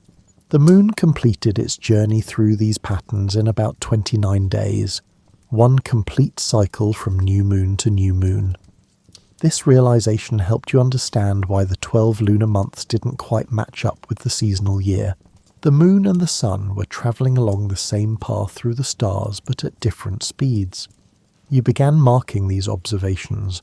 On bones and antlers, you carved notches, not random decorations, but deliberate counts. 29 notches for a lunar month, 12 sets of these for a year, with additional marks to track the discrepancy. These weren't idle doodlings passed around a fire. They were data. They were records. They were humanity's first spreadsheets, carved into whatever material was hard enough to last. The precision of these records is startling. Modern archaeologists examining Ice Age artifacts have found counting systems that tracked lunar phases with remarkable accuracy. You weren't primitive in your thinking. You were sophisticated observers using the tools available to you. The fact that you lacked telescopes or mathematical notation didn't make you less intelligent. It made you more impressive, actually, because you figured out so much with so little. This timekeeping had immediate practical value. Knowing when seasons would change meant knowing when to move camp, when to hunt specific animals, and when to gather particular plants. A group that could predict these changes had significant advantages over a group that reacted to them as they occurred. You could prepare, you could plan, you could survive when others might not. But something else was happening too, something harder to quantify. By tracking time, you were developing a new relationship with the future. Instead of living entirely in the present moment, reacting to whatever each day brought, you were beginning to anticipate. You were building mental models of how the world worked, models that extended beyond immediate sensory experience. You were, in a real sense, beginning to think abstractly. The night sky became your most reliable reference. The ground beneath your feet changed with floods and fires and the slow grinding of glaciers. The plants and animals around you migrated and evolved. Even the climate shifted across generations. But those stars, those patterns in the sky, remained constant enough to build your life around. They were the one fixed reference in a fluid world. You didn't worship the stars exactly, though that would come later for other cultures. Your relationship with them was more practical than spiritual at this point. They were tools. They were the most accurate calendar you had, the most reliable clock and the best map for predicting the future. They were quite literally your guide to survival. As you stand there watching the moon rise, you feel a satisfaction that transcends mere utility. There's something deeply pleasing about understanding how the sky works, about being able to predict what will appear where and when. You've turned mystery into knowledge and chaos into pattern. You've looked at the universe and found it comprehensible. The stars continue their ancient dance, and you continue your watch, adding another night's observations to a lifetime of accumulated knowledge. You don't know that people will still be doing this same thing 15,000 years from now, using tools you can't imagine to ask questions you'd never think to pose. But you'd probably appreciate the continuity. You've started something after all. You've begun the long project of mapping the heavens, and that project has barely begun. You're standing on a ziggurat in ancient Babylon, and the year is approximately 1700 BCE. The structure beneath your feet rises in massive tiers above the Euphrates River valley, each level smaller than the one below, creating a stepped pyramid that serves as both temple and observatory. The air's warm, it's almost always warm here, and the sounds of the city have faded with the sunset. Now there's just you, the night, and your duty. You are a priest astronomer, which in this civilization means you're one of the most powerful people in the kingdom. Kings consult you before making important decisions. Farmers depend on your calculations to know when to plant. The entire empire runs according to calendars you and your colleagues maintain. This isn't symbolic power. This is real authority derived from real knowledge, and that knowledge comes from the sky. Your people have been watching the heavens systematically for centuries, keeping records that span generations. These aren't casual observations noted when someone happens to remember. This is rigorous, continuous monitoring, with each night sky carefully recorded on clay tablets that fill entire libraries. You've inherited these records, and you add to them nightly, continuing a scientific tradition that will outlast your civilization itself. Tonight, you're tracking Venus. The evening star, you call it, though you've noticed it also appears as the morning star at different times of year. What you don't yet realize is that these are the same object, a planet closer to the sun than Earth, though the concept of planets as worlds rather than wandering stars is still centuries away. What you do know is that Venus follows a complex pattern through the sky, appearing and disappearing with a regularity you've learned to predict.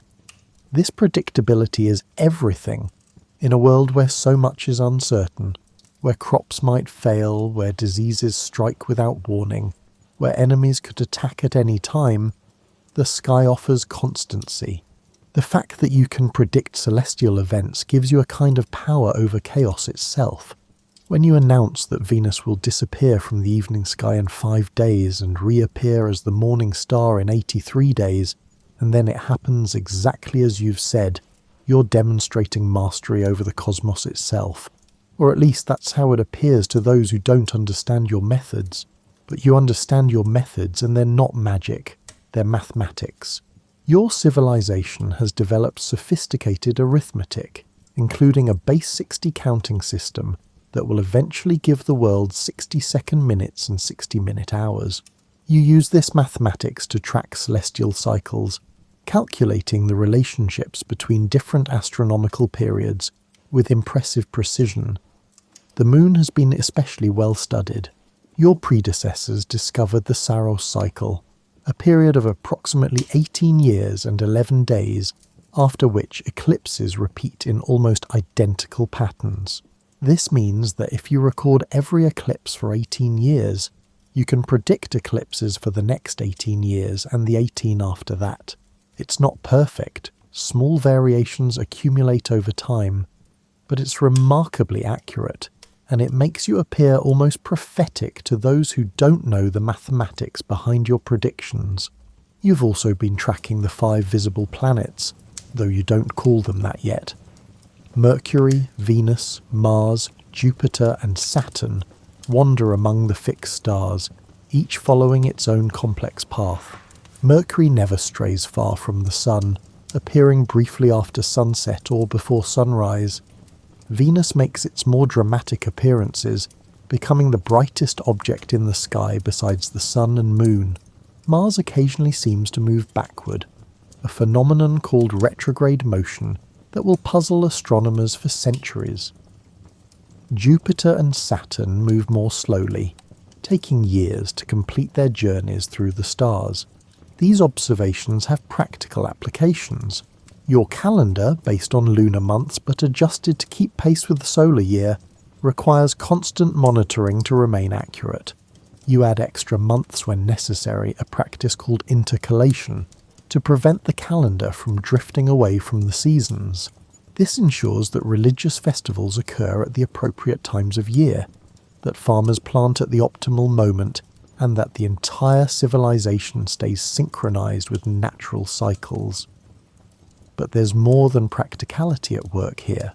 You've begun to see patterns within patterns, relationships between celestial events that suggest the universe operates according to comprehensible rules. When you calculate that Mars will appear in a certain position relative to certain stars on a certain date, and then it happens, you're not just predicting the future, you're glimpsing the underlying order of creation itself. Your culture has woven the sky into every aspect of life. The zodiac, those 12 patterns of stars through which the sun appears to travel during the year, has become a framework for understanding time and fate.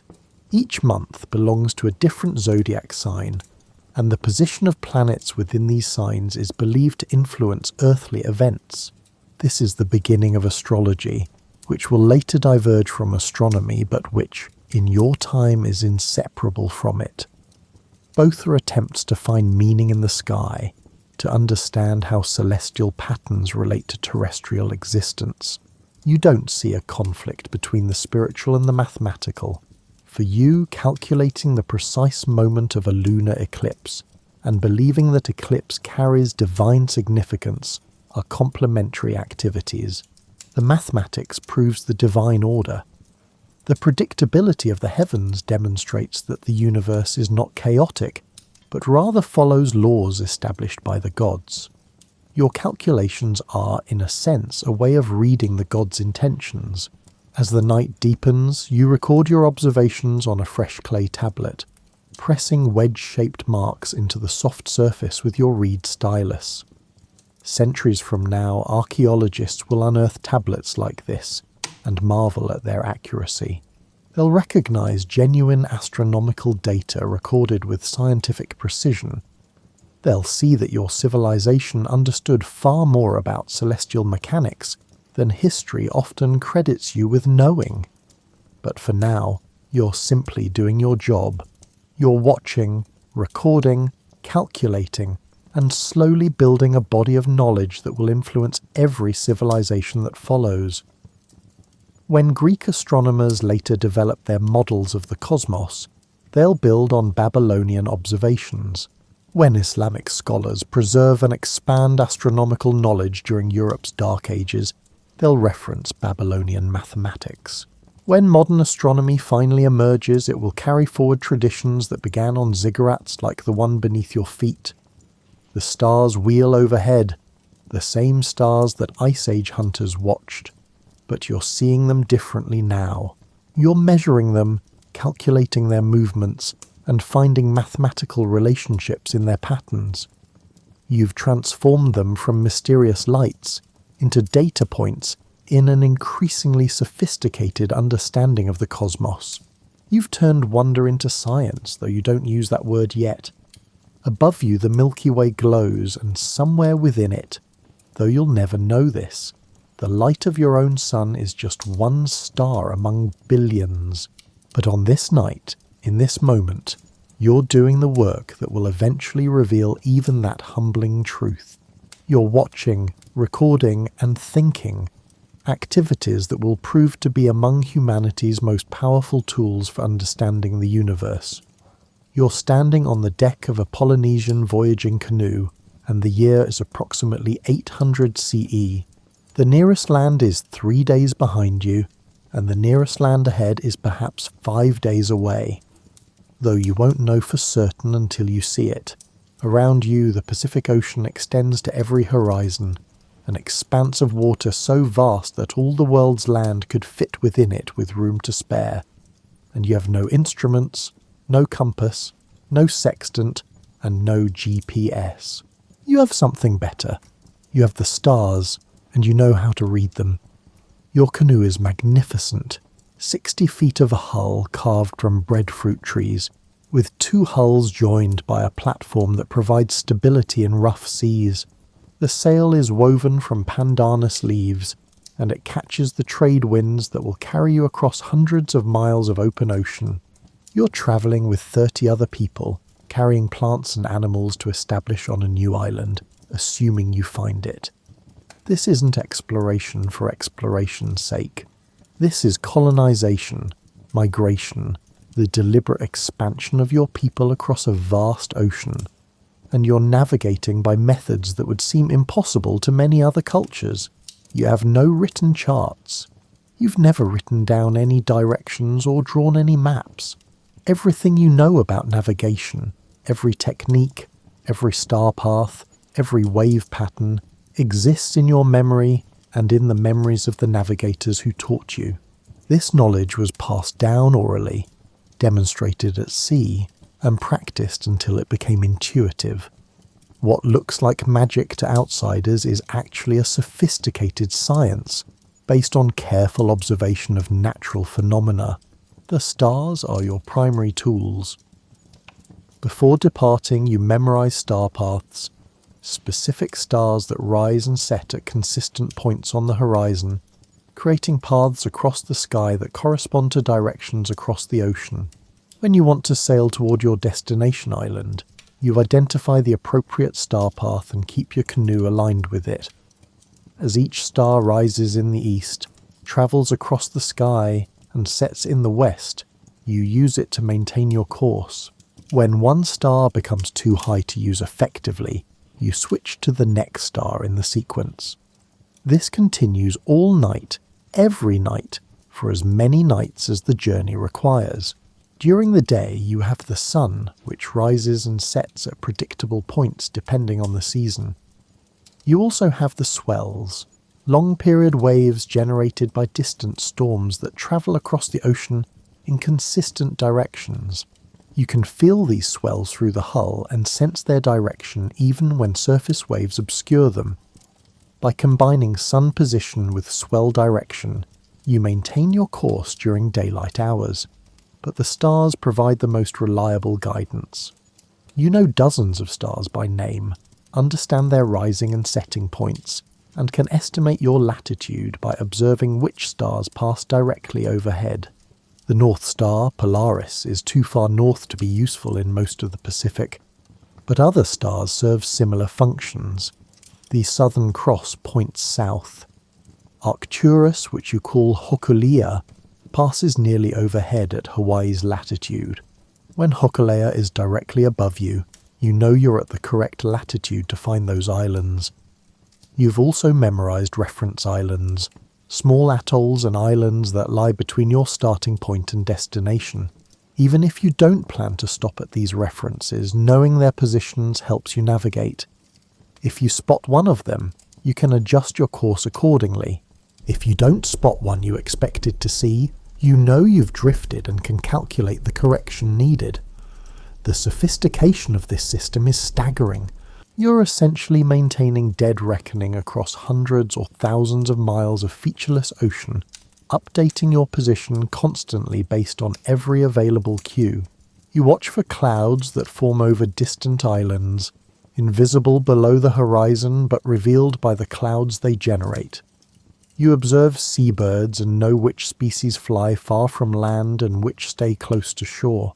You note the colour of the water, the type of floating debris, and the temperature changes that indicate different currents. On clear nights, the navigation is almost relaxing. The stars are bright and obvious. The moon provides additional light and you can see the horizon clearly. But tonight clouds obscure much of the sky. This would panic a less experienced navigator, but you've sailed through worse conditions. You find gaps in the clouds, catch glimpses of familiar stars, and use those brief views to maintain your course. When stars aren't visible at all, you rely on the swells, on the wind's direction, and on subtle signs that others might miss entirely. Your people have been making journeys like this for over 1,000 years, spreading across the Pacific in waves of migration that populated islands from Hawaii to New Zealand to Easter Island. This represents one of humanity's greatest navigational achievements, settling thousands of islands scattered across the world's largest ocean, using nothing but observation, memory, and skill. Cultures with metal tools and written languages couldn't match what your people accomplished with wooden canoes and oral knowledge. The key was the stars' reliability. On an ocean without landmarks, where currents can push you off course and winds can shift unpredictably, the stars remained constant.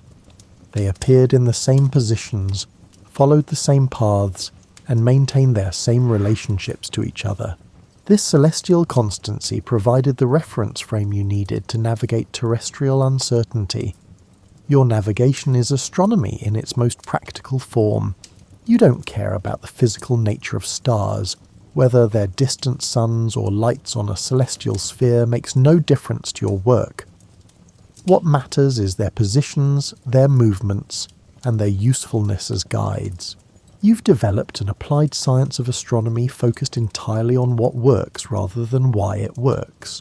Your theories about the cosmos might strike later astronomers as primitive, but your practical knowledge of celestial navigation is extraordinarily sophisticated. As dawn approaches, you spot something on the horizon, a cloud with a greenish tint at its base, reflecting vegetation on an island below.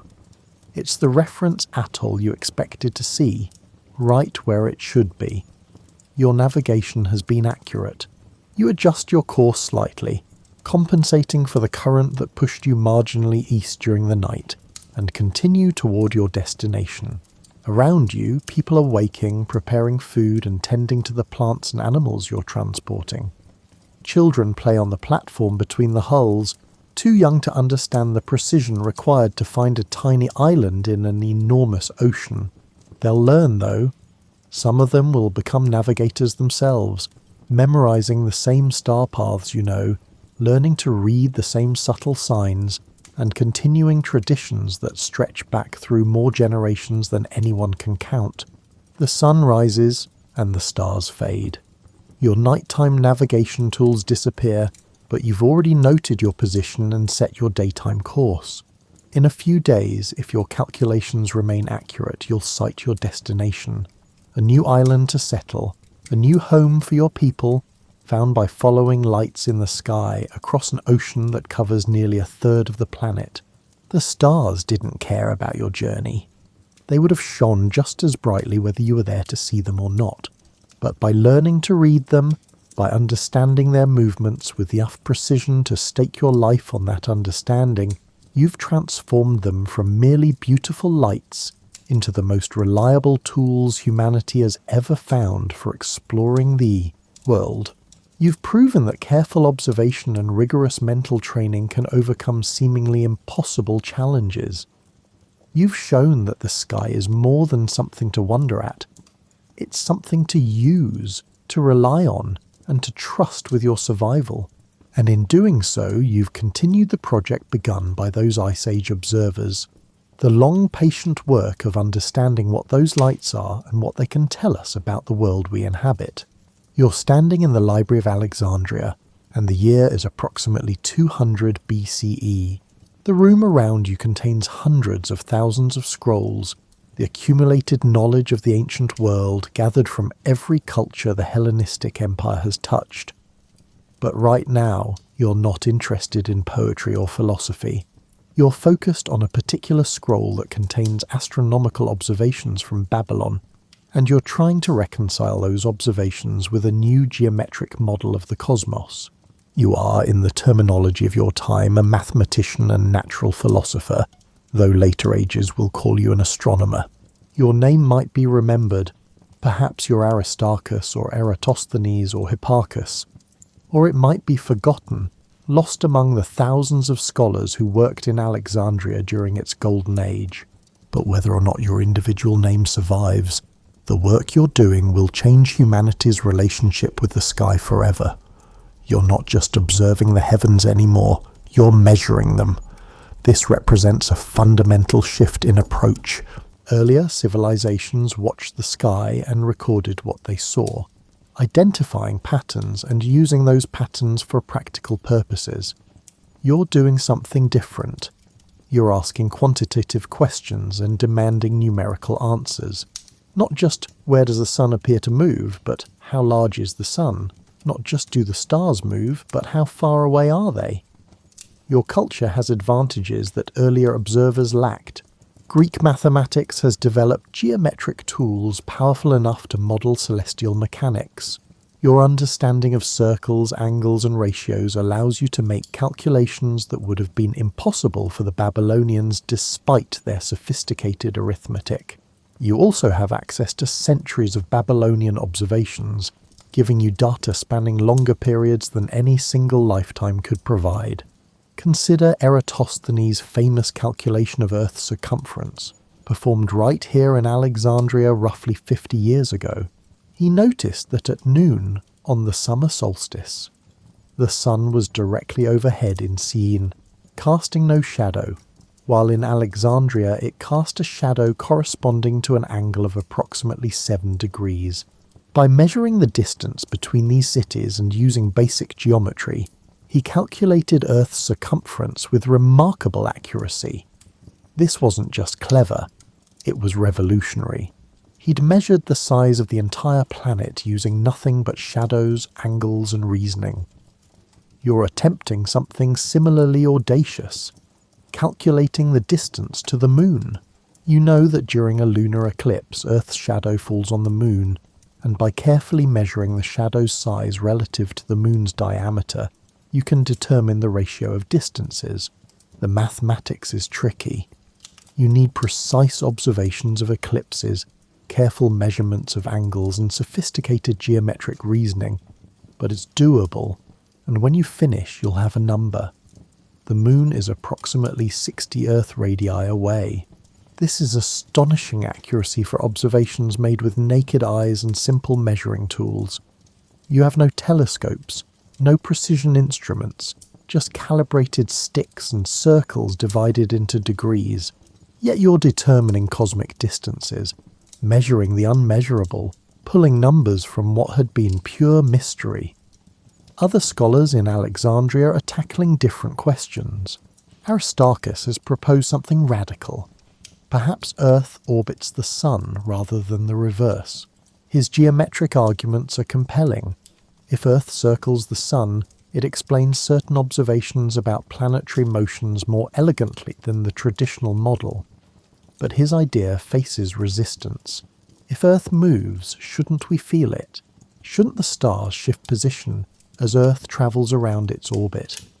The lack of observable stellar parallax, the apparent shift in star positions caused by Earth's motion, seems to argue against a moving Earth. What Aristarchus doesn't know is that he's right, but the stars are far more distant than anyone imagines. The parallax exists, but it's too small to detect without telescopes. His correct theory will be largely forgotten, buried under the weight of common sense that insists the solid ground beneath our feet must be stationary. Truth sometimes loses to intuition, at least temporarily. You're also working on cataloguing stars with unprecedented precision. Your predecessor Hipparchus created a star catalogue that listed roughly 1,000 stars, noting their positions and relative brightnesses. You're expanding this work, adding more stars, refining the measurements, and developing a magnitude system to classify brightness. This might seem like mere bookkeeping, but it's crucial. To understand how the heavens change, you first need to know their normal state. Only with precise catalogues can you detect phenomena like novae, new stars that appear where none existed before, or track subtle changes in planetary positions. The geometric models you're developing represent humanity's first serious attempts at explaining celestial mechanics. You describe the cosmos as a series of nested spheres, each carrying different celestial objects all rotating around Earth at the centre. It's wrong in most details, but the approach is sound. Create a mathematical model, test it against observations, and refine it when discrepancies appear. This is science, even if the specific conclusions will later be overturned. You're particularly interested in planetary motion. The 5 visible planets, Mercury, Venus, Mars, Jupiter, and Saturn, wander among the stars in ways that simple circular motion can't explain. Mars occasionally appears to stop, move backward, then resume its normal direction. How can this be if planets move on simple circles? Your solution involves epicycles, small circles whose centres travel along larger circles. A planet moves along its epicycle while the epicycle's centre moves along a larger circle around Earth. With the right combination of circles moving at the right speeds, you can match observed planetary motions quite well. The model is complicated, requiring multiple epicycles for some planets, but it works. It predicts where planets will appear in the sky months or years in advance. This model will dominate astronomy for over 1,000 years, not because people are stubborn or ignorant, but because it's genuinely useful. It predicts celestial phenomena accurately enough for navigation, calendar making, and other practical purposes.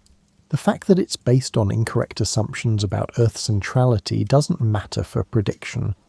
A wrong model that works is more useful than no model at all. But something else is happening in your work that transcends any specific model or measurement. You're establishing the principle that the universe operates according to mathematical laws discoverable through reason and observation. The heavens aren't merely mysterious or divine, they're comprehensible. They follow rules. Those rules can be written down, calculated, and predicted. This idea, more than any particular discovery, is your culture's greatest contribution to astronomy. As evening falls and you finally leave the library, you walk out into the Mediterranean night.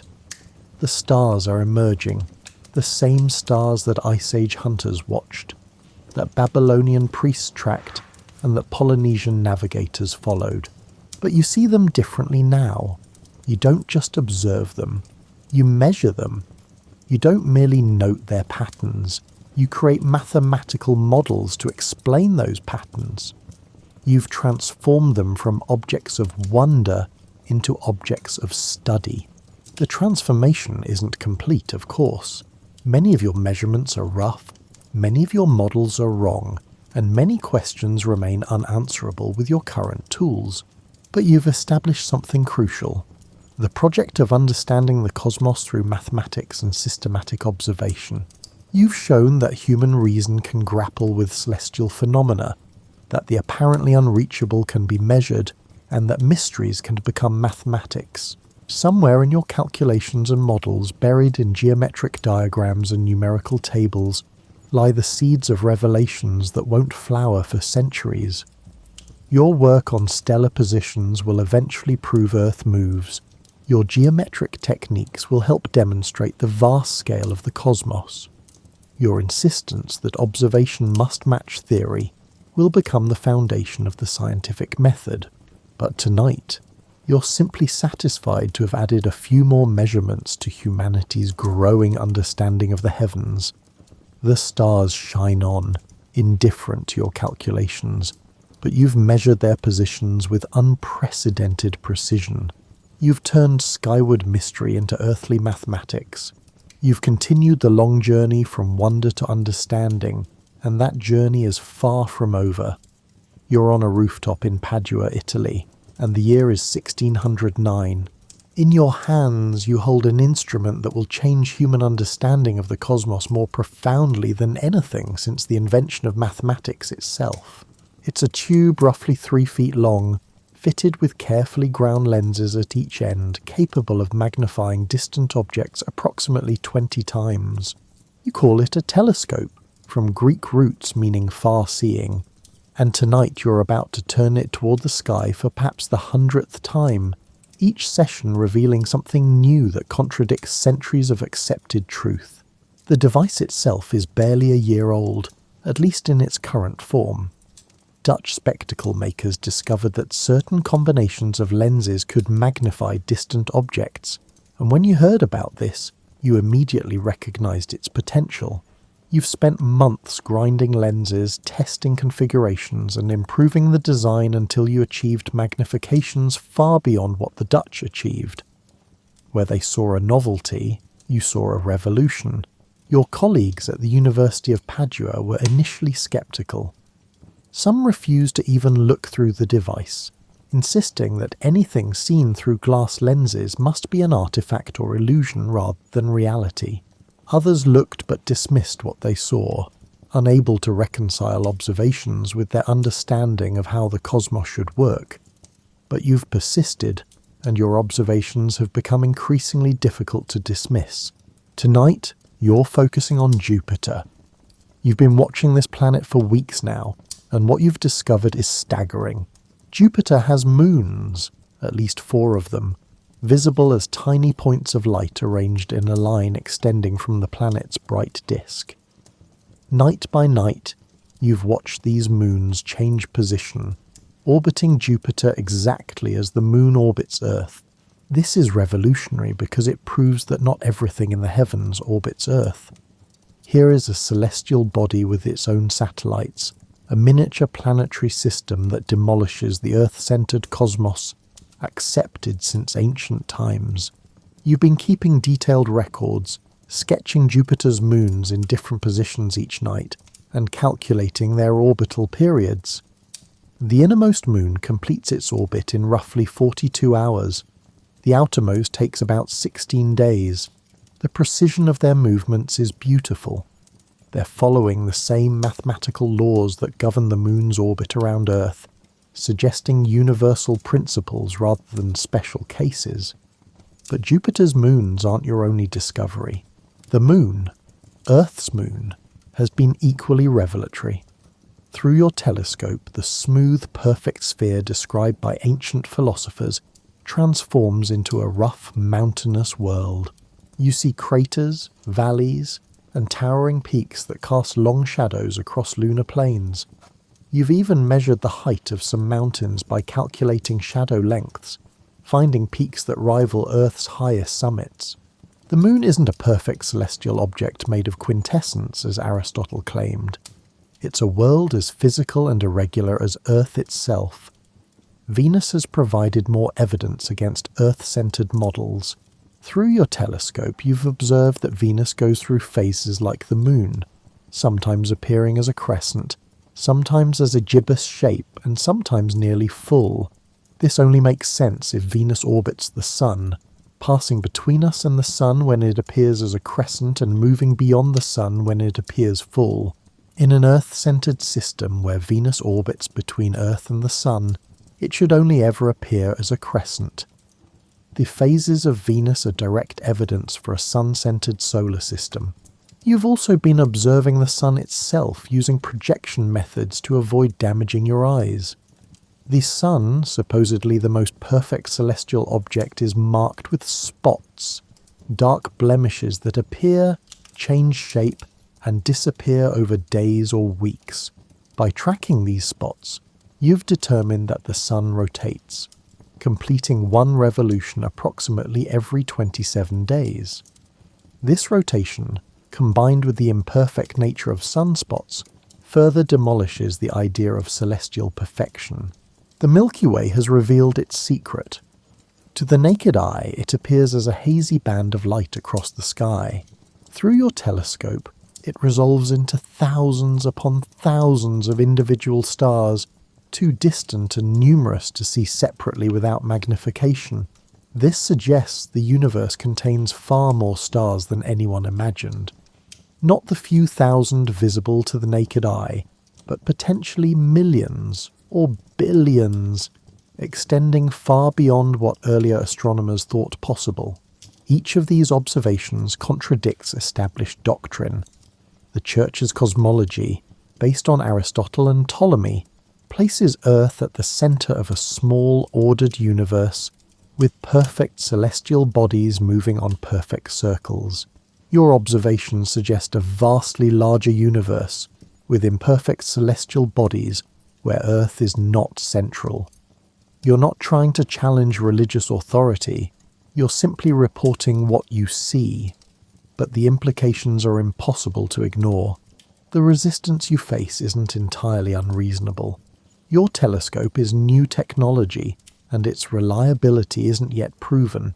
How can anyone be certain that what appears in the telescope truly represents reality, rather than optical illusions created by lenses? Your response is pragmatic.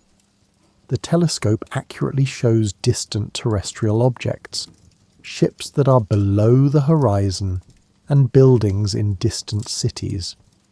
If it works reliably for earthly observations, why should celestial observations be different? You're also making your findings public, publishing your observations in language accessible to educated readers, not just in Latin for scholars. Your book, Sideris Nuncius, The Starry Messenger, spreads your discoveries across Europe within months. Other observers with telescopes confirm your findings. Jupiter's moons can be seen by anyone with adequate magnification. The phases of Venus are independently verified, and the moon's mountains are photographed with increasing detail as telescope. Technology improves. The cumulative weight of these observations forces a revolution in thought. The cosmos is not small, ordered, and geocentric. It's vast, perhaps infinite, with Earth as just one planet among several orbiting an ordinary star. This insight is simultaneously humbling and exhilarating. Humanity has been demoted from the center of creation, but in exchange we've discovered a far grander universe than anyone imagined. As you pack up your telescope for the night, you reflect on how one simple device, a tube with lenses, has demolished millennia of accepted truth. The ancient Greeks would have given anything for this technology. They had the mathematical sophistication to understand what you're seeing, but they lacked the tools to see it. The observations that would have resolved their debates about Earth's motion were always there in the sky, invisible only because human eyes couldn't detect them without help. This raises a humbling question. What else is in the sky that you can't see even with your telescope? Your instrument magnifies 20 times, which is impressive, but surely this isn't the limit of what's possible. Future observers with better telescopes will undoubtedly see things you're missing. How much larger is the universe than what you can see? How many more discoveries await merely better technology? You don't know it yet, but your telescope represents the first of many technological leaps that will progressively reveal the cosmos's true nature. Better lenses, then reflecting telescopes, then photography, then spectroscopy, then radio astronomy, then space-based telescopes free from atmospheric distortion. Each advancement will reveal new phenomena, answer old questions, and raise new mysteries. Your 17-inch telescope is primitive compared to what's coming, but it's sophisticated enough to begin the revolution. The stars shine overhead, now known to be distant suns rather than lights on a celestial sphere. The planets, visible as bright points to the naked eye, are revealed through your telescope as worlds. Jupiter with its cloud bands and moons, Saturn with its mysterious elongated shape. You can't quite resolve the rings with your current telescope, but you know something odd extends from the planet's sides, and Mars with hints of surface features. You've lived through one of history's great turning points.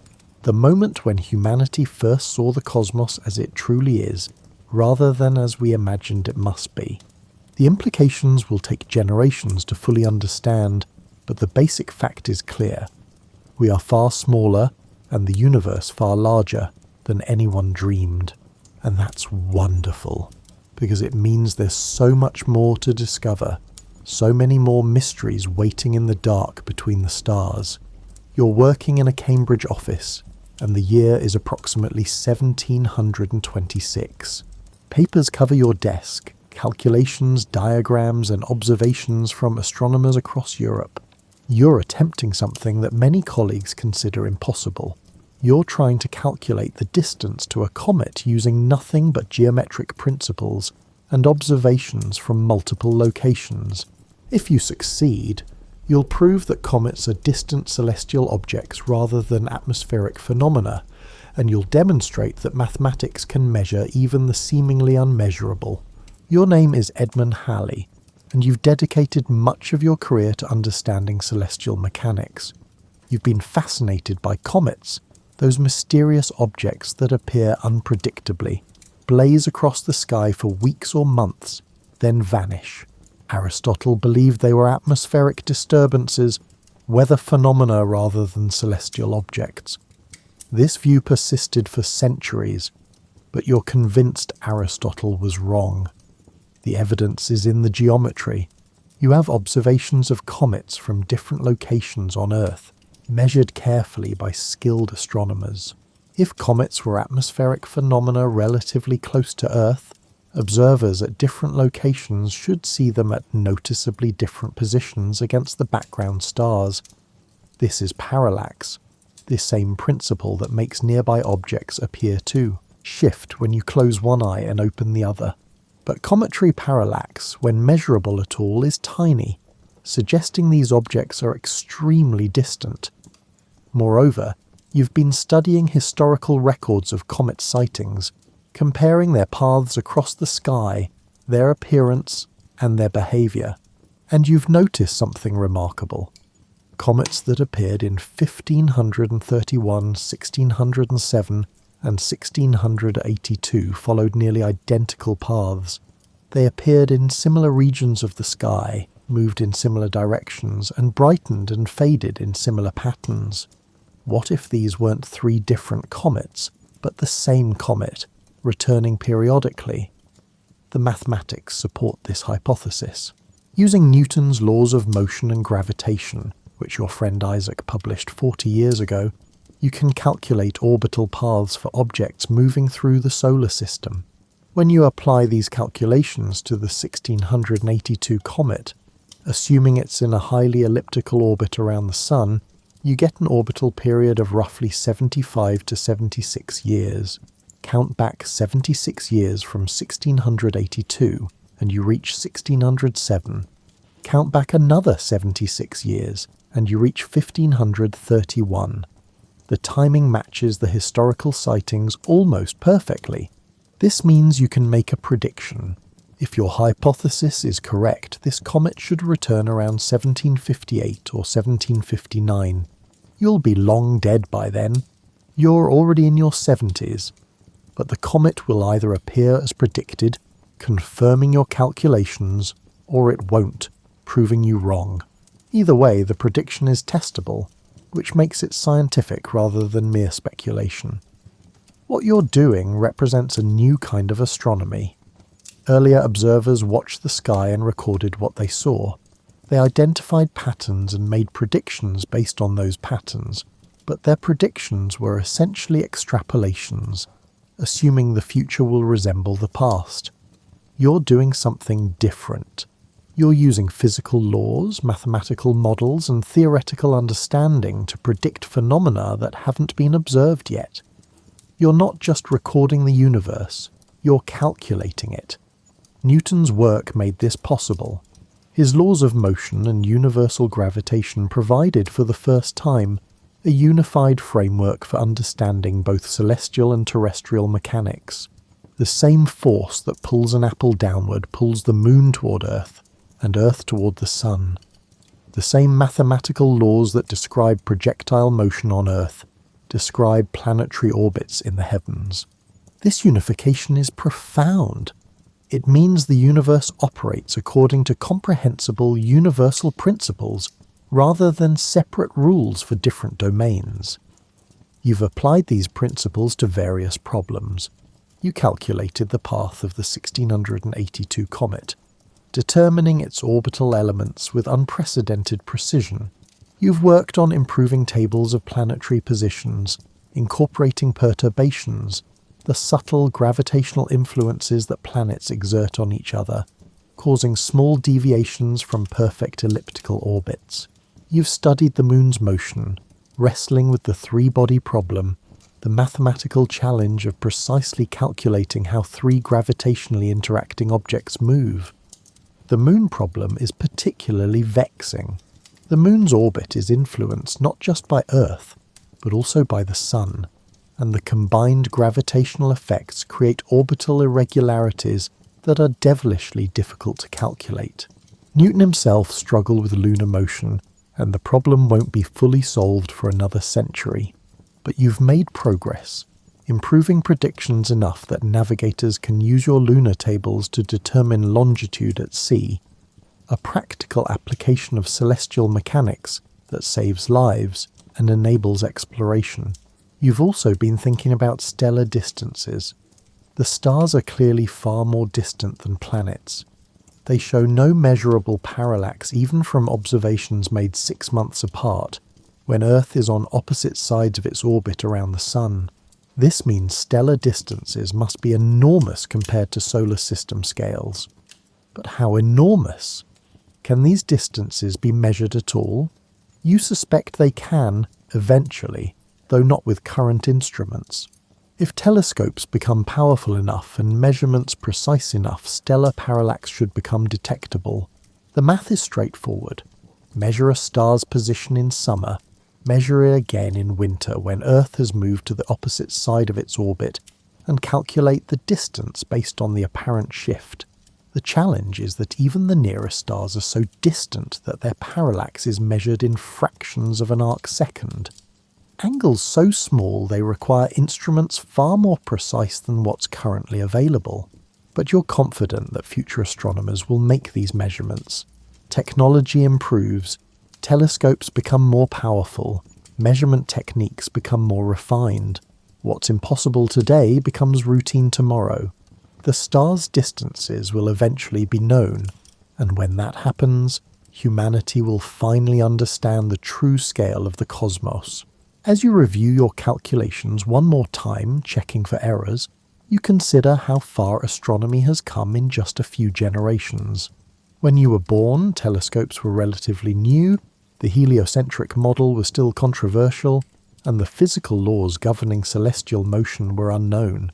Now, less than a century later, you're calculating comet orbits, predicting future appearances, and treating the heavens as a domain subject to the same mathematical laws that govern earthly phenomena. The transformation isn't complete. Many mysteries remain. The nature of stars is unknown. Are they distant suns, and if so, how far away and how large? The structure of the Milky Way is unclear. Is it a flat disk, a sphere, or something else entirely? The possibility of other galaxies hasn't even been seriously considered. Most astronomers assume all visible stars belong to one unified system, but the methodology is now established. You observe, you measure, you calculate, you predict, and you test. When predictions fail, you refine your models. When new phenomena are discovered, you incorporate them into your framework. This is science, and it's proving extraordinarily powerful for understanding nature. Your comet prediction, in particular, feels like a gamble against mortality itself.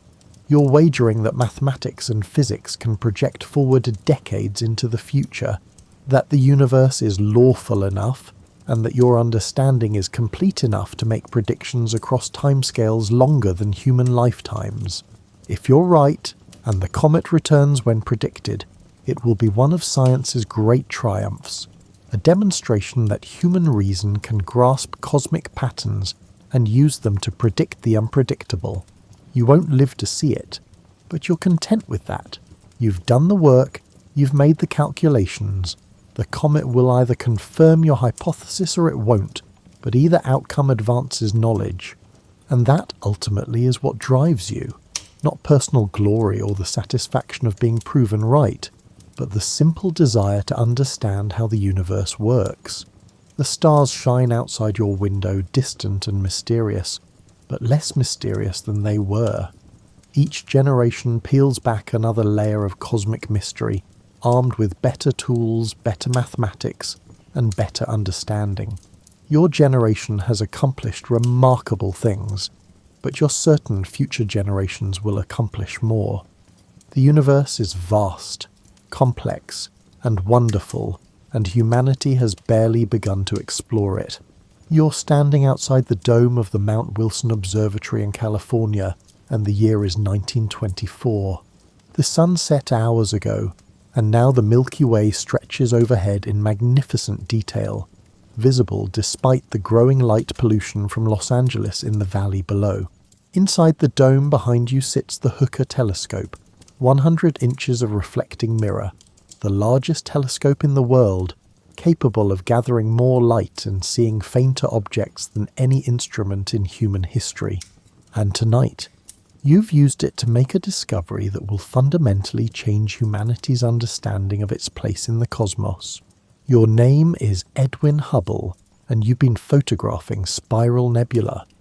Those fuzzy, spiral-shaped objects scattered across the sky.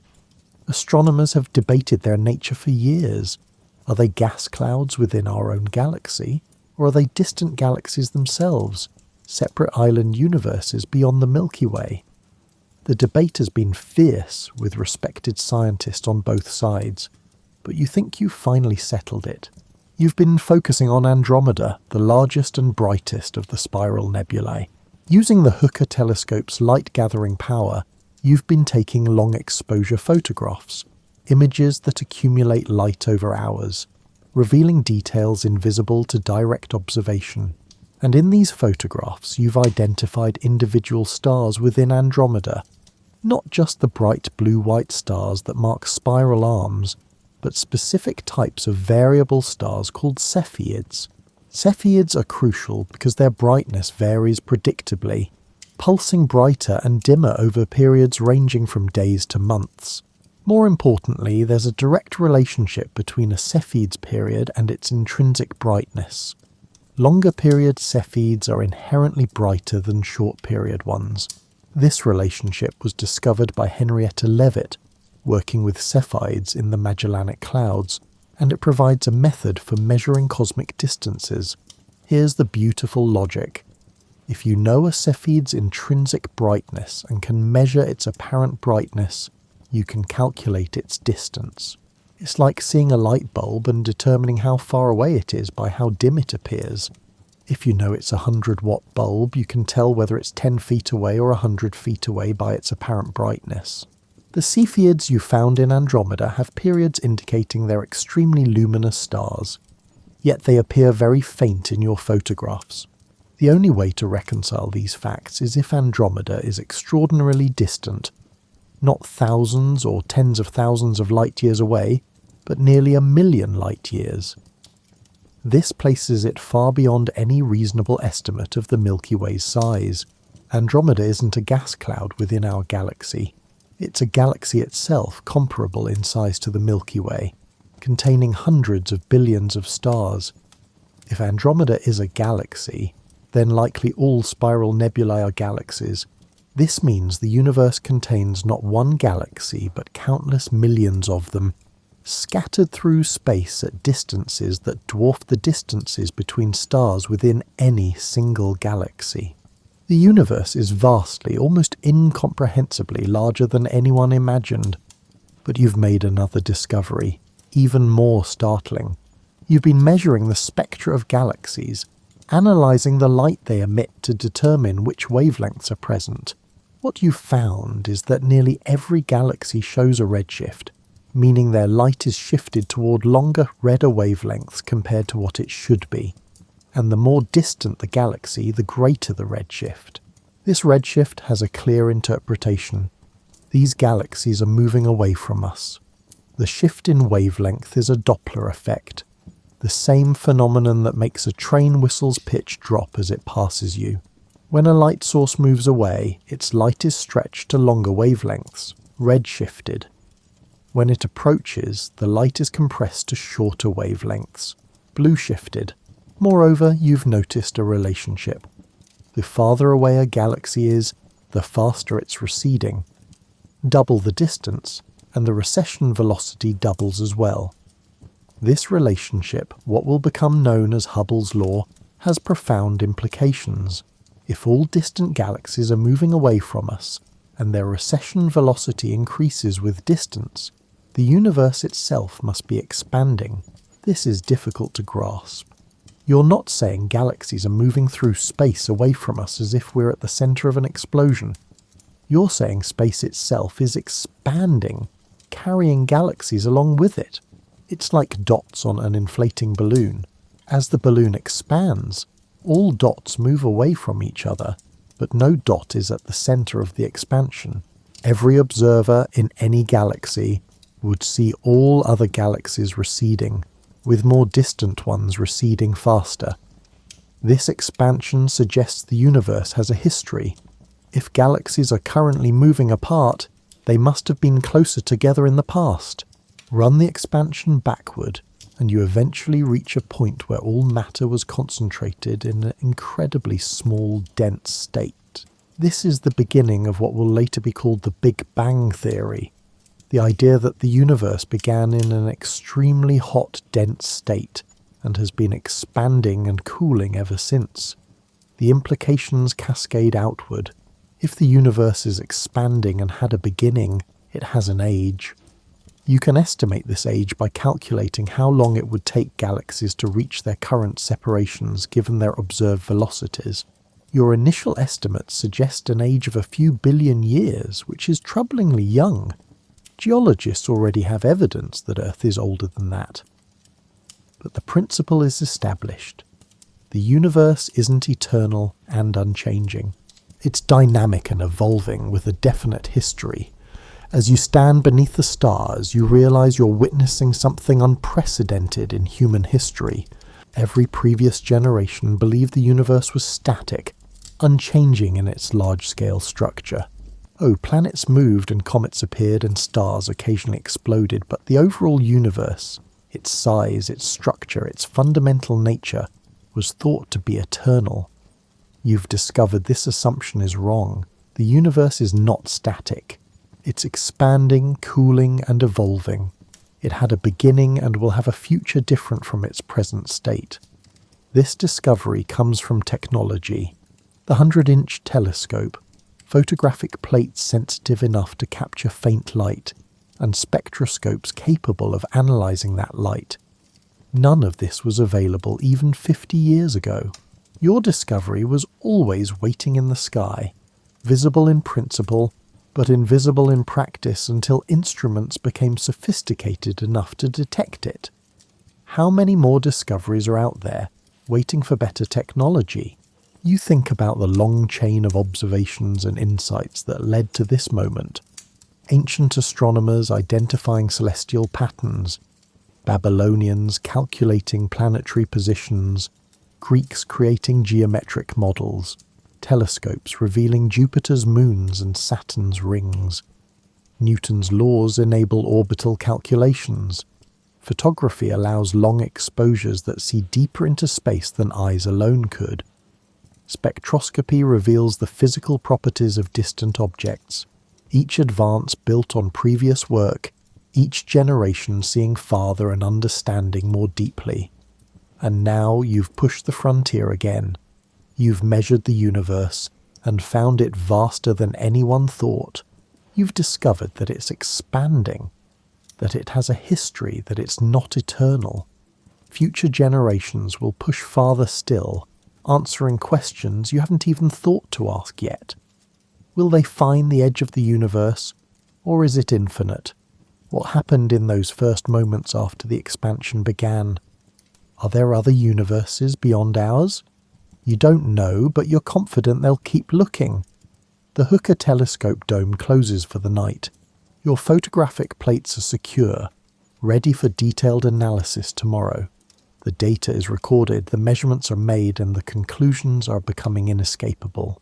The universe is larger, stranger, and more wonderful than humanity ever imagined. And that, ultimately, is the most exciting thing you could possibly discover. Not that we understand everything, but there's so much more to explore. You're monitoring a radio telescope in northern England, and the year is 1965. The instrument you're using doesn't look like a traditional telescope. No dome, no eyepiece, just an array of horn-shaped antennas pointed at the sky, connected to sensitive radio receivers. You're not looking at the sky in visible light, but in radio waves, which pass through clouds and work during daytime, opening the heavens to observation 24 hours a day. Your name is irrelevant to this particular night, but the discovery you're about to confirm is not. You've been detecting a persistent background noise in your data, a faint radio signal that appears to come equally from all directions in the sky. At first, you thought it was instrumental error or perhaps radio interference from nearby cities, but extensive checks have ruled out these explanations. The signal is real, it's cosmic in origin, and it's uniform across the entire sky to within 1 part in 10,000. This uniform signal is extraordinary because it shouldn't exist.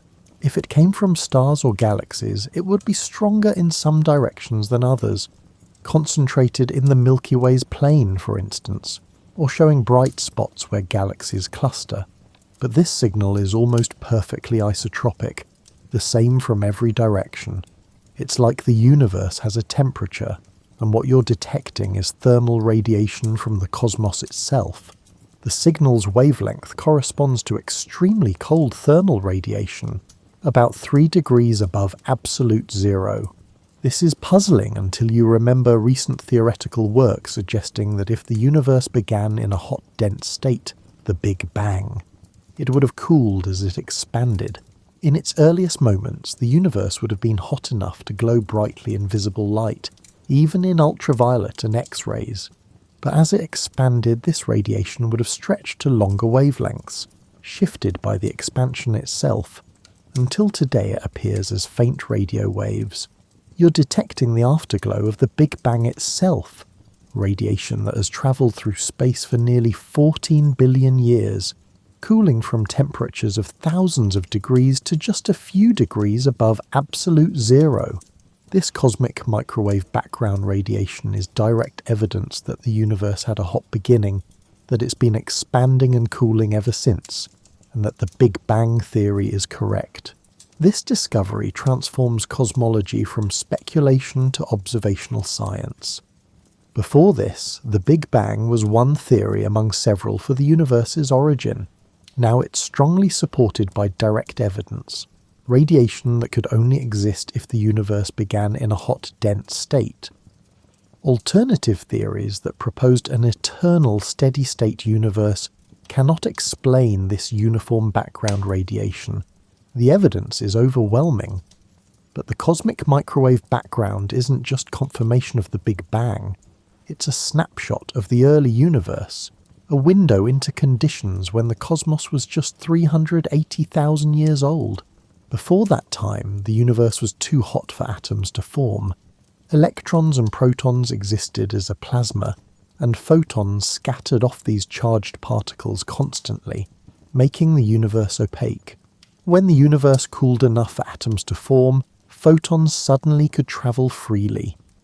The radiation you're detecting comes from that moment of recombination when the universe became transparent. By studying this radiation in detail, measuring its temperature in different directions, looking for tiny variations in intensity, astronomers will learn about the universe's structure at that early time. Slightly denser regions in the primordial plasma will appear as slightly warmer spots in the microwave background.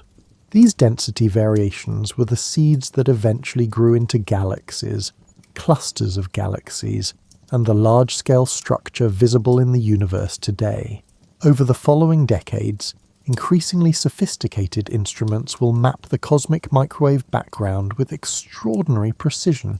Satellites like COBE, WMAP, and Planck will measure temperature variations as small as 1 part in 100,000. Revealing detailed information about the universe's composition, age, and geometry.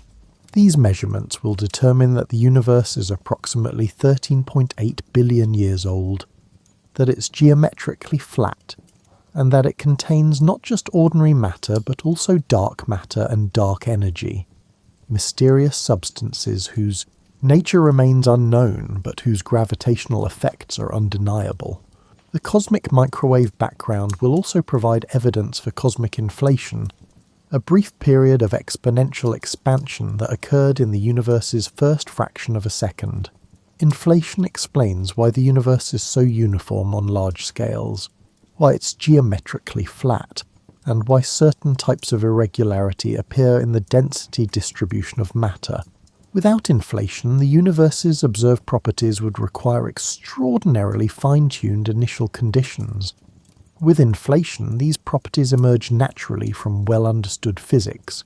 As you examine the data streaming from the radio telescope, you're struck by how much can be learned from such a faint signal. This radiation is incredibly weak. The total energy from the cosmic microwave background hitting a person's body is far less than the energy from distant starlight, which itself is minimal.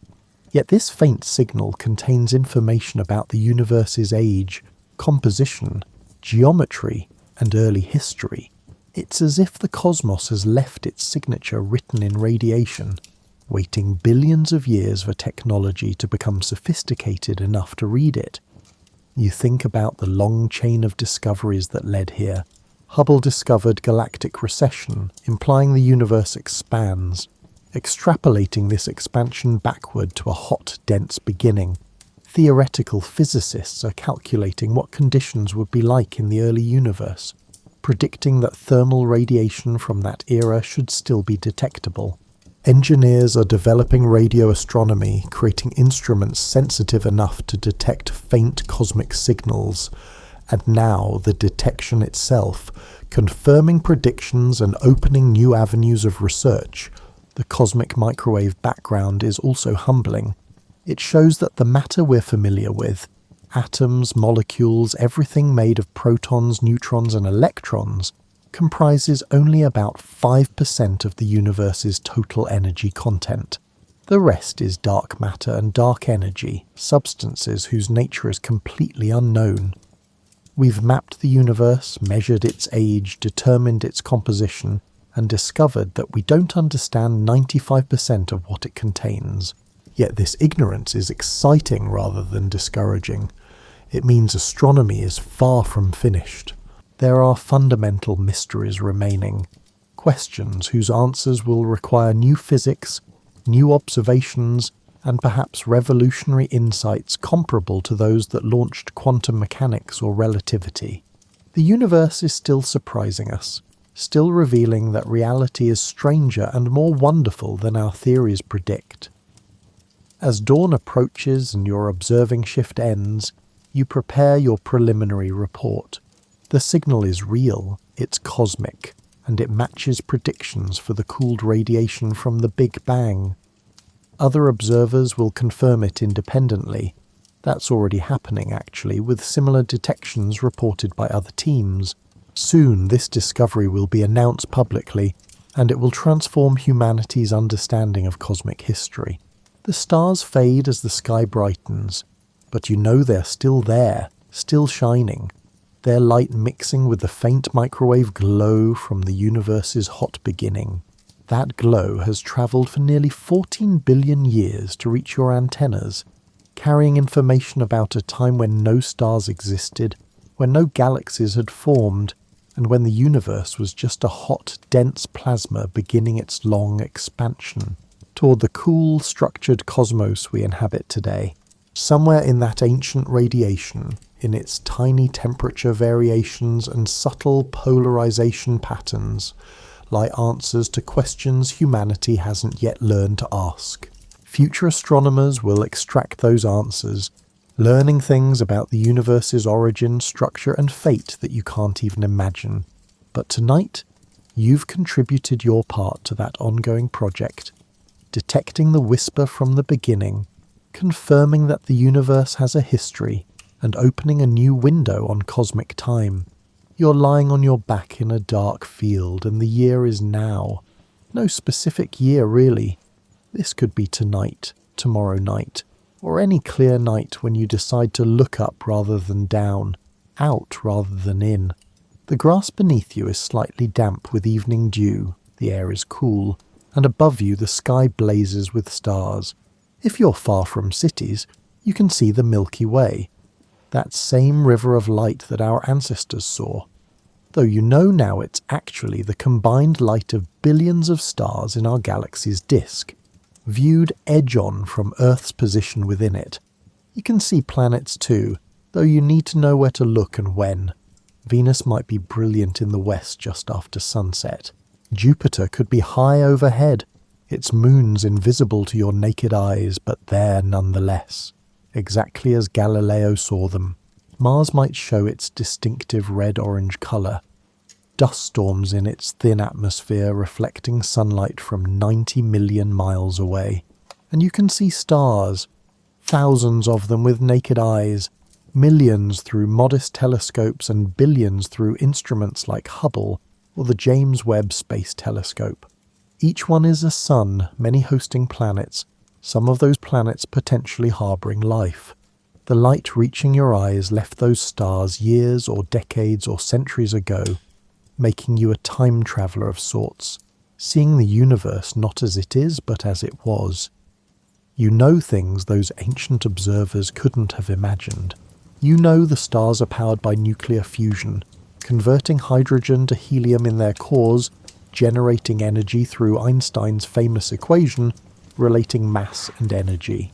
You know the universe is approximately 13.8 billion years old, formed in a hot Big Bang and expanding ever since.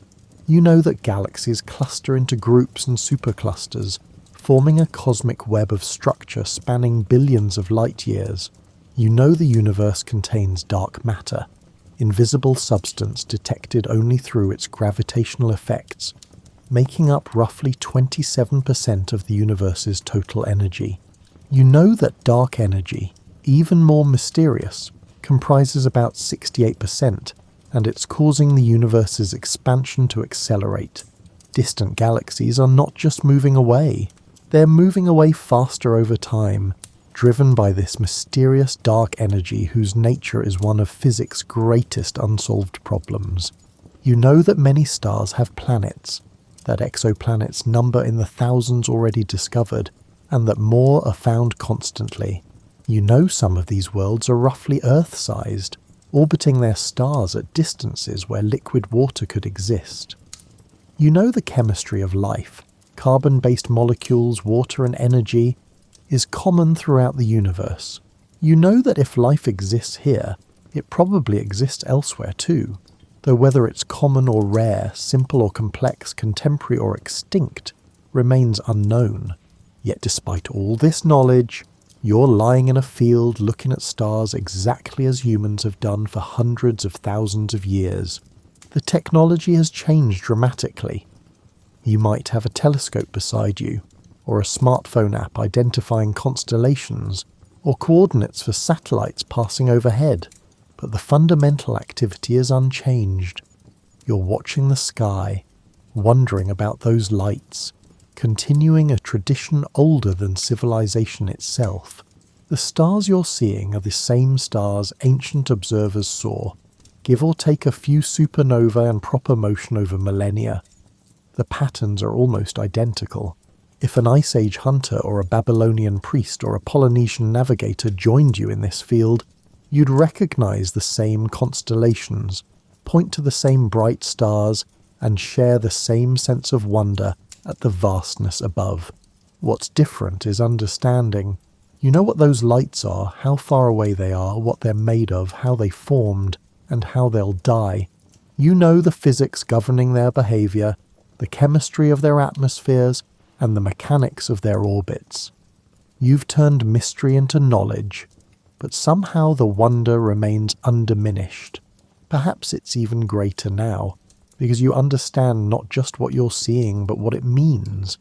Billions of worlds scattered across incomprehensible distances, all governed by universal laws, all part of one vast interconnected cosmos. This knowledge was hard-won. It required countless observers spending countless nights recording positions, measuring angles, timing events, and noting correlations. It required mathematical genius to create models explaining observations. It required technological innovation to build instruments extending human senses into realms we can't perceive unaided. It required patience, the patience to make observations over lifetimes, to pursue answers across generations, and to accept that some questions wouldn't be answered in any individual lifetime. But mostly it required curiosity, that simple desire to understand, to know what those lights are and what they mean, has driven humanity's astronomical efforts from the beginning. We didn't need to understand the stars to survive. Early humans managed without knowing stellar distances or galactic structures.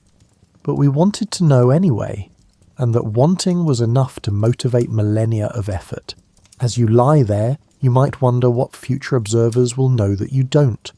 What discoveries await better instruments, deeper observations and more sophisticated theories? Will we find life on other worlds, or evidence that we're alone?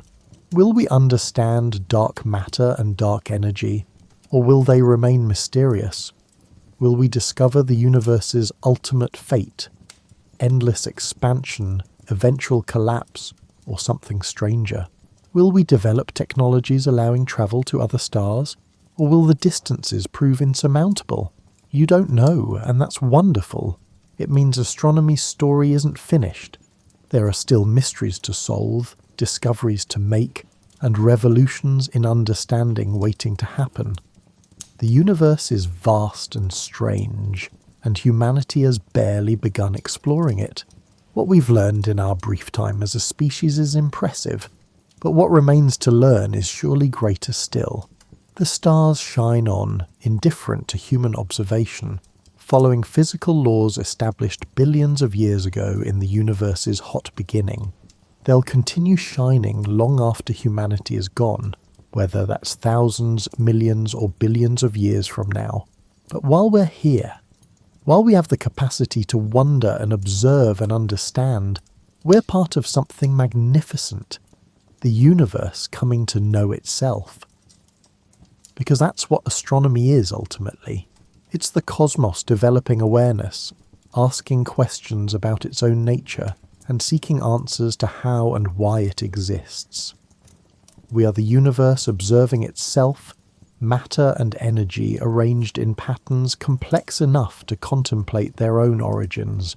When you look at stars and wonder about them, you're participating in something profound, the long patient work of understanding, of transforming mystery into knowledge, of finding humanity's place in the vast cosmic story.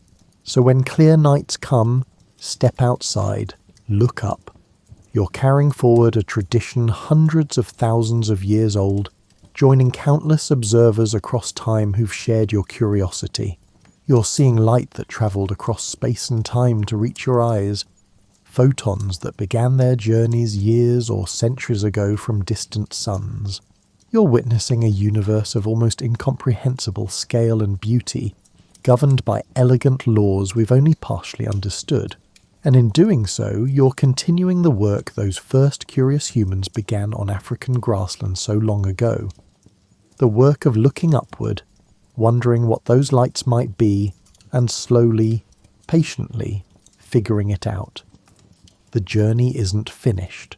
The sky holds mystery still, waiting for observers with new tools and new insights to reveal them. But tonight, you're part of that journey, connected across time to everyone who's ever wondered about the stars. Welcome to that ancient fellowship of star watchers. The universe is vast, beautiful, and comprehensible, and it's been waiting billions of years for minds capable of understanding it. You're one of those minds. Look up, wonder, and know that you're participating in one of humanity's greatest projects. The long, patient effort to understand how the universe works and our place within it. Sweet dreams beneath the stars.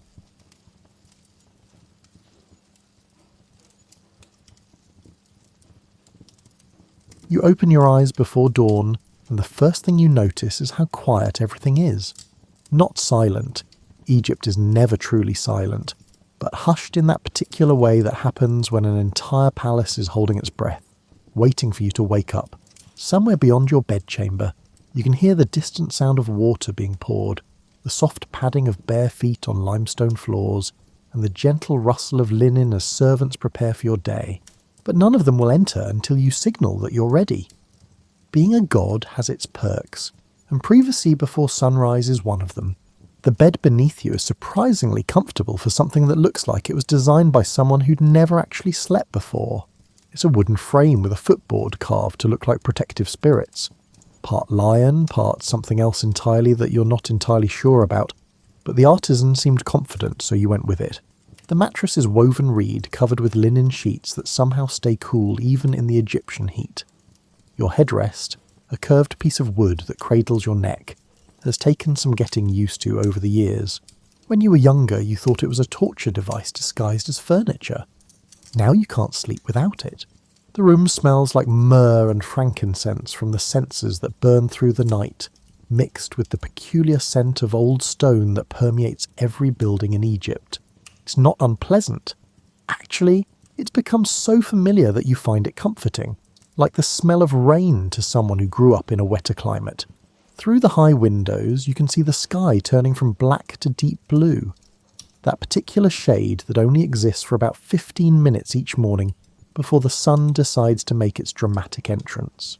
You sit up slowly, because even pharaohs need a moment to let their backs adjust after lying down all night.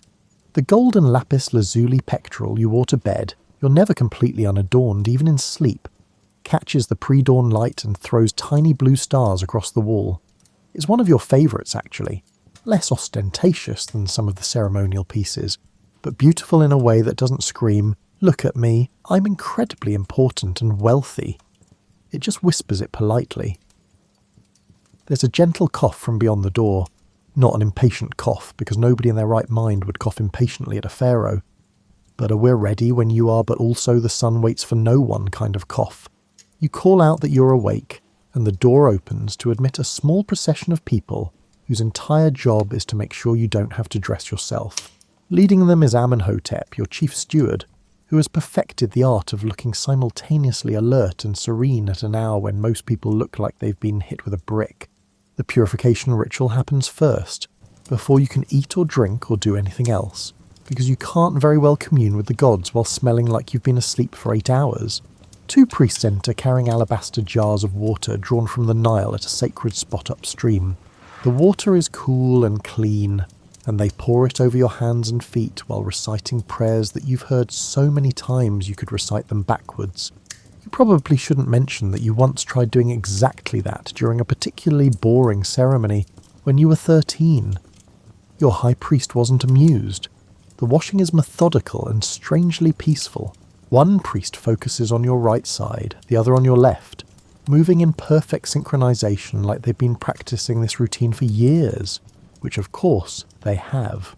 Water runs over your skin and collects in a bronze basin beneath your feet, carrying away the night and, symbolically at least, any impurities that might have accumulated while you slept.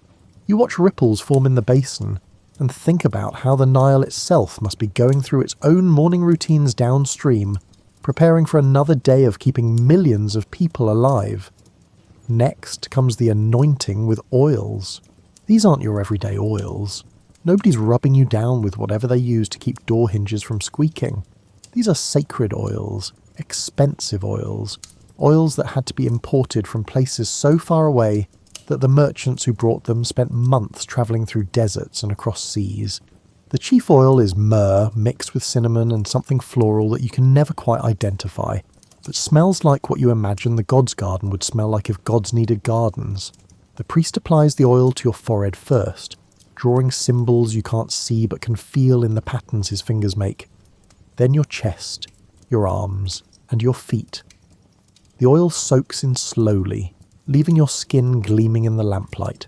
You smell like a temple now, which is appropriate, considering you're about to become the primary link between Egypt and every god who's paying attention this morning. The dressing process is its own kind of ritual. First, the linen kilt. Not just any linen, but royal linen, woven so finely you can barely feel it against your skin. It's pleated within an inch of its life, each fold sharp enough to cut papyrus, and it's held in place with a belt that weighs approximately as much as a small cat.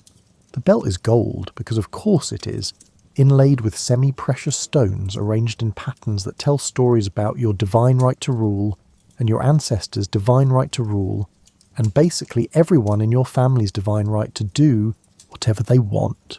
Then the collar. This is where things get serious weight-wise.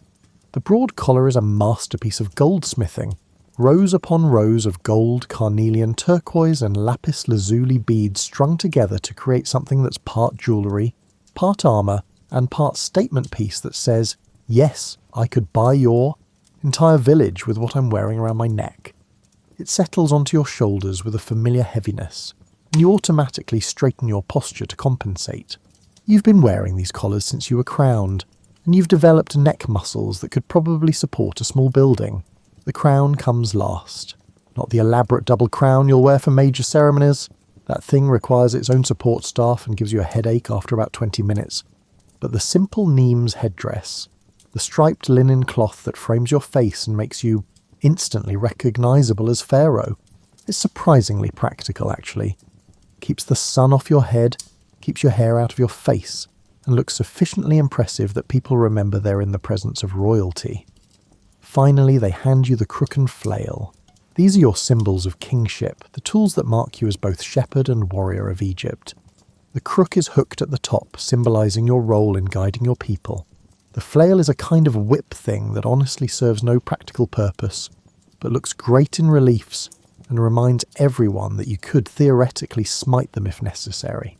You hold them crossed against your chest in the traditional pose and catch sight of yourself in a polished bronze mirror.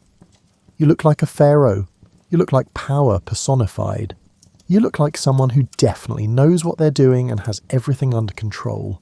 It's a good look, even if you know that underneath all the gold and oil and carefully arranged linen, you're just a person who's going to need to visit the privy at some point today and would really like some breakfast.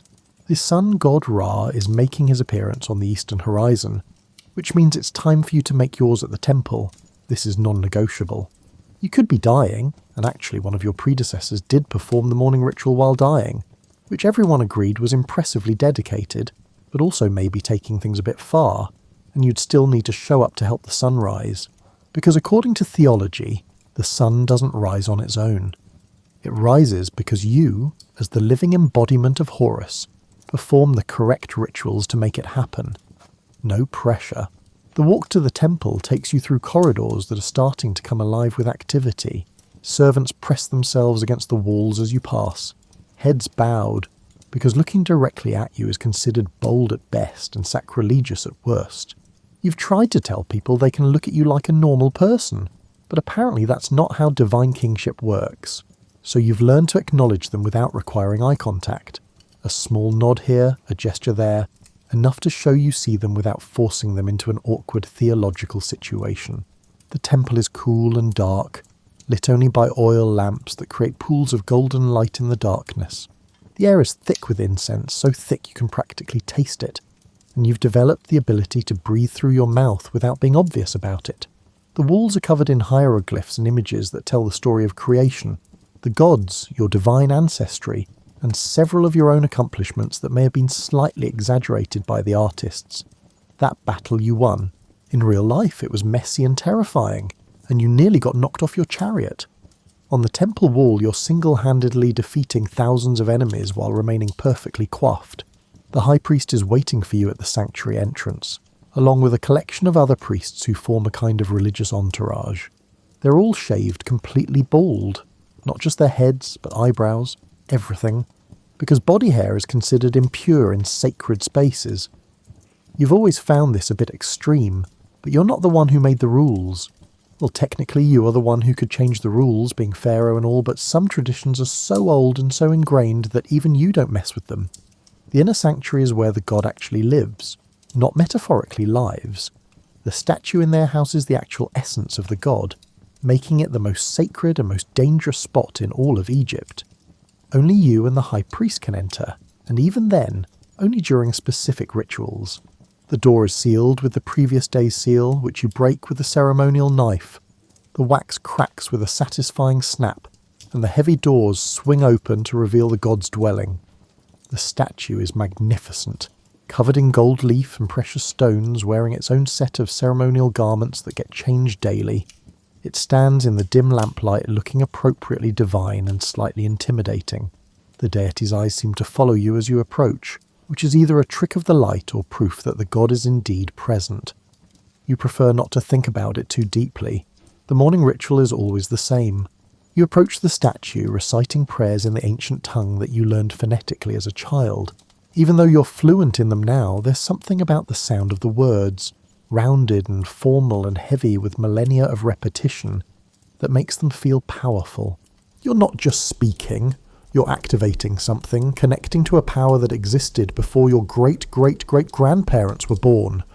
You purify the statue with water and natron, carefully washing the god's face and hands. Then you dress it in fresh linen, removing yesterday's garments and replacing them with new ones that have been specially prepared and consecrated. The god gets jewellery too, necklaces and bracelets that you fasten with steady hands, taking care not to let them tangle. You've gotten quite good at this over the years. The first time you did it, you were so nervous you nearly dropped a priceless amulet. The high priest's face went through several shades of pale before you caught it. Food offerings come next. A small feast is laid out before the statue. Bread, beer, roasted duck, fresh fruit and vegetables prepared exactly the way the god prefers. The irony isn't lost on you that the god probably doesn't actually eat the food. But what happens is that the god's essence consumes the spiritual part of the meal, leaving the physical part to be distributed among the priests later. It's an efficient system, really. The gods get fed, the priests get fed, and everyone's happy.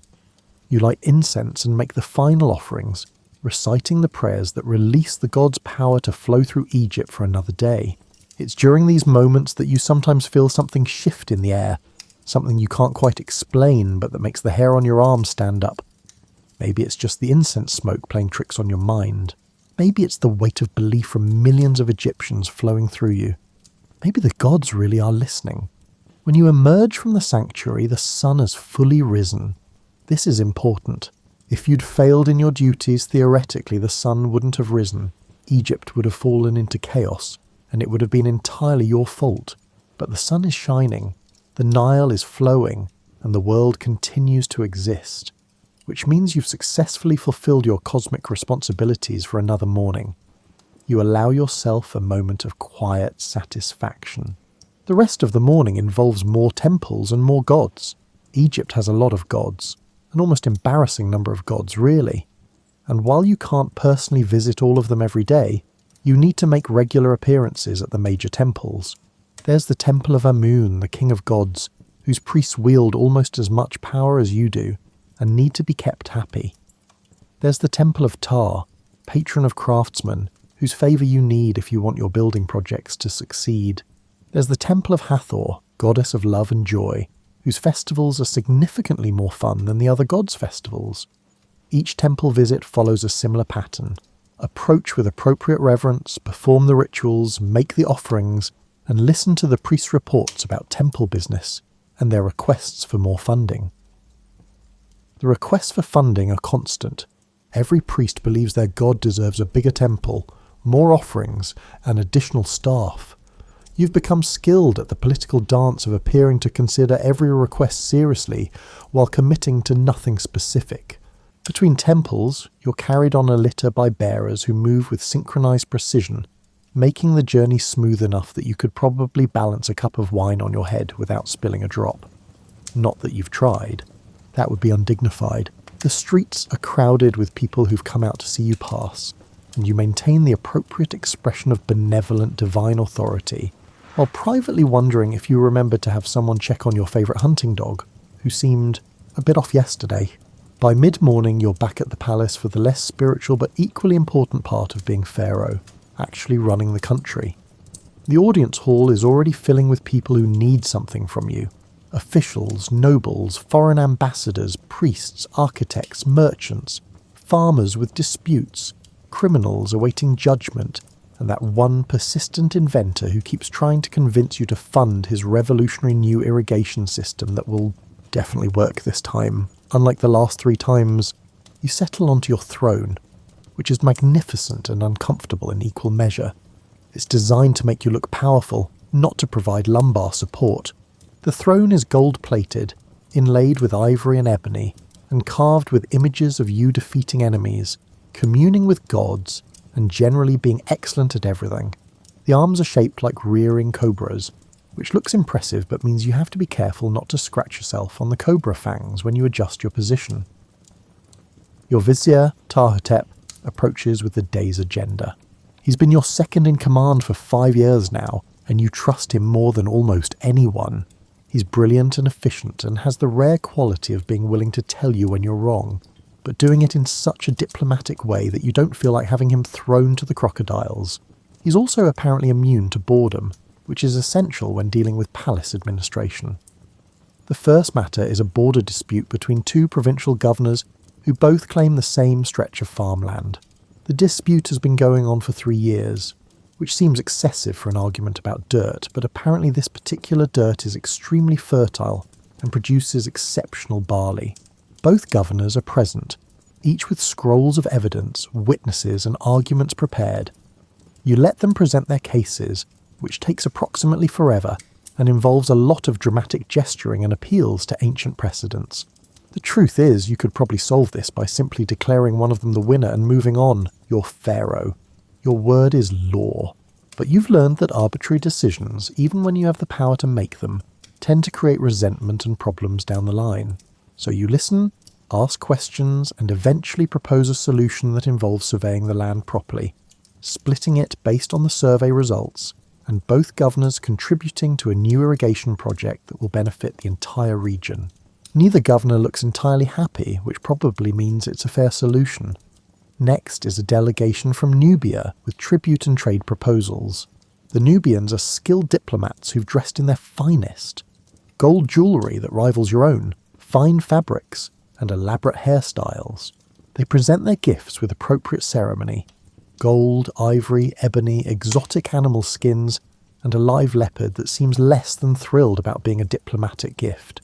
The leopard is beautiful but looks like it's considering making a break for freedom, which would certainly liven up the proceedings. You accept the tribute graciously and listen to their trade proposals, which are actually quite reasonable. Nubia has resources Egypt needs, and Egypt has grain and manufactured goods Nubia wants. It's basic economics dressed up in diplomatic language. You agree to most of their requests, modify a few details, and send them away happy. The leopard goes to the royal menagerie, where hopefully it will feel less homicidal. Then there's the criminal case. A merchant is accused of using false weights to cheat customers. The evidence is presented, the weights in question, testimony from customers, and the merchant's protests of innocence. You examine the weights yourself, comparing them to the standard measures kept in the palace. They're definitely lighter than they should be, which means the merchant was selling people less grain than they paid for. Not the crime of the century, but dishonest nonetheless. Egyptian law is supposed to be based on Ma'at, truth, justice, harmony, and the fundamental order of the universe. In practice, it means trying to be fair while also making sure people don't think they can cheat each other with impunity. You find the merchant guilty and sentence him to pay back double what he stole plus a fine to the temple. It's stern enough to discourage others from trying the same thing, but not so harsh that it destroys the man's life. He leaves looking relieved that you didn't order anything involving crocodiles. The architect arrives with updated plans for your mortuary temple. This is the building that will serve as your cult centre after you die, where priests will make offerings to your memory for centuries. No pressure to make it impressive or anything. The architect unrolls papyrus after papyrus, showing you designs for courtyards, columns, statues and reliefs. Everything is calculated to inspire awe and demonstrate your divine nature to future generations. You suggest some modifications. A larger courtyard here, different proportions there, maybe fewer images of you smiting enemies, and more of you making offerings to gods, because you want to be remembered as pious, not just violent. The architect makes notes, nodding enthusiastically at your ideas, even though you suspect he's going to gently talk you out of half of them later, by explaining various architectural principles you don't fully understand. Between official audiences, Ptahhotep updates you on the kingdom's finances. Egypt is wealthy, but wealth requires management. There are granaries to maintain, armies to pay, building projects to fund, temples to support, and foreign trade to manage. The Nile's flood this year was good, which means the harvest should be abundant, which means tax revenue should be solid. But there's always something. A warehouse that needs repairs, a garrison that needs supplies, a canal that needs dredging. You approve budgets, sign off on expenditures, and make decisions about resource allocation that would probably bore you to tears if they weren't so crucial to keeping Egypt functioning. The truth about ruling an empire is that it's less about dramatic pronouncements and more about making sure grain gets from where it's grown to where it's needed. Workers get paid, infrastructure gets maintained, and the complex machine of civilization keeps turning. A messenger arrives with news from the army. There's been a skirmish on the eastern border.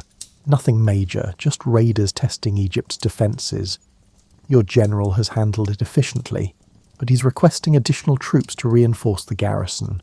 You approve the request and dictate a response praising the general's vigilance. Military matters require careful attention. Egypt is powerful, but the world is full of neighbours who would love to claim a piece of the Nile's wealth. By early afternoon, you're ready for a break from audiences and administrative decisions. You retire to the private quarters of the palace, where the rooms are cooler, quieter, and significantly less formal. Here you can actually relax, or at least engage in the pharaonic version of relaxation, which still involves some level of ceremony, but with fewer people watching your every move. The palace is a city unto itself, a sprawling complex of buildings, courtyards, gardens, and halls. Your private quarters are in the heart of it all, protected by multiple layers of guards, walls, and protocol. The rooms are beautiful, painted walls showing gardens and wildlife, floors of polished stone, and furniture inlaid with precious materials. But they're also surprisingly comfortable. You've made sure of that. Yes, you're a god king, but you're also someone who appreciates a good chair. Your chief wife, Nefertari, is waiting in the garden courtyard. She's dressed more casually than you'd see her in public, still elegant, still wearing enough jewellery to fund a small army, but in lighter linen suitable for the afternoon heat. She's been dealing with her own administrative duties all morning. The royal household doesn't run itself, and she manages a staff of hundreds with the efficiency of a military commander. You discuss the day over light refreshments. She tells you about a dispute between two servants that she had to mediate, a request from the Temple of Hathor for her to attend an upcoming festival, and her concerns about your eldest son's education. He's showing more interest in hunting than in learning the administrative skills he'll need when he eventually becomes pharaoh. You make a mental note to spend some time with him. Maybe find a way to make governance seem as exciting as chasing gazelles through the desert. The garden is one of your favourite places in the palace. It's an oasis of green in a landscape of stone and sand with carefully tended trees, flowers, and a pool stocked with fish. The Egyptians have managed to make gardens an art form, creating spaces that are both beautiful and functional. The trees provide shade, the flowers provide perfume, and the pool provides a spot for actual relaxation that doesn't involve sitting on a throne covered in angry cobras. You spend some time with your children, who are brought to you by their nurses. Royal children live somewhat separate lives from their parents. It's tradition, and also practical given the demands of kingship. But you make time for them when you can. Your daughter shows you a drawing she made, which is supposed to be a lotus flower, but looks more like an enthusiastic blob. You praise it appropriately. Your youngest son, who's about 3, is more interested in trying to grab your ceremonial beard, which is attached to your chin with some kind of ancient Egyptian adhesive technology that works better than it has any right to. These moments are precious, not because they're grand or ceremonial, but because they're normal. In these moments, you're not a pharaoh or a god, or the living embodiment of cosmic order. You're just a parent trying to keep a toddler from destroying your royal regalia while pretending to understand a child's artwork. Later, you review reports from your various estates. As pharaoh, you personally own significant amounts of land throughout Egypt, managed by stewards who send regular updates. The reports are written on papyrus in the neat hieratic script that scribes use for business documents, faster than hieroglyphs, though significantly less impressive looking. You've learned to read these reports quickly, scanning for important information while skipping the elaborate formalities that every scribe feels compelled to include. This estate had a good harvest. That estate had some problems with locusts, but managed to save most of the crop. This estate steward is requesting permission to build a new irrigation channel. That estate steward wants to know if you'd like any of the particularly fine cattle they've bred.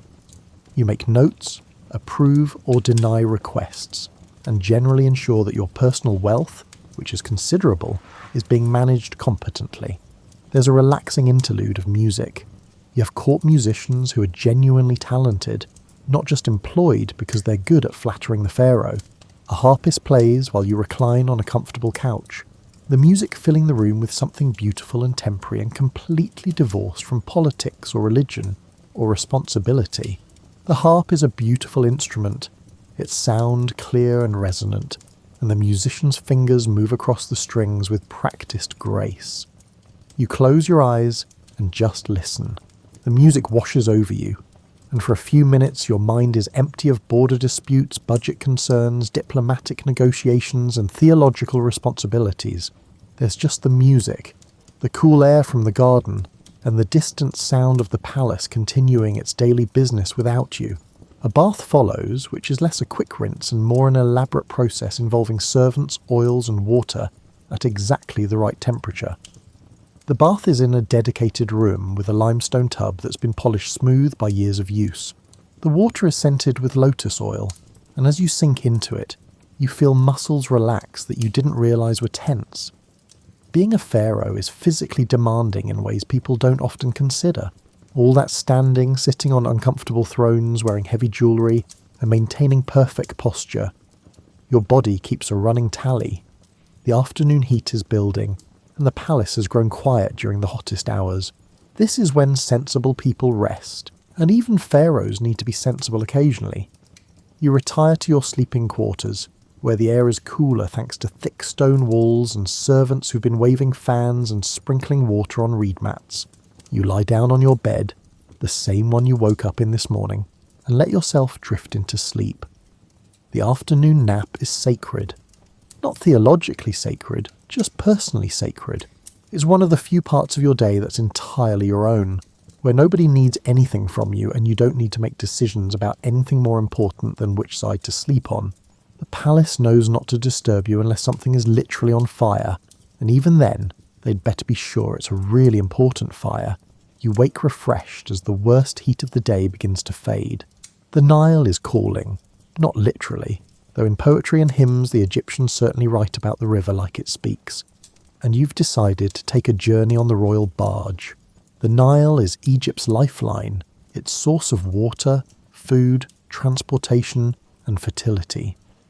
Understanding the river means understanding your kingdom, and besides, it's pleasant to be on the water when the air is cooling and the light is turning golden. The royal barge is magnificent, which is practically a requirement for anything associated with royalty, but it's also surprisingly practical.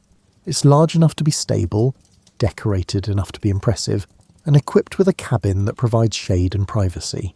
The boat itself is painted in bright colours, red, blue, green and gold, with the sacred eye of Horus on the prow to ward off evil. The oarsmen are skilled professionals who can navigate the Nile's currents with the kind of precision that comes from years of practice. You board with a small retinue, some guards, a few servants, Tar-Hotep, who apparently never takes time off, and a priest because you're still pharaoh and still connected to the divine, even when you're just taking a boat ride. The barge pushes away from the dock and immediately you feel the difference. On land, you're surrounded by stone and politics. On the water, there's movement, air, and a sense of freedom that's rare when you're responsible for an entire civilization. The Nile flows northward, which confuses foreigners until you explain that in Egypt, north means downstream toward the Mediterranean, and south means upstream toward Nubia. The current carries you gently along, and when the wind is right, the sail can catch it and supplement the oarsman's efforts. Today the wind is perfect, filling the sail with a satisfying snap of fabric, and the boat glides along with minimal effort. From the water, you see Egypt differently. The riverbanks are lined with green, the fertile strip of land where everything grows, where life is possible, and where your people farm and build and live. Beyond the green is the desert, the red land stretching away to distant horizons. The contrast is stark. Green means life, red means death. The Nile creates the green by flooding every year, depositing rich silt that makes Egypt's soil some of the most fertile on earth. You pass villages and towns, their mud brick buildings clustered near the water. People working in the fields look up and see the royal barge, recognizing it by its decoration and size. Some wave, some bow, some simply stare. You're a distant figure to most Egyptians, more symbol than person, and moments like this, where they can actually see you even from a distance, matter more than you might think. Fishermen in small papyrus boats are working their nets, the ancient dance of casting and pulling that's been performed on the Nile since before the pyramids were built. Fish are plentiful in the river, perch, catfish and tilapia, and fishing provides food for millions. You watch one fisherman make a perfect cast, the weighted net spreading into a circle before dropping into the water. It's a simple act, but there's grace in it, skill in it, and the kind of practical mastery that keeps civilization fed. Fields stretch away from the river, green with growing grain. This is barley and emmer wheat, the crops that make bread and beer, the staples of the Egyptian diet. Farmers are working the irrigation channels, directing water from the river to their fields through a network of canals and basins that represent centuries of engineering knowledge. The system works because people understand the Nile's rhythms and know when to flood the fields, when to plant, and when to harvest. You pass a temple under construction, its limestone walls gleaming white in the afternoon sun. Workers are everywhere, hauling stones, mixing mortar and carving decorations. Building a temple is a massive undertaking that can last years or even decades, employing hundreds of workers and consuming resources on a scale that would bankrupt smaller kingdoms. But temples are investments in the divine, in Ma'at, and in the cosmic order that keeps Egypt prosperous. They're also, admittedly, very effective ways to demonstrate pharaonic power to anyone who needs reminding. The barge stops at a landing where local officials are waiting. This is part of the purpose of the journey, being seen, hearing concerns and maintaining the connection between Pharaoh and people. The officials present themselves with appropriate ceremony, and you listen to their reports about the harvest, local disputes that have been resolved, and requests for assistance with various projects. It's kingship on a smaller scale, more personal than the audiences at the palace, but just as important. A farmer approaches, nervous but determined. He's been granted an audience because his farm produces exceptional wine, and he's brought a sample for your consideration. You try the wine, it's actually quite good, with a complexity that surprises you, and compliment him on his work. His face lights up with pride, and you make a note to have the palace acquire more of his vintage. Supporting excellent craftsmen is part of your role, and besides, you enjoy good wine. Back on the barge, you continue downstream. The sun is getting lower now, painting the sky in shades of orange and pink. The Nile reflects the colours, turning the water into something magical, and you understand why the ancient Egyptians saw divinity in everything. How could you not when the world produces beauty like this on a daily basis? You think about the river's cycle, how it floods every year with reliable precision, and how the ancient Egyptians built their entire calendar around this rhythm. Akhet, the inundation season, is when the river rises and covers the fields. Peret is the growing season, when crops are planted and tended. Shemu, the harvest season, is when all that work turns into food. 3 seasons, each essential, each dependent on the Nile doing what it's done for thousands of years. It strikes you sometimes how much depends on this river. If the flood is too small, there's famine. If it's too large, there's destruction. The Nile has to be just right year after year, or Egypt suffers. Your ancestors claim they could control the flood through their divine power, and you maintain that claim because pharaohs are supposed to control everything. But privately you know the truth. The Nile does what it will, and humans just try to adapt. You're grateful that in your reign so far the river has been kind. As the barge returns to the palace dock, the sun is setting and the evening meal awaits. Egyptian feasts are elaborate affairs, especially royal ones. And tonight is a formal dinner with high-ranking officials, foreign ambassadors, and nobles who've been angling for an invitation for months. You've changed from your day clothes into evening regalia, a fresh kilt, a different collar, and the kind of jewellery that catches lamplight and makes everything sparkle. The banquet hall is spectacular. Columns painted with lotus designs rise to a ceiling decorated with stars and sacred symbols. Oil lamps in elaborate bronze stands light the room with warm, flickering light. The floor is scattered with fresh lotus flowers, their scent mixing with frankincense from the censers. Tables are arranged in a U-shape with your seat at the head, elevated slightly so everyone can see you, because even at dinner you're on display. Guests arrive in their finest clothes, which in Egypt means lots of pleated linen, lots of jewellery, elaborate wigs and enough eye makeup to supply a modern cosmetics counter for a year. The women's dresses are sheer enough to be slightly scandalous to foreign visitors, but perfectly normal by Egyptian standards. The men's kilts are crisp and white, their collars glittering with gold and semi-precious stones. Everyone has gone to considerable effort to look impressive, and the overall effect is dazzling. You take your seat and servants immediately begin bringing food. Egyptian feasts are not subtle affairs. There's roasted duck, goose, beef and fish prepared a dozen different ways. There's bread in various forms, flatbread, raised bread, and bread flavoured with honey or dates or coriander. There are vegetables, lettuce, onions, garlic, cucumbers and beans. There are fruits, figs, dates, pomegranates, and melons. There are sweets made from honey and nuts. There's enough food to feed everyone twice over, which is the point. Abundance demonstrates prosperity. Wine flows freely, served in elegant cups by servants who glide through the crowd with practised grace. The wine is good, some from your own estates, some imported from abroad. Egyptians love wine, though beer is more common for everyday drinking. Tonight is not an everyday occasion, though, so wine it is. You sip from a golden cup while watching the room, observing the social dynamics, the alliances forming and shifting, and the careful dance of court politics.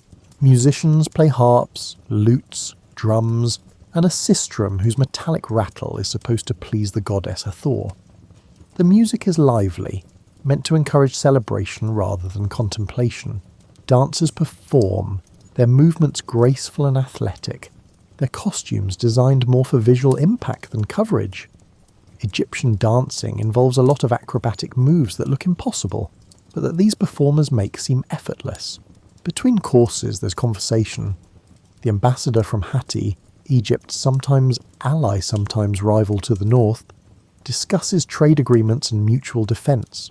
The high priest of Amun mentions very casually that the god's temple could benefit from some renovations.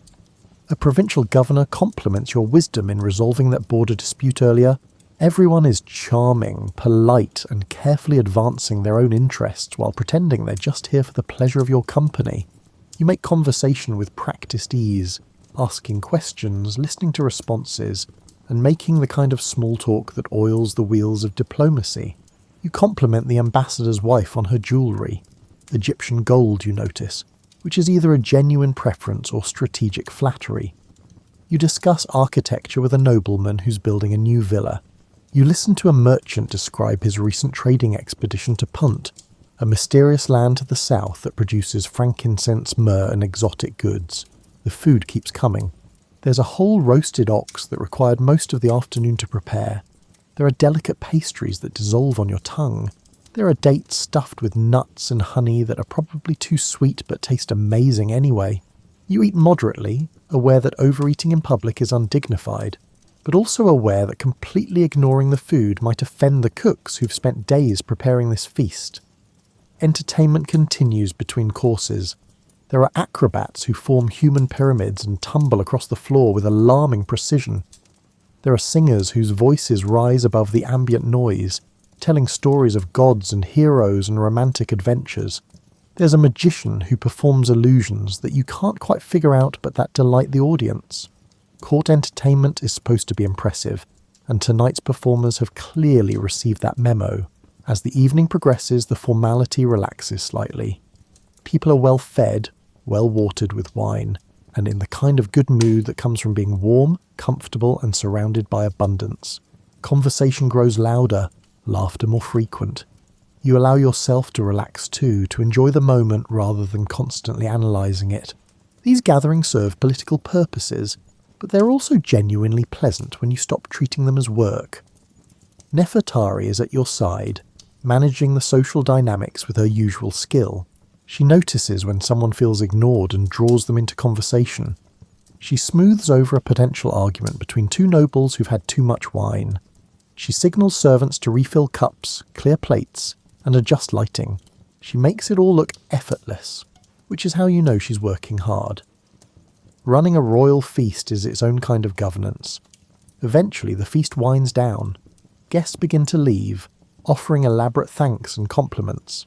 You accept their gratitude with appropriate royal graciousness, privately relieved that you can soon retire to quarters where you won't have to be on anymore.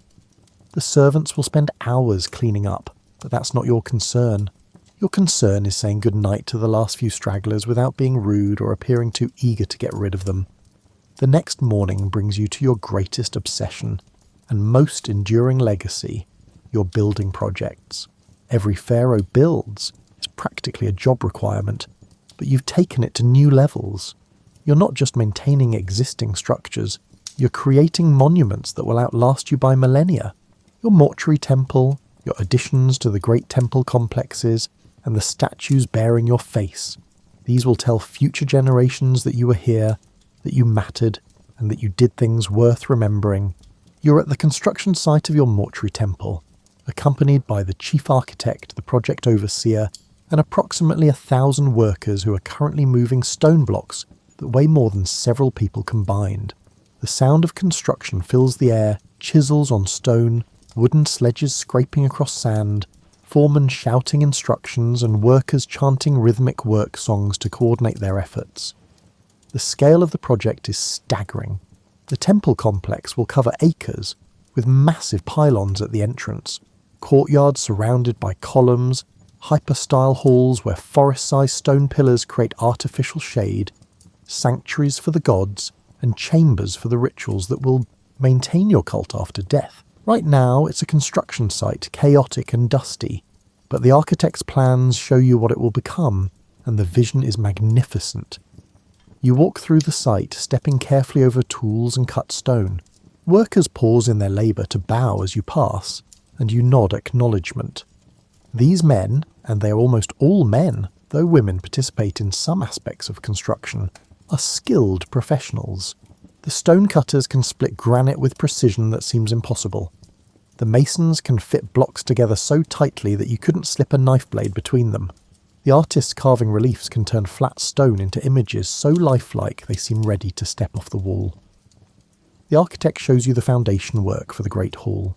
Limestone blocks have been laid with mathematical precision, creating a level platform for the columns that will support the roof. Each block has been cut to exact specifications, its surfaces smoothed to near-perfect flatness. The ancient Egyptians don't have the tools future civilizations will develop, but they've mastered the art of working stone with copper tools, abrasives, and an apparently infinite capacity for patient, precise labour. You examine the columns being carved nearby. These will be papyrus-form columns, shaped like bundles of papyrus stems, topped with capitals that look like opened papyrus flowers. The symbolism is deliberate. Papyrus grows in the marshes of Lower Egypt, representing the northern part of your kingdom. The craftsmen are working on the decorative elements now, carving hieroglyphs that will describe your victories, your devotion to the gods, and your legitimate right to rule. The reliefs on the walls are taking shape under the artist's chisels. These aren't just decorative. They're narrative, theological, and political statements. Here you're shown making offerings to the gods, maintaining the cosmic order. There you're defeating enemies, protecting Egypt from chaos. In another scene, you're receiving the symbols of kingship from the gods themselves, visual proof of your divine mandate. The artists are working from approved designs, but within those parameters, they're creating art that will last for ages. A master sculptor is working on a colossal statue of you in the traditional pharaonic pose, standing, left leg forward, arms at your sides, wearing the Nemes headdress and holding royal insignia. The statue is carved from red granite quarried hundreds of miles south and transported here by boat and sledge at enormous effort and expense. It's not finished yet, the face needs more refining and details need to be added, but already it's impressive. The statue is 3 times your actual height, because subtlety is not the point here. The point is to inspire awe. You discuss proportions with the sculptor, who's been working on royal statues for decades. He explains the mathematical ratios that govern Egyptian art, the relationships between different body parts, the angles that create the ideal form, and the conventions that make a statue unmistakably pharaonic. Egyptian art isn't realistic in the way later cultures will define realism. It's idealized, formalized, and designed to represent truth rather than mere appearance. Your statue doesn't need to look exactly like you. It needs to look like the eternal, perfect idea of you. The overseer shows you the work schedule. Thousands of workers are employed on this project alone, organised into teams with specialised skills. There are quarrymen, haulers, masons, carvers, painters, plasterers, toolmakers, cooks to feed everyone, scribes to track supplies and wages, and foremen to coordinate efforts. It's a massive logistical undertaking that requires careful planning, consistent resources, and competent management. You ask about the workers' conditions because, despite what future people will believe, these aren't slaves. They're paid labourers, some working full-time, others fulfilling their annual labour obligation to the state. They receive rations of grain, beer, vegetables, and occasionally meat. They have off days for festivals. They live in purpose-built worker villages with houses, medical care, and even a kind of a labour dispute resolution system. It's not luxury, but it's also not the brutal oppression that pyramids and slavery myths would suggest. The project is on schedule, the overseer assures you, though on schedule for ancient Egyptian construction means years or decades. You won't see this temple completed. Your successor might not see it completed, but it will be completed, and when it is, it will stand as a testament to your reign, your devotion to the gods, and your determination to be remembered. You visit the workshops where artisans are creating the smaller but still important elements, the gold leaf that will cover certain surfaces, the precious stone inlays, the bronze doors, and the elaborate furniture for the temple's various chambers. Each item is being made by hand by craftsmen who learned their skills from masters who learned from their masters, maintaining traditions that stretch back generations. There's something profound about watching these works take shape. Every chisel strike, every careful measurement, and every artistic decision is an act of creation that will outlast everyone involved. The workers will die, you will die, even the gods might change, but these stones will remain, these images will endure, and these hieroglyphs will continue telling your story to people who haven't been born yet. It's as close to immortality as humans get. As evening approaches, you find yourself on the palace roof, watching the sun descend toward the western desert. This has become something of a ritual for you, a quiet moment at the end of the day to think, to process, to simply exist without the weight of performance. Up here, with the city spreading out below and the desert beyond, you can see your kingdom in microcosm. The Nile cuts through the landscape like a dark ribbon, reflecting the sunset colours. Along its banks, fields are darkening from green to black as the light fades. Towns and villages are coming alive with lamplight, tiny golden points appearing as families settle in for the evening. Smoke rises from cooking fires, carrying the smell of bread and grilled fish. Somewhere in the distance you can hear singing, probably from a tavern where workers are relaxing after the day's labour. You think about the enormity of your responsibility. Those lights represent people, millions of them, who depend on you to maintain Mat, to keep the Nile flowing, the harvest coming, the borders secure, and the gods satisfied. You didn't ask for this responsibility. You were born into it, trained for it from childhood, had it placed on your head with a crown, and declared inevitable by every priest and official in Egypt. But you've accepted it, and most days you believe you're doing an adequate job. The concept of Mat occupies your thoughts often. It's more than just law or justice. It's cosmic order, the way things should be. the balance between chaos and civilization. Your entire reign is judged by how well you maintain Ma'at. Do you speak truth? Do you ensure fair judgment? Do you support the gods' temples? Do you keep Egypt prosperous and secure? Every decision you make is supposed to reinforce order and push back against chaos. Is Fet, the force that wants to unmake everything. It's an impossible standard, really. You're human. Despite what the theology says, you make mistakes. You have biases. You get tired and cranky and occasionally make decisions because they're easier, rather than because they're right. But you try. Every morning you wake up and try to be the Pharaoh Egypt needs, the living Horus, the son of Ra, the shepherd of the people. You think about mortality, which is ironic considering you're supposed to be divine. But divinity doesn't make you immune to death. It just means you're expected to continue being important after death. Your tomb is being prepared in the Valley of the Kings, cut deep into the mountain rock, its walls covered with religious texts and images to guide you through the afterlife. Your burial goods are accumulating. Furniture, clothes, jewellery, food, everything you might need in the next world. The ancient Egyptians have made an art form of dealing with death. You don't just die, you transform, journey through the underworld, face judgment before the gods, and if you pass, join the blessed dead who live forever. The Book of the Dead, which isn't actually a book but a collection of spells and instructions, will be placed in your tomb to help you navigate the dangers of the afterlife. You've read it, of course. It's comforting in a way, all those detailed instructions about what to say and do, as if death is just another journey that can be planned for. Your accomplishments run through your mind like a scroll unrolling. Treaties negotiated, temples built, enemies defeated, laws enacted, canals dug, and justice administered.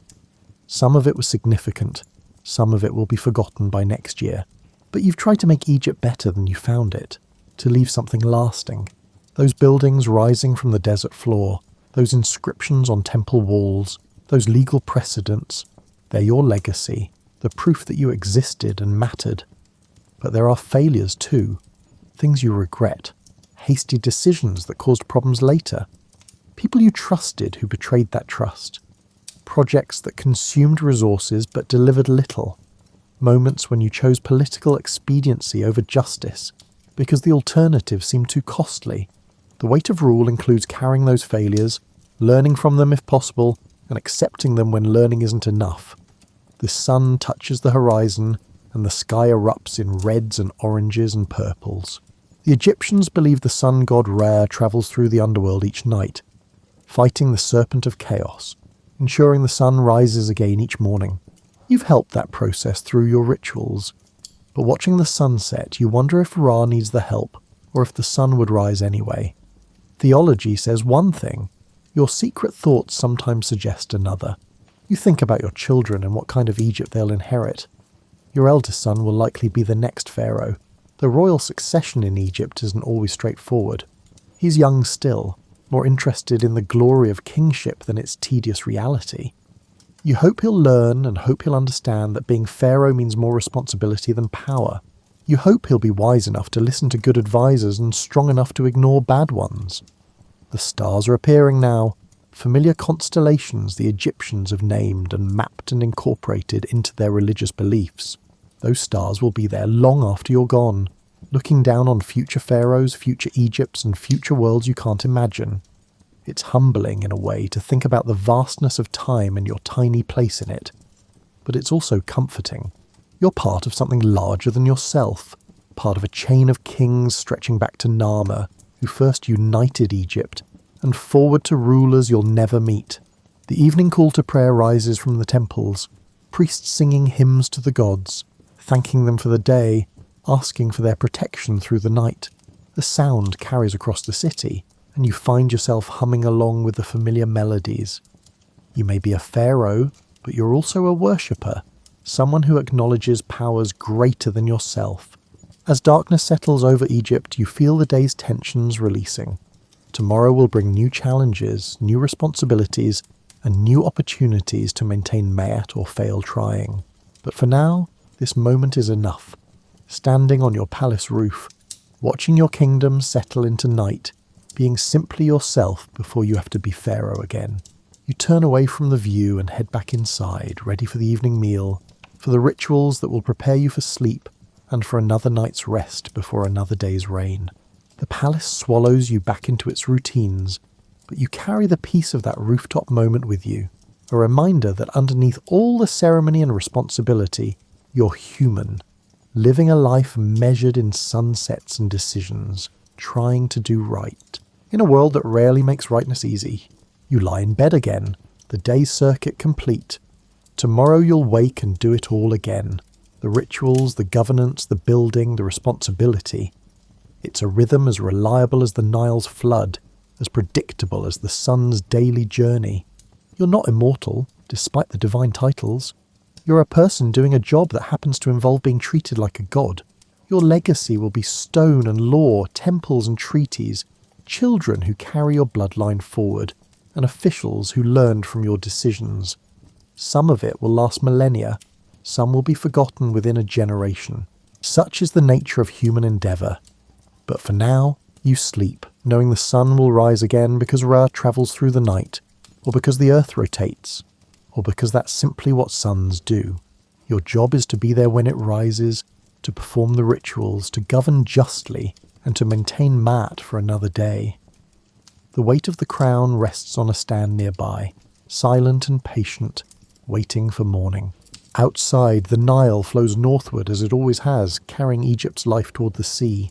And in the eternal cycle of rising and setting, of flooding and planting and harvesting, of life and death and life again, you are Pharaoh, divine, mortal, powerful, vulnerable, responsible for everything, master of nothing but your intentions. Sleep comes gently, carrying you toward dreams of the perfect Egypt you build each night and wake to approximate each day.